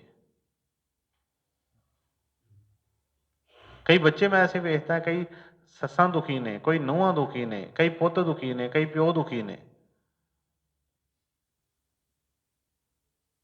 ਕਿਉਂ ਅਸੀਂ ਸਾਰੇ ਦੁਖੀ ਹਾਂ? ਕਈ ਬੇਟੀਆਂ ਹੁੰਦੀਆਂ ਇਹਨਾਂ ਉਹਨਾਂ ਦੀ ਤਰਸਯੋਗ ਹਾਲਤ ਹੁੰਦੀ ਹੈ, ਸੱਸਾਂ ਨੇ ਐ ਨਿਚੋੜ ਕੇ ਰੱਖਿਆ ਹੁੰਦਾ ਪੂਰਾ ਉਹਨਾਂ ਨੂੰ। ਕਈ ਸੱਸਾਂ ਵੀ ਐਸੀਆਂ ਆਉਂਦੀਆਂ ਨੇ ਕਿ ਨੂੰਹਾਂ ਉਹਨਾਂ ਨੂੰ ਐ ਉਹਨਾਂ ਨੂੰ ਲਾਇਆ ਇੱਕਦਮ ਤਨ ਤੇ, ਕਿਤੇ ਮਾੜਾ ਜਿੰਨਾ ਕਿਤੇ ਕਰਨ ਨਹੀਂ ਦਿੰਦੀਆਂ। ਕਈ ਬੱਚੇ ਨੇ ਉਹ ਮਾਂ ਪਿਓ ਦੀ ਸੇਵਾ ਕਰਨਾ ਚਾਹੁੰਦੇ ਨੇ, ਨੂੰਹਾਂ ਹੀ ਨਹੀਂ ਕਰਨ ਦਿੰਦੀਆਂ, ਕਹਿੰਦੀਆਂ ਕਿ ਤੂੰ ਕਿੱਦਾਂ ਵੱਖਰਾ ਹੋ ਜਾ, ਵੱਖਰਾ ਹੋ ਜਾ, ਵੱਖਰਾ ਹੋ ਜਾ, ਕੱਲਾ ਕੱਲਾ ਮੁੰਡਾ ਹੋਊਗਾ, ਕੀ ਹੋਊਗਾ ਵੱਖਰਾ ਕਰਕੇ, ਕੀ ਕਰ ਲੈਣਗੇ ਉਹਨੂੰ? ਹਰ ਕੋਈ ਮਤਲਬ ਪਹਿਲਾਂ ਮੈਂ ਕਿਹਾ, ਪਹਿਲਾਂ ਅਸੀਂ ਸਿੱਖ ਬਣੀਏ, ਕੋਈ ਵੀ ਹੋਈਏ, ਕਿਸੇ ਨੂੰ ਵੀ ਮੰਨਦੇ ਆ, ਗੁਰੂ ਗ੍ਰੰਥ ਸਾਹਿਬ ਜੀ ਨੂੰ ਮੰਨਦੇ ਆ, ਰਾਮ ਨੂੰ ਮੰਨਦੇ ਆ, ਅੱਲਾ ਨੂੰ ਮੰਨਦੇ ਆ, ਯਸ਼ੂ ਮਸੀਹ ਨੂੰ ਮੰਨਦੇ ਆ, ਕਿਸੇ ਨੂੰ ਵੀ ਮੰਨਦੇ ਆ, ਮੰਨੋ ਤੇ ਸਹੀ। ਕਿ ਕੌਣ ਕਹਿੰਦਾ ਕਿ ਬਈ ਇਸ ਤਰ੍ਹਾਂ ਦੇ ਕੰਮ ਕਰੀਏ ਅਸੀਂ? ਕੋਈ ਨਹੀਂ ਸਿਖਾਉਂਦਾ ਹੈਗਾ। ਤੇ ਉਹਨੇ ਫਰਮਾਇਆ ਕਿ ਦੀਨ ਗਰੀਬੀ ਮਤ ਇਸ ਯੁੱਗ ਕਾ, ਔਰ ਗੁਰ ਭਗਤੀ ਕਰ ਪ੍ਰਮਾਨ, ਤਾਂ ਤੇ ਨਿਰਮਲ ਨਿਸ਼ਚਿਤ ਚਿਤ ਹੋਏ, ਗगन ਚੜਾਓ ਸ਼ਬਦ ਨਿਸ਼ਾਨ, ਸੁਰਤ ਸ਼ਬਦ ਮਾਰਕ ਅੰਤਰਮੁਖ, पांच शब्द का गहो टिकान, शब्द शब्द पौड़ी पे चढ़कर पहुंचो सचखंड सतनाम, तांते पहले गुरु को त्याओ, और काम सब पीछे जान। ਕਿਉਂਕਿ ਜਦੋਂ ਬਈ ਉਹ ਗੁਰੂ ਦੀ ਪੂਜਾ ਹੋ ਗਈ, ਗੁਰੂ ਦਾ ਬਚਨ ਮੰਨਿਆ ਗਿਆ, ਤੇ ਸਾਰਿਆਂ ਦਾ ਹੀ ਮੰਨਿਆ ਗਿਆ। ਜੇ ਗੁਰੂ ਦਾ ਬਚਨ ਨਹੀਂ ਮੰਨਿਆ, ਸਾਰੀ ਦੁਨੀਆ ਦਾ ਮੰਨ ਲਵੇ, ਕੋਈ ਇਹਦਾ ਕੋਈ ਸਵਾਰ ਨਹੀਂ ਸਕਦਾ ਇਹਨੂੰ। ਬਿਮਾਰੀ ਬਿਮਾਰ ਹੋਵੇ, ਬੰਦਾ ਬਿਮਾਰ ਹੋਵੇ, ਆਪਣੇ ਚਾਚੇ ਦੀ, ਤਾਏ ਦੀ, ਮਾਂ ਦੀ, ਪਿਓ ਦੀ, ਸਾਰਿਆਂ ਦੀ ਮੰਨ ਲਏ, ਡਾਕਟਰ ਦੀ ਨਾ ਮੰਨੇ ਤੇ ਬਿਮਾਰੀ ਦੂਰ ਹੋਏਗੀ ਉਹਦੀ? ਕੁਝ ਇਹੋ ਜਿਹੀ ਹਾਲਤ ਸਾਡੀ ਬਣੀ। ਸਾਰਿਆਂ ਦੀ ਮੰਨ ਲੈਂਦੇ ਹਾਂ, ਡਾਕਟਰ ਦੀ ਨਹੀਂ ਮੰਨਦੇ। ਜਿਹਨੂੰ ਅਸੀਂ ਕਹਿੰਦੇ ਹਾਂ ਜਿਹੜੇ ਸਤਿਗੁਰ, ਉਹੀ ਸਾਡੇ ਸਤਿਗੁਰ ਨੇ, ਉਹੀ ਸਤਿਪੁਰਸ਼ ਨੇ, ਜਿਨ੍ਹਾਂ ਦੇ ਬਚਨ ਅਸੀਂ ਸੁਣ ਰਹੇ ਹਾਂ, ਕਰ ਰਹੇ ਹਾਂ, ਸਭ ਹੀ ਉਹਨਾਂ ਦੇ ਅਸੀਂ ਚਰਨਾਂ 'ਚ ਹਾਂ ਅਸੀਂ। ਪਰ ਜਦੋਂ ਅਸੀਂ ਉਹਨਾਂ ਦੇ ਬਚਨਾਂ ਨੂੰ ਮੰਨਣਾ ਹੀ ਨਹੀਂ, ਕਰਨਾ ਹੀ ਨਹੀਂ, ਤੇ ਫਿਰ ਫਾਇਦਾ ਕੀ ਉਹ ਚੀਜ਼ਾਂ ਦਾ। ਤੈਨੂੰ ਸੁਣਾਇਆ ਕਿ ਤਾਂ ਤੇ ਪਹਿਲੇ ਗੁਰੂ ਕੋ ਧਿਆਓ ਔਰ ਕੰਮ ਸਭ ਪੀਛੇ ਜਾਨ, ਗੁਰੂ ਕੀ ਮੂਰਤ ਹਿਰਦੇ ਵਸਾਓ ਚੰਦਰ ਚਕੋਰ ਪ੍ਰੀਤ ਘਟ ਆਨ। ਕਹਿੰਦੇ ਗੁਰੂ ਕੀ ਮੂਰਤ ਹਿਰਦੇ ਵਸਾਓ। ਅਸੀਂ ਦੇਖੀਏ ਸਾਡੇ ਹਿਰਦੇ 'ਚ ਕਿਹਦੀ ਤਸਵੀਰ ਹੈਗੀ ਹੈ? ਕਿਸੇ ਦੀ ਵੀ ਨਹੀਂ, ਸਾਡੀ ਆਪਣੀ ਹੀ ਤਸਵੀਰ ਹੈ। ਸਾਡੇ ਵੱਲੋਂ ਦੁਨੀਆ ਗਰਕ ਹੋ ਜਾਏ, ਅਸੀਂ ਕੀ ਲੈਣਾ? ਸਾਨੂੰ ਨਹੀਂ ਕੋਈ ਮਾੜੀ ਜਿਹੀ ਕੋਈ ਸੂਈ ਵੀ ਚੁਭਣੀ ਚਾਹੀਦੀ। ਸਾਰੀ ਦੁਨੀਆ ਖਤਮ ਹੋ ਜਾਏ, ਕਹਿੰਦੇ ਅਸੀਂ ਬਚ ਜਾਈਏ, ਬਾਕੀ ਸਾਰੇ ਮਰ ਜਾਣ, ਸਾਨੂੰ ਕੀ ਹੈ? ਕਿਸੇ ਦੀ ਵੀ ਨਹੀਂ ਹੈ ਸਾਡੇ ਅੰਦਰ। ਸਭ ਤੋਤੇ ਤੋਤੇ ਰਿਸ਼ਤੇ ਨੱਤੇ ਸਭ ਨਹੀਂ। ਇਨਸਾਨ ਬਣਾਇਆ ਸਾਨੂੰ, ਇਨਸਾਨੀਅਤ ਨਹੀਂ ਅੰਦਰ ਹੈਗੀ ਤੇ ਕਿਸ ਤਰ੍ਹਾਂ ਗੱਲ ਬਣੇਗੀ? ਫਰਮਾਇਆ ਕਿ ਗੁਰੂ ਕੀ ਮੂਰਤ ਹਿਰਦੇ ਵਸਾਓ ਚੰਦਰ ਚਕੋਰ ਪ੍ਰੀਤ ਘਟ ਆਨ, ਜਬ ਲਗ ਐਸੀ ਪ੍ਰੀਤ ਨਾ ਹੋਵੇ ਤਬ ਲਗ ਸਾਧਨ ਯਹੀ ਬਖਾਨ। ਹੁਣ ਇਸ ਤੋਂ ਅੱਗੇ ਬੰਦ ਹੀ ਕਰ ਦਿੱਤਾ ਮੈਂ। ਕਹਿੰਦੇ ਕਿ ਜਦੋਂ ਤੱਕ, ਵਚਨ ਹੋਰ ਵੀ ਅੱਗੇ ਹੈਗਾ ਹੈ, ਪਰ ਅਗਲੇ ਸਤਸੰਗ ਦੇ ਵਿੱਚ ਉਹਦਾ ਬਾਰੇ ਦੱਸਾਂਗੇ। ਅੱਜ ਦੀ ਜਿਹੜੀ ਆ ਇੱਥੇ ਉਹਨਾਂ ਨੇ ਸਮਾਪਤੀ ਕੀਤੀ ਹੈ। ਫਿਲਹਾਲ ਅਸੀਂ ਇੱਥੇ ਇਹ ਵਿਰਾਮ ਲਈਏ। ਫਰਮਾ ਰਹੇ ਨੇ कि तांते पहले गुरु को त्याओ और काम सब पीछे जान, गुरु की मूर्त हृदय बसाओ चंद्र चकोर प्रीत घट आन, जब लग ऐसी प्रीत ना होवे तब लग साधन यही बखान। बस कोई सिमरन करन दी लोड़ नहीं, कोई सेवा करन दी लोड़ नहीं, कोई दान पुण्य करन दी लोड़ नहीं, कोई तीर्थां 'च इशनान करन दी लोड़ नहीं, कोई वर्त रखण दी लोड़ नहीं, कुछ भी करन दी लोड़ नहीं। ਪਿਛਲੇ ਯੁਗਾਂ 'ਚ ਕਿਉਂ ਸੀ? ਕਿਉਂਕਿ ਕਮ ਸੇ ਕਮ ਕਿਸੇ ਨਾ ਕਿਸੇ ਦੀ ਇੱਕ ਹੁੰਦੀ ਤਾਂ ਸਹੀ ਸੀ, ਇੱਕ ਜਗ੍ਹਾ ਟੇਕ ਤੇ ਹੁੰਦੀ ਸੀ। ਅੱਜ ਕੱਲ੍ਹ ਤੇ ਮੈਂ ਦੱਸਿਆ ਕਿ ਕੁਝ ਕਈਆਂ ਨੇ ਤਾਂ ਫਾਇਦਾ ਲਿਆ, ਕਈਆਂ ਨੇ ਬੜਾ ਨੁਕਸਾਨ। ਕਈਆਂ ਦੇ ਧਿਆਨ ਭਟਕੇ, ਕਈ ਅਚਰਨ ਤੋਂ ਭ੍ਰਿਸ਼ਟੇ ਗਏ, ਕਈਆਂ ਨੇ ਆਪਣੇ ਬੇੜਾ ਗਰਕ ਕਰ ਲਿਆ। ਕਮ ਸੇ ਕਮ ਪਿੱਛੇ ਹੁੰਦਾ ਸੀ ਲੋਕੀ, ਮੈਂ ਗੱਲ ਚੱਲ ਰਹੀ ਸੀ, ਅਜੇ ਵੀ ਕਈ ਐਸੇ ਇਲਾਕੇ ਹੈਗੇ ਨੇ, ਉੱਥੇ ਚਲੇ ਜਾਓ, ਲੜਕੀਆਂ ਨੇ ਏਡੇ ਵੱਡੇ ਘੁੰਡ ਕੱਢੇ, ਜੇਠ ਤੋਂ, ਸਹੁਰੇ ਤੋਂ, ਵੱਡਿਆਂ ਤੋਂ। ਪਿੰਡ ਦੇ ਵੀ ਕਈ, ਭਾਵੇਂ ਪਿੰਡ 'ਚ ਵੀ ਕੋਈ ਬਜ਼ੁਰਗ ਵੀ ਆਉਂਦਾ ਪਿਆ, ਉਹ ਤੋਂ ਵੀ ਘੁੰਡ ਕੱਢਿਆ, ਭਾਵੇਂ ਉਹਨੂੰ ਜਾਣਦੇ ਵੀ ਨਾ ਹੋਣ। ਕੁਛ ਨਾ ਕੁਛ ਉਹਨਾਂ ਚੀਜ਼ਾਂ ਦਾ ਮਤਲਬ ਸੀ, ਰਿਸਪੈਕਟ ਸੀ, ਮਨ ਦੇ ਵਿੱਚ ਇੱਜ਼ਤ ਸੀ। ਹੁਣ ਅੱਜ ਕੱਲ੍ਹ ਸੋਸ਼ਲ ਮੀਡੀਆ ਦਾ ਜ਼ਮਾਨਾ ਆ ਗਿਆ, ਸਭ ਕੁਝ ਦੇਖਦੇ। ਮੈਂ ਤਾਂ ਕਈ ਵਾਰੀ ਦੇਖਦਾ ਕਿ ਪਿੱਛੇ ਗੁਰਮਤਿ ਦੇ ਵਚਨ ਆਏ ਸੀ ਕਿ ਦੇਖੋ ਸਭ ਜਗ ਜਾਤ ਬਹਾਰ, ਦੇਖ ਦੇਖ ਮੈਂ ਗਤੀਆ ਜਾਖੀ ਬਾਰ ਬਾਰ ਜੇ ਵਰਨ ਕਾ। ਕਹਿੰਦੇ ਦੇਖੋ ਦੁਨੀਆ ਜਾ ਕਿੱਧਰ ਨੂੰ ਰਹੀ, ਤੁਰ ਕਿੱਧਰ ਨੂੰ ਰਹੀ ਹੈ। ਮੈਂ ਕਈ ਸਤਿਗੁਰਾਂ ਦੇ ਬੱਚੇ ਐਸੇ ਕਹਿੰਦੇ ਨੇ ਆਪਣੇ ਆਪ ਨੂੰ, ਬਈ ਪਿਓ ਦਾ ਪਤਾ ਹੈ, ਜਨਮ ਲਿਆ ਸੀ, ਇਹਨੂੰ ਪਤਾ ਸੀ ਕਿ ਮੇਰਾ ਪਿਓ ਇਹੋ ਹੀ ਹੈਗਾ। ਕਹਿ ਹੀ ਦਿੱਤਾ ਨਾ ਕਿ ਆਹ ਤੇਰਾ ਪਿਓ, ਆਹ ਤੇਰੀ ਮਾਂ ਹੈ। ਮੰਨਦੇ ਨੇ, ਉਹਨਾਂ ਨੂੰ ਕੋਈ ਗੱਲ ਕਰਦੇ ਤੇ ਇਸ ਗਰਦਨ ਲਾਉਣ ਤੱਕ ਜਾਂਦੇ ਨੇ। ਤੇ ਜਿਨ੍ਹਾਂ ਨੂੰ ਸਤਿਗੁਰ ਕਹਿੰਦਾ ਹੈ, ਬਾਰ ਬਾਰ ਉਹਦੀ ਪਰਖ, ਪਰ ਬਾਰ ਬਾਰ ਪਰਖ। ਕਈ ਤੇ ਐਸੇ ਐਸੇ ਬੱਚੇ ਮਿਲੇ ਮੈਨੂੰ, ਕਈ ਕਹਿੰਦੇ ਅਸੀਂ ਤੇ ਨਾਮ ਤੇ ਲਿਆ ਸੀ ਜੀ, ਪਰ ਨਾ ਵਿਸ਼ਵਾਸ ਜਿਹਾ ਨਹੀਂ ਹੋਇਆ। ਕਿਉਂ? ਥੋੜਾ ਜਿਹਾ ਚੱਲੇ ਸੀ, ਫਿਰ ਨਾ ਫਲਾਣੀ ਚੀਜ਼ ਤੇ ਆਹ ਪੜਿਆ, ਉਹਦੇ ਬਾਰੇ ਆਉਂ, ਕਿਸੇ ਨੇ ਨੈਟ ਤੇ ਕੁਛ ਦੇਖ ਲਿਆ। ਇੱਕ ਤੇ ਇੱਥੋਂ ਤੱਕ ਆਇਆ, ਕਹਿੰਦਾ ਇਹ ਮੈਂ ਜੀ ਸੁਣਿਆ ਉੱਤੇ ਕਿ ਇਹ 5 ਨਾਮ ਦਾ ਨਹੀਂ, 7 ਨਾਮ, 7 ਸ਼ਬਦ ਦਾ ਜਿਹੜਾ ਹੈਗਾ ਨਾਮ, ਇਹ ਰਾਧਾ ਸਵਾਮੀ 5 ਦਾ ਹੀ ਦਈ ਜਾਂਦੇ ਆ। ਫਿਰ ਇੱਕ ਆਇਆ, ਉਹ ਜੀ ਫਲਾਣਾ ਤੇ ਦੋਹਾਂ ਦਾ ਦਿੰਦਾ, ਉਹ ਇੱਕ ਫੜਾਉਂਦਾ, ਇੱਕ ਛਡਾਉਂਦਾ। ਮੈਂ ਕਿਹਾ ਭਰਾ ਤੂੰ ਛੁੱਟ ਜਾ, ਜਿਹੜਾ ਜਾ ਕੇ ਸਾਨੂੰ ਫਸੇ ਰਹਿਣ ਦੇ ਜਿੱਥੇ ਫਸੇ, ਕੋਈ ਗੱਲ ਨਹੀਂ ਹੈ। ਉਤੋਂ ਹੀ ਗੁਰੂ ਤੇ ਜਿਹਨੂੰ ਮੱਥਾ ਟੇਕਿਆ, ਜਿਹਦੇ ਕੋਲੋਂ ਬੇਨਤੀਆਂ ਕੀਤੀਆਂ, ਜਿਹਦੇ ਕੋਲ ਕਹਿੰਦੇ ਕਹਿੰਦੀ ਨਹੀਂ ਕਿਰਪਾ, ਉਹਨੂੰ 1 ਮਿੰਟ ਕਹਿੰਦਾ ਨਹੀਂ ਜੀ। ਮੋਬਾਇਲ ਤੇ ਹੀ ਦੇਖ ਕੇ ਕਿਸੇ ਦੀ ਫੋਟੋ, ਕਿਸੇ ਦੀਆਂ ਗੱਲਾਂ ਸੁਣ ਕੇ ਜਾਂ ਕੋਈ ਚੀਜ਼ਾਂ ਕਰਕੇ, ਤੇ ਇਹ ਸਾਡਾ ਭਰੋਸਾ ਹੈ? ਫਿਰ ਅਸੀਂ ਕਹਿੰਦੇ ਅਸੀਂ ਗੁਰੂ ਦੇ ਸਿੱਖ ਹਾਂ। ਨਹੀਂ, ਪਤਾ ਨਹੀਂ ਚੱਲਿਆ ਹਜੇ ਉਸ ਚੀਜ਼ ਦਾ। ਇਸ ਕਰਕੇ ਉਹ ਕਹਿ ਰਹੇ ਨੇ ਕਿ ਤਾਂ ਤੇ ਪਹਿਲੇ ਗੁਰੂ ਕੋ ਧਿਆਓ ਔਰ ਕੰਮ ਸਭ ਪੀਛੇ ਜਾਣ। और कहते जब लग ऐसी प्रीत ना होवे तब लग साधन यही बखान। ਜਦੋਂ ਤੱਕ ਪ੍ਰੀਤ ਨਹੀਂ ਬਣਦੀ ਆਪਣੇ ਆਪਣੇ ਸਤਿਗੁਰ ਦੇ ਨਾਲ, ਕਹਿੰਦੇ ਕੋਈ ਲੋੜ ਨਹੀਂ ਹੈ ਕਿਤੇ ਸਿਰ ਮਾਰਨ ਦੀ, ਜੋ ਮਰਜ਼ੀ ਕਰ ਲਓ। ਜਦੋਂ ਤੱਕ ਤੁਹਾਨੂੰ ਆਪਣੇ ਸਤਿਗੁਰਾਂ ਨਾਲ ਪ੍ਰੀਤ ਨਾ ਬਣੀ, ਸਾਰੇ ਵਰਤ ਸਭ ਕੁਛ ਕੀਤਾ ਕਰਾਇਆ ਵਿਰਥਾ ਹੈ। ਜੋ ਮਰਜ਼ੀ ਕਰ ਲਓ, ਜਿੰਨੇ ਮਰਜ਼ੀ ਪੁੰਨ ਕਰ ਲਓ, ਜਿੰਨੀਆਂ ਮਰਜ਼ੀਆਂ ਚਿੜੀਆਂ ਨੂੰ ਆਟੇ ਪਾ ਲਓ, ਜਿੰਨੇ ਮਰਜ਼ੀ ਜਾ ਕੇ ਦਾਨ ਪੁੰਨ ਕਰ ਲਓ, ਗਰੀਬਾਂ ਨੂੰ ਕੱਪੜੇ ਵੰਡ ਲਓ, ਕੋਈ ਫਰਕ ਨਹੀਂ ਪੈਣਾ ਉਹਦੇ ਨਾਲ।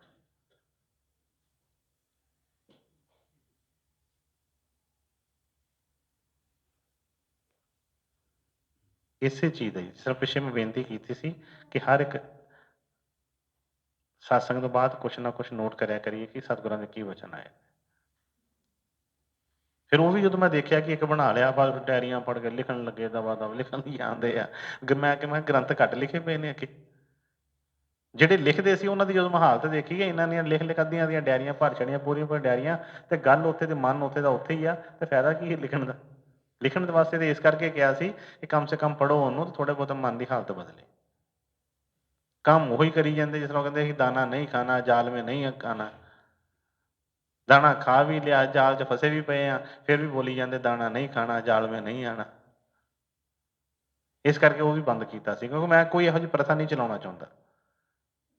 ਕਿ ਪਹਿਲਾਂ ਹੀ ਬੜੀਆਂ ਚੱਲ ਰਹੀਆਂ ਨੇ, ਪਹਿਲਾਂ ਹੀ ਇੰਨੀਆਂ ਕਿ ਚੱਲ ਰਹੀਆਂ ਨੇ, ਮਹਾਂ ਉਹਨਾਂ ਨੂੰ ਹੀ ਆ ਜਾਣ ਧਰਤੀ ਵਾਹਿਤ, ਉਹ ਹੀ ਬੜੀਆਂ ਨੇ। ਕੋਈ ਕਹਿੰਦਾ ਜੀ, ਮੈਂ ਪਿੱਛੇ ਦੱਸਦਾ ਰਿਹਾ, ਉਹ ਜਿਹੜਾ ਕੰਮ ਸਤਿਗੁਰਾਂ ਨੇ ਕਿਹਾ ਉਧਰ ਸਾਡਾ ਕੋਈ ਧਿਆਨ ਨਹੀਂ ਆ, ਰੋਟੀਆਂ ਵੱਲ ਧਿਆਨ ਹੋਊਗਾ। 3 ਵਾਰੀ ਵਰਤਾਉਣਾ, ਚੌਥੀ ਵਾਰੀ ਨਹੀਂ ਵਰਤਾਉਣਾ। ਇੱਕ ਪਿੱਛੇ ਜਿਹੇ ਆਏ, ਉਹ ਗੁਰੂ ਮਹਾਰਾਜ ਜੀ ਦੇ ਬਾਹਰ ਇੱਥੇ ਉਹ ਲਗਾਇਆ ਭਾਂਡੇ ਸਾਫ਼ ਕਰਨ ਵਾਸਤੇ, ਉਹ ਸਰਫ ਵਾਲਾ, ਜਦੋਂ ਉੱਦਾਂ ਕਿ ਹਰ ਇੱਕ ਕੋ ਸੁੱਕ ਮਾਈ ਨਹੀਂ ਹੁੰਦੀ। ਹੋਰ ਤਾਂ ਇੱਕ ਸੇਵਾਦਾਰ ਕਹਿਣ ਲੱਗਾ, ਨਹੀਂ ਬਾਕੀ ਤੇ ਗੱਲਾਂ ਠੀਕ ਹੈ, ਪਰ ਗੁਰੂ ਮਹਾਰਾਜ ਦਾ ਹੁਕਮ ਸੁੱਕ ਮਾਂਜਦਾ ਸੀ। ਹੁਣ ਦੇਖੋ ਕੀ ਬੰਦਾ ਕਰੇਗਾ ਇੱਥੇ ਆਣ ਕੇ, ਕਿਹਦੀ ਮੰਨੇ ਕਿਹਦੀ ਨਹੀਂ ਕਰੇਗਾ। ਮੈਂ ਕਿਹਾ ਬਾਕੀ ਨਹੀਂ ਕੋਈ ਗੁਰੂ ਮਹਾਰਾਜ ਦਾ ਹੁਕਮ ਹੈਗਾ ਹੋਰ ਕੋਈ। ਬਸ ਇਹਨਾਂ ਚੀਜ਼ਾਂ ਦੇ ਵਿੱਚ ਫਸੇ। ਠੀਕ ਹੈ ਵੀ ਸਭ ਕੁਝ ਹੀ ਉਹਨਾਂ ਦੀ, ਸਭ ਕੁਝ ਪੂਜਣਯੋਗ, ਸਭ ਕੁਝ ਹੀ ਹੈ, ਪਰ ਪਹਿਲਾਂ ਉਹਨਾਂ ਨੇ ਜੋ ਵਚਨ ਜਿਹੜਾ ਜਿੱਤੇ ਰਾਮ ਦੇ ਰਿਹਾ, ਉਹਨੂੰ ਪਹਿਲਾਂ ਧਿਆਨ ਨਾਲ ਸਮਝੇ। ਉਹਨੇ ਕਿਹਾ ਕਿ ਜਬ ਲਗ ਐਸੀ ਪ੍ਰੀਤ ਨਾ ਹੋਵੇ ਤਬ ਲਗ ਸਾਧਨ ਯਹੀ ਬਕਾਨ। ਜਿਸ ਤਰ੍ਹਾਂ ਪਿੱਛੇ ਉਹਨਾਂ ਨੇ ਚੰਦਰ ਚਕੋਰ ਦੀ ਜਿਹੜੀ ਸਾਰੀ ਉਹਨਾਂ ਨੇ ਕਿਹਾ ਕਿ ਜਦੋਂ ਤੱਕ ਐਸੀ ਪ੍ਰੀਤ ਨਹੀਂ ਸੀ ਗੁਰੂ ਨਾਲ ਬਣਦੀ, ਹੁਣ ਤੱਕ ਕੋਈ ਫਾਇਦਾ ਨਹੀਂ ਆ। ਐਵੇਂ ਆਪਣੇ ਆਪ ਨੂੰ ਥਕਾਓ ਨਾ। ਜੇ ਤੁਹਾਡੇ ਦਿਮਾਗ 'ਚ ਜੇ ਕੋਈ ਗੁਰੂ ਦੀ ਮੂਰਤ ਨਹੀਂ ਹੈਗੀ, ਤੁਹਾਡਾ ਕੋਈ ਗੁਰੂ ਨਹੀਂ ਹੈਗਾ, ਤੇ ਕੁਛ ਵੀ ਕਰ ਲਓ, ਕੋਈ ਫਰਕ ਨਹੀਂ ਪੈਣਾ ਹੈਗਾ। ਕਿਸੇ ਠੀਕ ਹੈ, ਕਈ ਵਾਰੀ ਪਿਆਰ ਨਾਲ ਹੌਸਲਾ ਜ਼ਰੂਰ ਦੇ ਦਈਦਾ, ਕੋਈ ਗੱਲ ਨਹੀਂ, ਕੋਈ ਨਹੀਂ, ਗੁਰੂ ਮਹਾਰਾਜ ਦਿਆ ਕਰਨਗੇ, ਪਰ ਜੇ ਅਸੀਂ ਉੱਤੇ ਹੀ ਟਿਕੇ ਰਹਿੰਦੇ ਹਾਂ, ਵਧਣੇ ਨਹੀਂ ਚਾਹੁੰਦੇ ਅੱਗੇ, ਤੇ ਫਿਰ ਕੋਈ ਫਾਇਦਾ ਨਹੀਂ। ਇਸ ਕਰਕੇ ਪਹਿਲਾਂ ਕਿਸੇ ਨਾਲ ਪ੍ਰੀਤ ਬਣਾਈਏ, ਕਿਸੇ ਨਾਲ ਡੋਰੀ ਜੋੜੀਏ, ਗੱਲ ਫਿਰ ਬਣੇਗੀ। ਜੇ ਸਾਡਾ ਅੱਗੇ ਕੋਈ ਨਿਸ਼ਾਨਾ ਨਹੀਂ ਹੈਗਾ, ਤੇ ਫਿਰ ਕੋਈ ਫਾਇਦਾ ਨਹੀਂ ਹੈਗਾ। ਕਿੱਥੇ ਤੁਸੀਂ ਪੈਸੇ ਜਮ੍ਹਾਂ ਕਰਦੇ ਹੋ, ਬੈਂਕ ਦੇ ਵਿੱਚ ਖਾਤਾ ਹੀ ਨਹੀਂ ਹੈਗਾ, ਤੁਹਾਡਾ ਨਾਂ ਹੀ ਨਹੀਂ ਕੋਈ ਬੋਲਦਾ ਪਿਆ ਕਿਤੇ, ਕਿੱਥੋਂ ਜਮ੍ਹਾਂ ਕਰਾਓਗੇ, ਕਿੱਥੋਂ ਕਢਾਓਗੇ? ਨਹੀਂ ਕੋਈ ਗੱਲ ਬਣੀ। ਇਸ ਲਈ ਜੇ ਕਿਸੇ ਨੂੰ ਕੋਈ ਕਿਸੇ ਤਰ੍ਹਾਂ ਦਾ ਕੋਈ ਬੁਰਾ ਲੱਗਾ, ਮਾਫੀ ਦੇਣਾ। ਪਰ ਮੈਂ ਕਈ ਵਾਰੀ ਦੇਖ ਕੇ ਬੜਾ ਦੁੱਖ ਹੁੰਦਾ ਹੈ ਕਿ ਅਸੀਂ ਸਤਿਗੁਰਾਂ ਦੇ ਬੱਚੇ ਬੜੀਆਂ ਐਸੀਆਂ ਗੱਲਾਂ ਕਰਦੇ ਹਾਂ, ਜਦੋਂ ਮੈਂ ਹਾਲਤ ਦੇਖਦਾ ਹੈ, ਕਿਉਂਕਿ ਮੇਰੇ ਕੋਲ 24 ਘੰਟੇ ਇਹੋ ਹੀ ਚੀਜ਼ਾਂ ਹੁੰਦੀਆਂ ਨੇ, ਗੱਲਾਂ ਉਹ ਕਹਿੰਦੇ ਆ ਕਿ ਬਹੁਤ ਬਹੁਤ ਵੱਡੀਆਂ, ਤੇ ਜਦੋਂ ਅਸੀਂ ਡਿੱਗਦੇ ਆ ਨਾ, ਤੇ ਨਿੱਕੇ ਨਿੱਕੇ ਜਿਹੇ ਕਹਿੰਦੇ ਆ ਕਿ ਛੋਟੇ ਛੋਟੇ ਪਾਣੀ, ਜਿਸ ਤਰ੍ਹਾਂ ਕਹਿੰਦੇ ਆ ਕਿ ਉਹ ਕਈ ਜੀ ਕਹਿੰਦੇ ਨਾ ਕਿ ਉਹ 'ਚ ਪਾਣੀ ਲੈ ਕੇ ਤੇ ਬਈ ਨੱਕ ਡੋਬ ਲਾ, ਉਹਦੇ ਵਿੱਚ ਕਿ ਚੁੱਲੀ 'ਚ ਨੱਕ ਲੈ ਕੇ ਸਾਡੇ ਕੇ ਡੁੱਬਣ ਵਾਲੀ ਗੱਲ ਹੋ ਜਾਂਦੀ ਹੈ ਸਾਡੀ। ਇਸ ਕਰਕੇ ਪਹਿਲਾਂ ਆਪਣੇ ਆਪ ਨੂੰ ਕਰੀਏ, ਦੇਖੀਏ ਕਿ ਬਈ ਕਾਹਦੇ ਵਾਸਤੇ ਘਰੋਂ ਚੱਲੇ, ਕਾਹਦੇ ਵਾਸਤੇ ਆਏ ਹਾਂ, ਕੀ ਲੈਣ ਵਾਸਤੇ ਆਏ ਹਾਂ, ਕੀ ਲੈ ਕੇ ਜਾਣ ਚੱਲੇ ਹਾਂ। ਜਦੋਂ ਜਾ ਰਹੇ ਹਾਂ ਉਦੋਂ ਵੀ ਵੇਖੋ ਕਿ ਕੁਛ ਲੈ ਕੇ ਜਾ ਰਹੇ ਹਾਂ। ਇਕੱਲਾ ਉਹੀ ਨਾ ਪ੍ਰਸ਼ਾਦ ਵਾਲਾ ਲਿਫਾਫਾ ਹੀ ਨਾ ਸਾਂਭੀ ਜਾਇਆ ਕਰੀਏ ਕਿ ਪ੍ਰਸ਼ਾਦ ਵਾਲਾ ਲਿਫਾਫਾ ਮੇਰਾ ਰਹਿ ਗਿਆ। ਬੜੇ ਪ੍ਰਸ਼ਾਦ ਖਾਧੇ, ਸਭ ਕੁਛ ਕੀਤਾ, ਪਰ ਜਿਹੜਾ ਸਤਿਗੁਰਾਂ ਦਾ ਅਸਲੀ ਪ੍ਰਸ਼ਾਦ ਹੈ, ਕਿਉਂਕਿ ਸਤਿਗੁਰਾਂ ਨੂੰ ਪਿਛਲੇ ਬਚਨ 'ਚ ਆਇਆ ਸੀ ਕਿ ਸਤਿਗੁਰ ਸਿੱਖ ਕੋ ਨਾਮ ਧਨ ਦੇ। ਉਹ ਵੀ ਵੇਖਿਆ ਕਰੋ ਕਿ ਉਹ ਪ੍ਰਸ਼ਾਦ ਜਿਹੜਾ ਲਿਆ ਸੀ ਉਹ ਹੈਗਾ ਅੰਦਰ ਕਿ ਨਹੀਂ, ਲੈ ਕੇ ਜਾ ਰਹੇ ਆ ਕਿ ਨਹੀਂ। ਉਹ ਜੇ ਉਹ ਨਹੀਂ ਕੋਲ ਹੈਗਾ, ਤੇ ਬਾਹਰ ਦੇ ਫੁੱਲੀਆਂ ਪਤਾਸੇ ਖਾਂਦਿਆਂ ਨੂੰ ਤੇ ਪਤਾ ਨਹੀਂ ਦੁਨੀਆ ਨੂੰ ਕਿੰਨਾ ਕਿੰਨਾ ਚਿਰ ਹੋ ਗਿਆ ਵਾ। ਉਹ ਕਾਹਦਾ ਗੁਰਮਤਿ ਵਰਤਾਂ ਤੋਂ ਕਿਉਂ ਮਨਾ ਕੀਤਾ? ਕਹਿੰਦੇ ਜਿਹੜਾ ਵਰਤ ਅੱਜ ਸਵੇਰੇ ਰੱਖ ਕੇ ਸ਼ਾਮੀ ਤੋੜ ਦੇਣਾ, ਐਸੇ ਵਰਤ ਦਾ ਫਾਇਦਾ ਕੀ ਹੈ?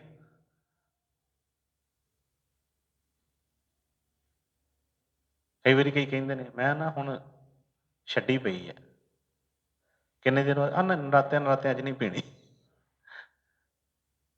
ਕੋਈ ਕਹਿੰਦਾ ਜੀ ਮੈਂ ਜੀ ਮਹੀਨੇ ਲਈ ਛੱਡੀ ਪਈ ਹੈ। ਉਹ ਤੂੰ ਨਾ ਛੱਡੇ ਤੈਨੂੰ ਕੀ ਉੱਥੇ ਕਿਹੜਾ ਕੀ ਕੋਈ ਕੰਮ ਰਹਿ ਚੱਲਿਆ ਤੇਰਾ? ਹਾਂ, ਸ਼ੁਰੂ ਕਰੀਏ ਵਰਤ ਰੱਖਣੇ ਜੇ ਕਰਨੇ ਆ। ਤੇ ਮੈਂ ਪਿੱਛੇ ਵੀ ਬੇਨਤੀ ਕੀਤੀ ਸੀ, ਨਿੰਦਾ ਚੁਗਲੀ ਤੋਂ ਬਚੀਏ, ਵਰਤ ਰੱਖੀਏ। ਜਿਸ ਤਰ੍ਹਾਂ ਰੋਟੀ ਨਹੀਂ ਖਾਂਦੇ ਸਾਰਾ ਦਿਨ, ਸੋਚਿਆ ਜਾਵੇ ਕਿ ਅੱਜ ਮੈਂ ਨਿੰਦਾ ਨਹੀਂ ਕਰਨੀ ਕਿਸੇ ਦੀ, ਮੈਂ ਕਿਸੇ ਬਾਰੇ ਮਾੜਾ ਨਹੀਂ ਸੋਚਣਾ, ਅੱਜ ਮੈਂ ਗੁਰੂ ਦਾ ਹੀ ਬਚਨ ਮੰਨਣਾ ਵਾ, ਸਵੇਰ ਤੋਂ ਲੈ ਕੇ ਸ਼ਾਮਾਂ ਤੱਕ ਮੰਨਣਾ ਵਾ। ਫਿਰ ਬਣਾਓ ਉਸ ਵਰਤ ਦੀ ਅੱਗੇ ਰੂਟੀਨ। 2 ਦਿਨ ਮੰਨੋ, 4 ਦਿਨ ਮੰਨੋ, ਫਿਰ ਹਫ਼ਤੇ ਦੀ ਕਰੋ, ਫਿਰ ਹੌਲੀ-ਹੌਲੀ ਵਧਾਓ ਉਸ ਚੀਜ਼ ਨੂੰ ਆਪਣੇ।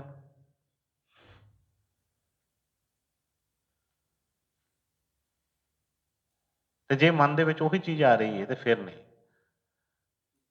ਜੇ ਸਾਨੂੰ ਬਾਹਰਲੀਆਂ ਚੀਜ਼ਾਂ ਦਾ ਹਜੇ ਬਾਹਰਲੀਆਂ ਚੀਜ਼ਾਂ ਸਾਨੂੰ ਮਹਿੰਗੀਆਂ ਲੱਗ ਰਹੀਆਂ ਨੇ ਤੇ ਗੁਰੂ ਜਿਹੜਾ ਸਸਤਾ ਲੱਗ ਰਿਹਾ ਹੈ ਤੇ ਫਿਰ ਗੁਰੂ ਕੁਝ ਕੁਛ ਨਹੀਂ ਮਿਲਦਾ। ਜਿਨ੍ਹਾਂ ਨੂੰ ਪਤਾ ਚੱਲ ਗਿਆ ਉਹਨਾਂ ਨੇ ਸਤਿਗੁਰਾਂ ਨੇ ਫਰਮਾਇਆ ਨਾ ਕਿ ਇੱਕ-ਇੱਕ ਵਚਨ ਵੀ ਕਰੋੜਾਂ ਰੁਪਈਆਂ ਵੀ ਮੈਂ ਕੀਮਤ ਪਾਵਾਂ ਤੇ ਨਹੀਂ ਉਹਦੀ ਕੀਮਤ ਨਹੀਂ ਹੈਗੀ। ਇਸ ਕਰਕੇ ਸਤਸੰਗ ਦੇ ਵਿੱਚ ਕੋਈ ਨਹੀਂ ਗੁਰੂ ਮਹਾਰਾਜ ਨੇ ਕਈ ਵਾਰੀ ਵਚਨ ਫਰਮਾਇਆ ਸੀ ਕਿ ਜਦੋਂ ਸਤਿਗੁਰਾਂ ਦਰਬਾਰ 'ਚ ਆਉਂਦੇ ਹਾਂ ਜਿਸ ਤਰ੍ਹਾਂ ਜੁੱਤੀ ਲਾ ਕੇ ਆਉਂਦੇ ਹਾਂ ਨਾ ਤੇ ਇਸ ਤਰ੍ਹਾਂ ਗੁਰੂ ਮਹਾਰਾਜ ਨੇ ਫਰਮਾਇਆ ਸੀ ਆਪਣਾ ਦਿਮਾਗ, ਅੱਖਾਂ, ਕੰਨ ਬਾਹਰ ਛੱਡ ਕੇ ਆਇਆ ਕਰੋ। ਕਦ ਲਈ ਕਿ ਇਸੇ ਕਰਕੇ ਕੁਛ ਉਹ ਮਿਲ ਸਕੇ। ਕਿ ਜੇ ਉੱਥੇ ਵੀ ਆਣ ਕੇ ਦਿਮਾਗ ਚੱਲੀ ਗਿਆ, ਉੱਥੇ ਵੀ ਆਣ ਕੇ ਉਹ ਜਿਹੜਾ ਭਾਂਡਾ ਪਹਿਲਾਂ ਹੀ ਭਰਿਆ ਜਦੋਂ ਘਰੋਂ ਜਾਈਦਾ ਨਾ ਤੇ ਉਹ ਥੈਲਾ ਖਾਲੀ ਲੈ ਕੇ ਜਾਈਦਾ ਕਿ ਇਹ 'ਚੋਂ ਆਹ ਲੈ ਕੇ ਆਉਣਾ। ਤੇ ਜੇ ਪਹਿਲਾਂ ਹੀ ਭਰ ਕੇ ਖੜਿਆ ਹੋਵੇ ਘਰੋਂ ਤੇ ਫਿਰ ਪਵਾਵਾਂਗੇ ਕੀ ਉਹਦੇ ਵਿੱਚ।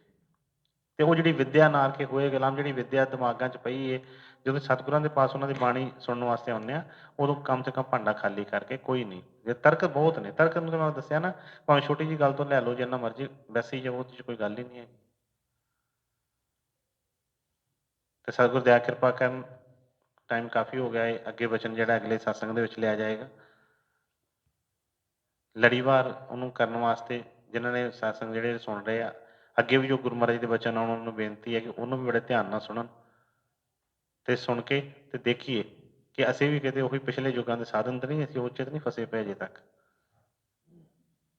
ਕਿਉਂਕਿ ਗੁਰੂ ਤੇ ਸਾਨੂੰ ਅੱਜ ਦਾ ਚਾਹੀਦਾ ਹੈ ਤੇ ਸਾਧਨ ਸਾਨੂੰ ਪਿਛਲੇ ਚਾਹੀਦੇ ਆ। ਇਹ ਗੱਲ ਕਿੱਦਾਂ ਬਣੀ? ਮੇਲ ਨਹੀਂ ਮਿਲਣਾ। ਨਹੀਂ ਤੇ ਗੁਰੂ ਪਹਿਲੇ ਵੀ ਬੜੇ ਹੈਗੇ ਨੇ। ਪਰ ਸਵਾਮੀ ਜੀ ਨੇ ਜੋ ਵਚਨ ਆਪਣੇ ਫਰਮਾਇਆ ਹੈ ਕਿ ਵਕਤ ਗੁਰੂ ਕੋ ਪੂਜ ਤੇਰੇ ਭਲੇ ਕੀ ਕਹੂੰ, ਫਿਰ ਉਹਦੀ ਸਾਨੂੰ ਕੀ ਲੋੜ ਹੈ? ਫਿਰ ਅਸੀਂ ਜੇ ਪਹਿਲਿਆਂ ਨੂੰ ਮੰਨਣਾ ਹੈ ਤੇ ਮੈਂ ਕਹਿੰਦਾ ਕਿ ਜਿੰਨੇ ਪੁਰਾਣੇ ਹੈਗੇ ਨੇ ਉਹਨਾਂ ਨੂੰ ਸਗੋਂ ਮੰਨੀਏ। ਫਿਰ ਉੱਥੇ ਫਿਰ ਜਦੋਂ ਕੰਮ ਕਰਨਾ ਹੀ ਗੱਲੀ ਬਾਤ ਹੀ ਕਰਨਾ ਉਹ ਕਹਿੰਦੇ ਫਿਰ ਵੱਧ ਚੜ੍ਹ ਕੇ ਕਰੀਏ, ਫਿਰ ਘੱਟ ਕਿਉਂ ਕਰਨਾ? ਫਿਰ ਖੋਜ ਕਰੋ ਕਿ ਜਿਹੜੇ ਸਭ ਤੋਂ ਪਹਿਲਾਂ ਕੋਈ ਗੁਰੂ ਹੋਏ, ਪਹਿਲਾਂ ਜੀ ਆਹ ਹੋਏ, ਫਿਰ ਉਹ ਹੋਏ, ਜਿਸ ਤਰ੍ਹਾਂ 10 ਪਾਤਸ਼ਾਹੀਆਂ ਦਾ ਇਤਿਹਾਸ ਆ। ਪਹਿਲਾਂ ਗੁਰੂ ਗੋਬਿੰਦ ਸਿੰਘ ਜੀ ਤੋਂ ਚੱਲੋ, ਫਿਰ ਪਾਤਸ਼ਾਹ ਤੇਗ ਬਹਾਦਰ ਜੀ ਹੋਏ, ਪਿੱਛੇ ਕਰਦਿਆਂ ਗੁਰੂ ਨਾਨਕ। ਫਿਰ ਵੇਖੋ ਗੁਰੂ ਨਾਨਕ ਸਾਹਿਬ ਤੋਂ ਪਹਿਲਾਂ ਕੌਣ ਸੀ? ਪਹਿਲਾਂ ਵੀ ਤਾਂ ਉਹਨਾਂ ਦਾ ਕੋਈ ਗੁਰੂ ਹੈਗਾ ਹੀ ਸੀ। ਦੁਨੀਆ ਚੱਲ ਹੀ ਰਹੇ ਸੀ ਮੱਥੇ। ਫਿਰ ਉਹਨਾਂ ਤੋਂ ਪਹਿਲਾਂ ਦੇਖੋ, ਫਿਰ ਉਹਨਾਂ ਤੋਂ ਪਹਿਲਾਂ ਦੇਖੋ, ਕੋਈ ਵੱਡਾ ਜਿਹਾ ਗੁਰੂ ਦੇਖ ਕੇ ਤਸਵੀਰ ਬਣਾ ਕੇ ਉਹਨਾਂ ਦੀ ਲਾਈਏ ਘਰ 'ਚ। ਕਿਉਂਕਿ ਜੇ ਅਸੀਂ ਉੱਥੋਂ ਤੱਕ ਹੀ ਰਹਿਣਾ ਹੈ ਤੇ ਜੇ ਸਾਧਨ ਅੱਜ ਦਾ ਚਾਹੀਦਾ ਉਹ ਚੀਜ਼ਾਂ ਚਾਹੀਦੀਆਂ ਅੱਜ ਦਾ ਉਹ ਚਾਹੀਦਾ ਹੈ ਤੇ ਫਿਰ ਸਾਧਨ ਵੀ ਅੱਜ ਦੇ ਉਹਨਾਂ ਦੇ ਕਹਿਣ ਦੇ ਮੁਤਾਬਕ ਜੋ ਸਤਿਗੁਰ ਫਰਮਾਉਂਦੇ ਨੇ। ਤਰਨ ਤਾਰਨ ਬਾਬਾ ਜੀ ਨੇ ਇੱਥੋਂ ਤੱਕ ਕਹਿ ਤਾ ਕਿ ਬਈ ਜੇ ਉਹਨਾਂ ਦੇ ਹੁਕਮ 'ਚ ਕੱਟਾ ਵੀ ਡਿੱਗਦਾ ਪਿਆ ਤਾਂ ਉਹਨੂੰ ਸੁਣਨਾ ਵੀ ਪਰਮਾਰਥ ਹੈ। ਦਿਮਾਗ ਨਾ ਲਾਓ ਕਿ ਕੱਟਾ ਗੜੈਣ ਐ ਕਰਨ ਦਿਆ ਤੇ ਇਹਨੂੰ ਕੀ ਸੁਣਨਾ ਹੈ। ਜੇ ਉਹਨਾਂ ਨੇ ਕਿਹਾ ਕਿ ਇਹਨੂੰ ਸੁਣ, ਇੱਥੇ ਤੇਰਾ ਕੰਮ ਹੋਏਗਾ ਤੇ ਫਿਰ ਗੁਰੂ ਤੇ ਵਿਸ਼ਵਾਸ ਕਰੋ, ਉਹਦੇ 'ਚ ਹੀ ਕੰਮ ਹੋਏਗਾ। ਤੇ ਜੇ ਵਿਸ਼ਵਾਸ ਨਹੀਂ ਹੈ ਤੇ ਫਿਰ ਜੋ ਭਾਵੇਂ ਤੁਹਾਨੂੰ ਜਿੱਦਾਂ ਮਰਜ਼ੀ ਨਾਦ ਵੀ ਸੁਣਾ ਦੇਣ, ਉਹਦੇ ਨਾਲ ਕੋਈ ਫਰਕ ਨਹੀਂ ਪੈਣਾ ਹੈਗਾ। ਰਾਧਾ ਸਵਾਮੀ, ਰਾਧਾ ਸਵਾਮੀ।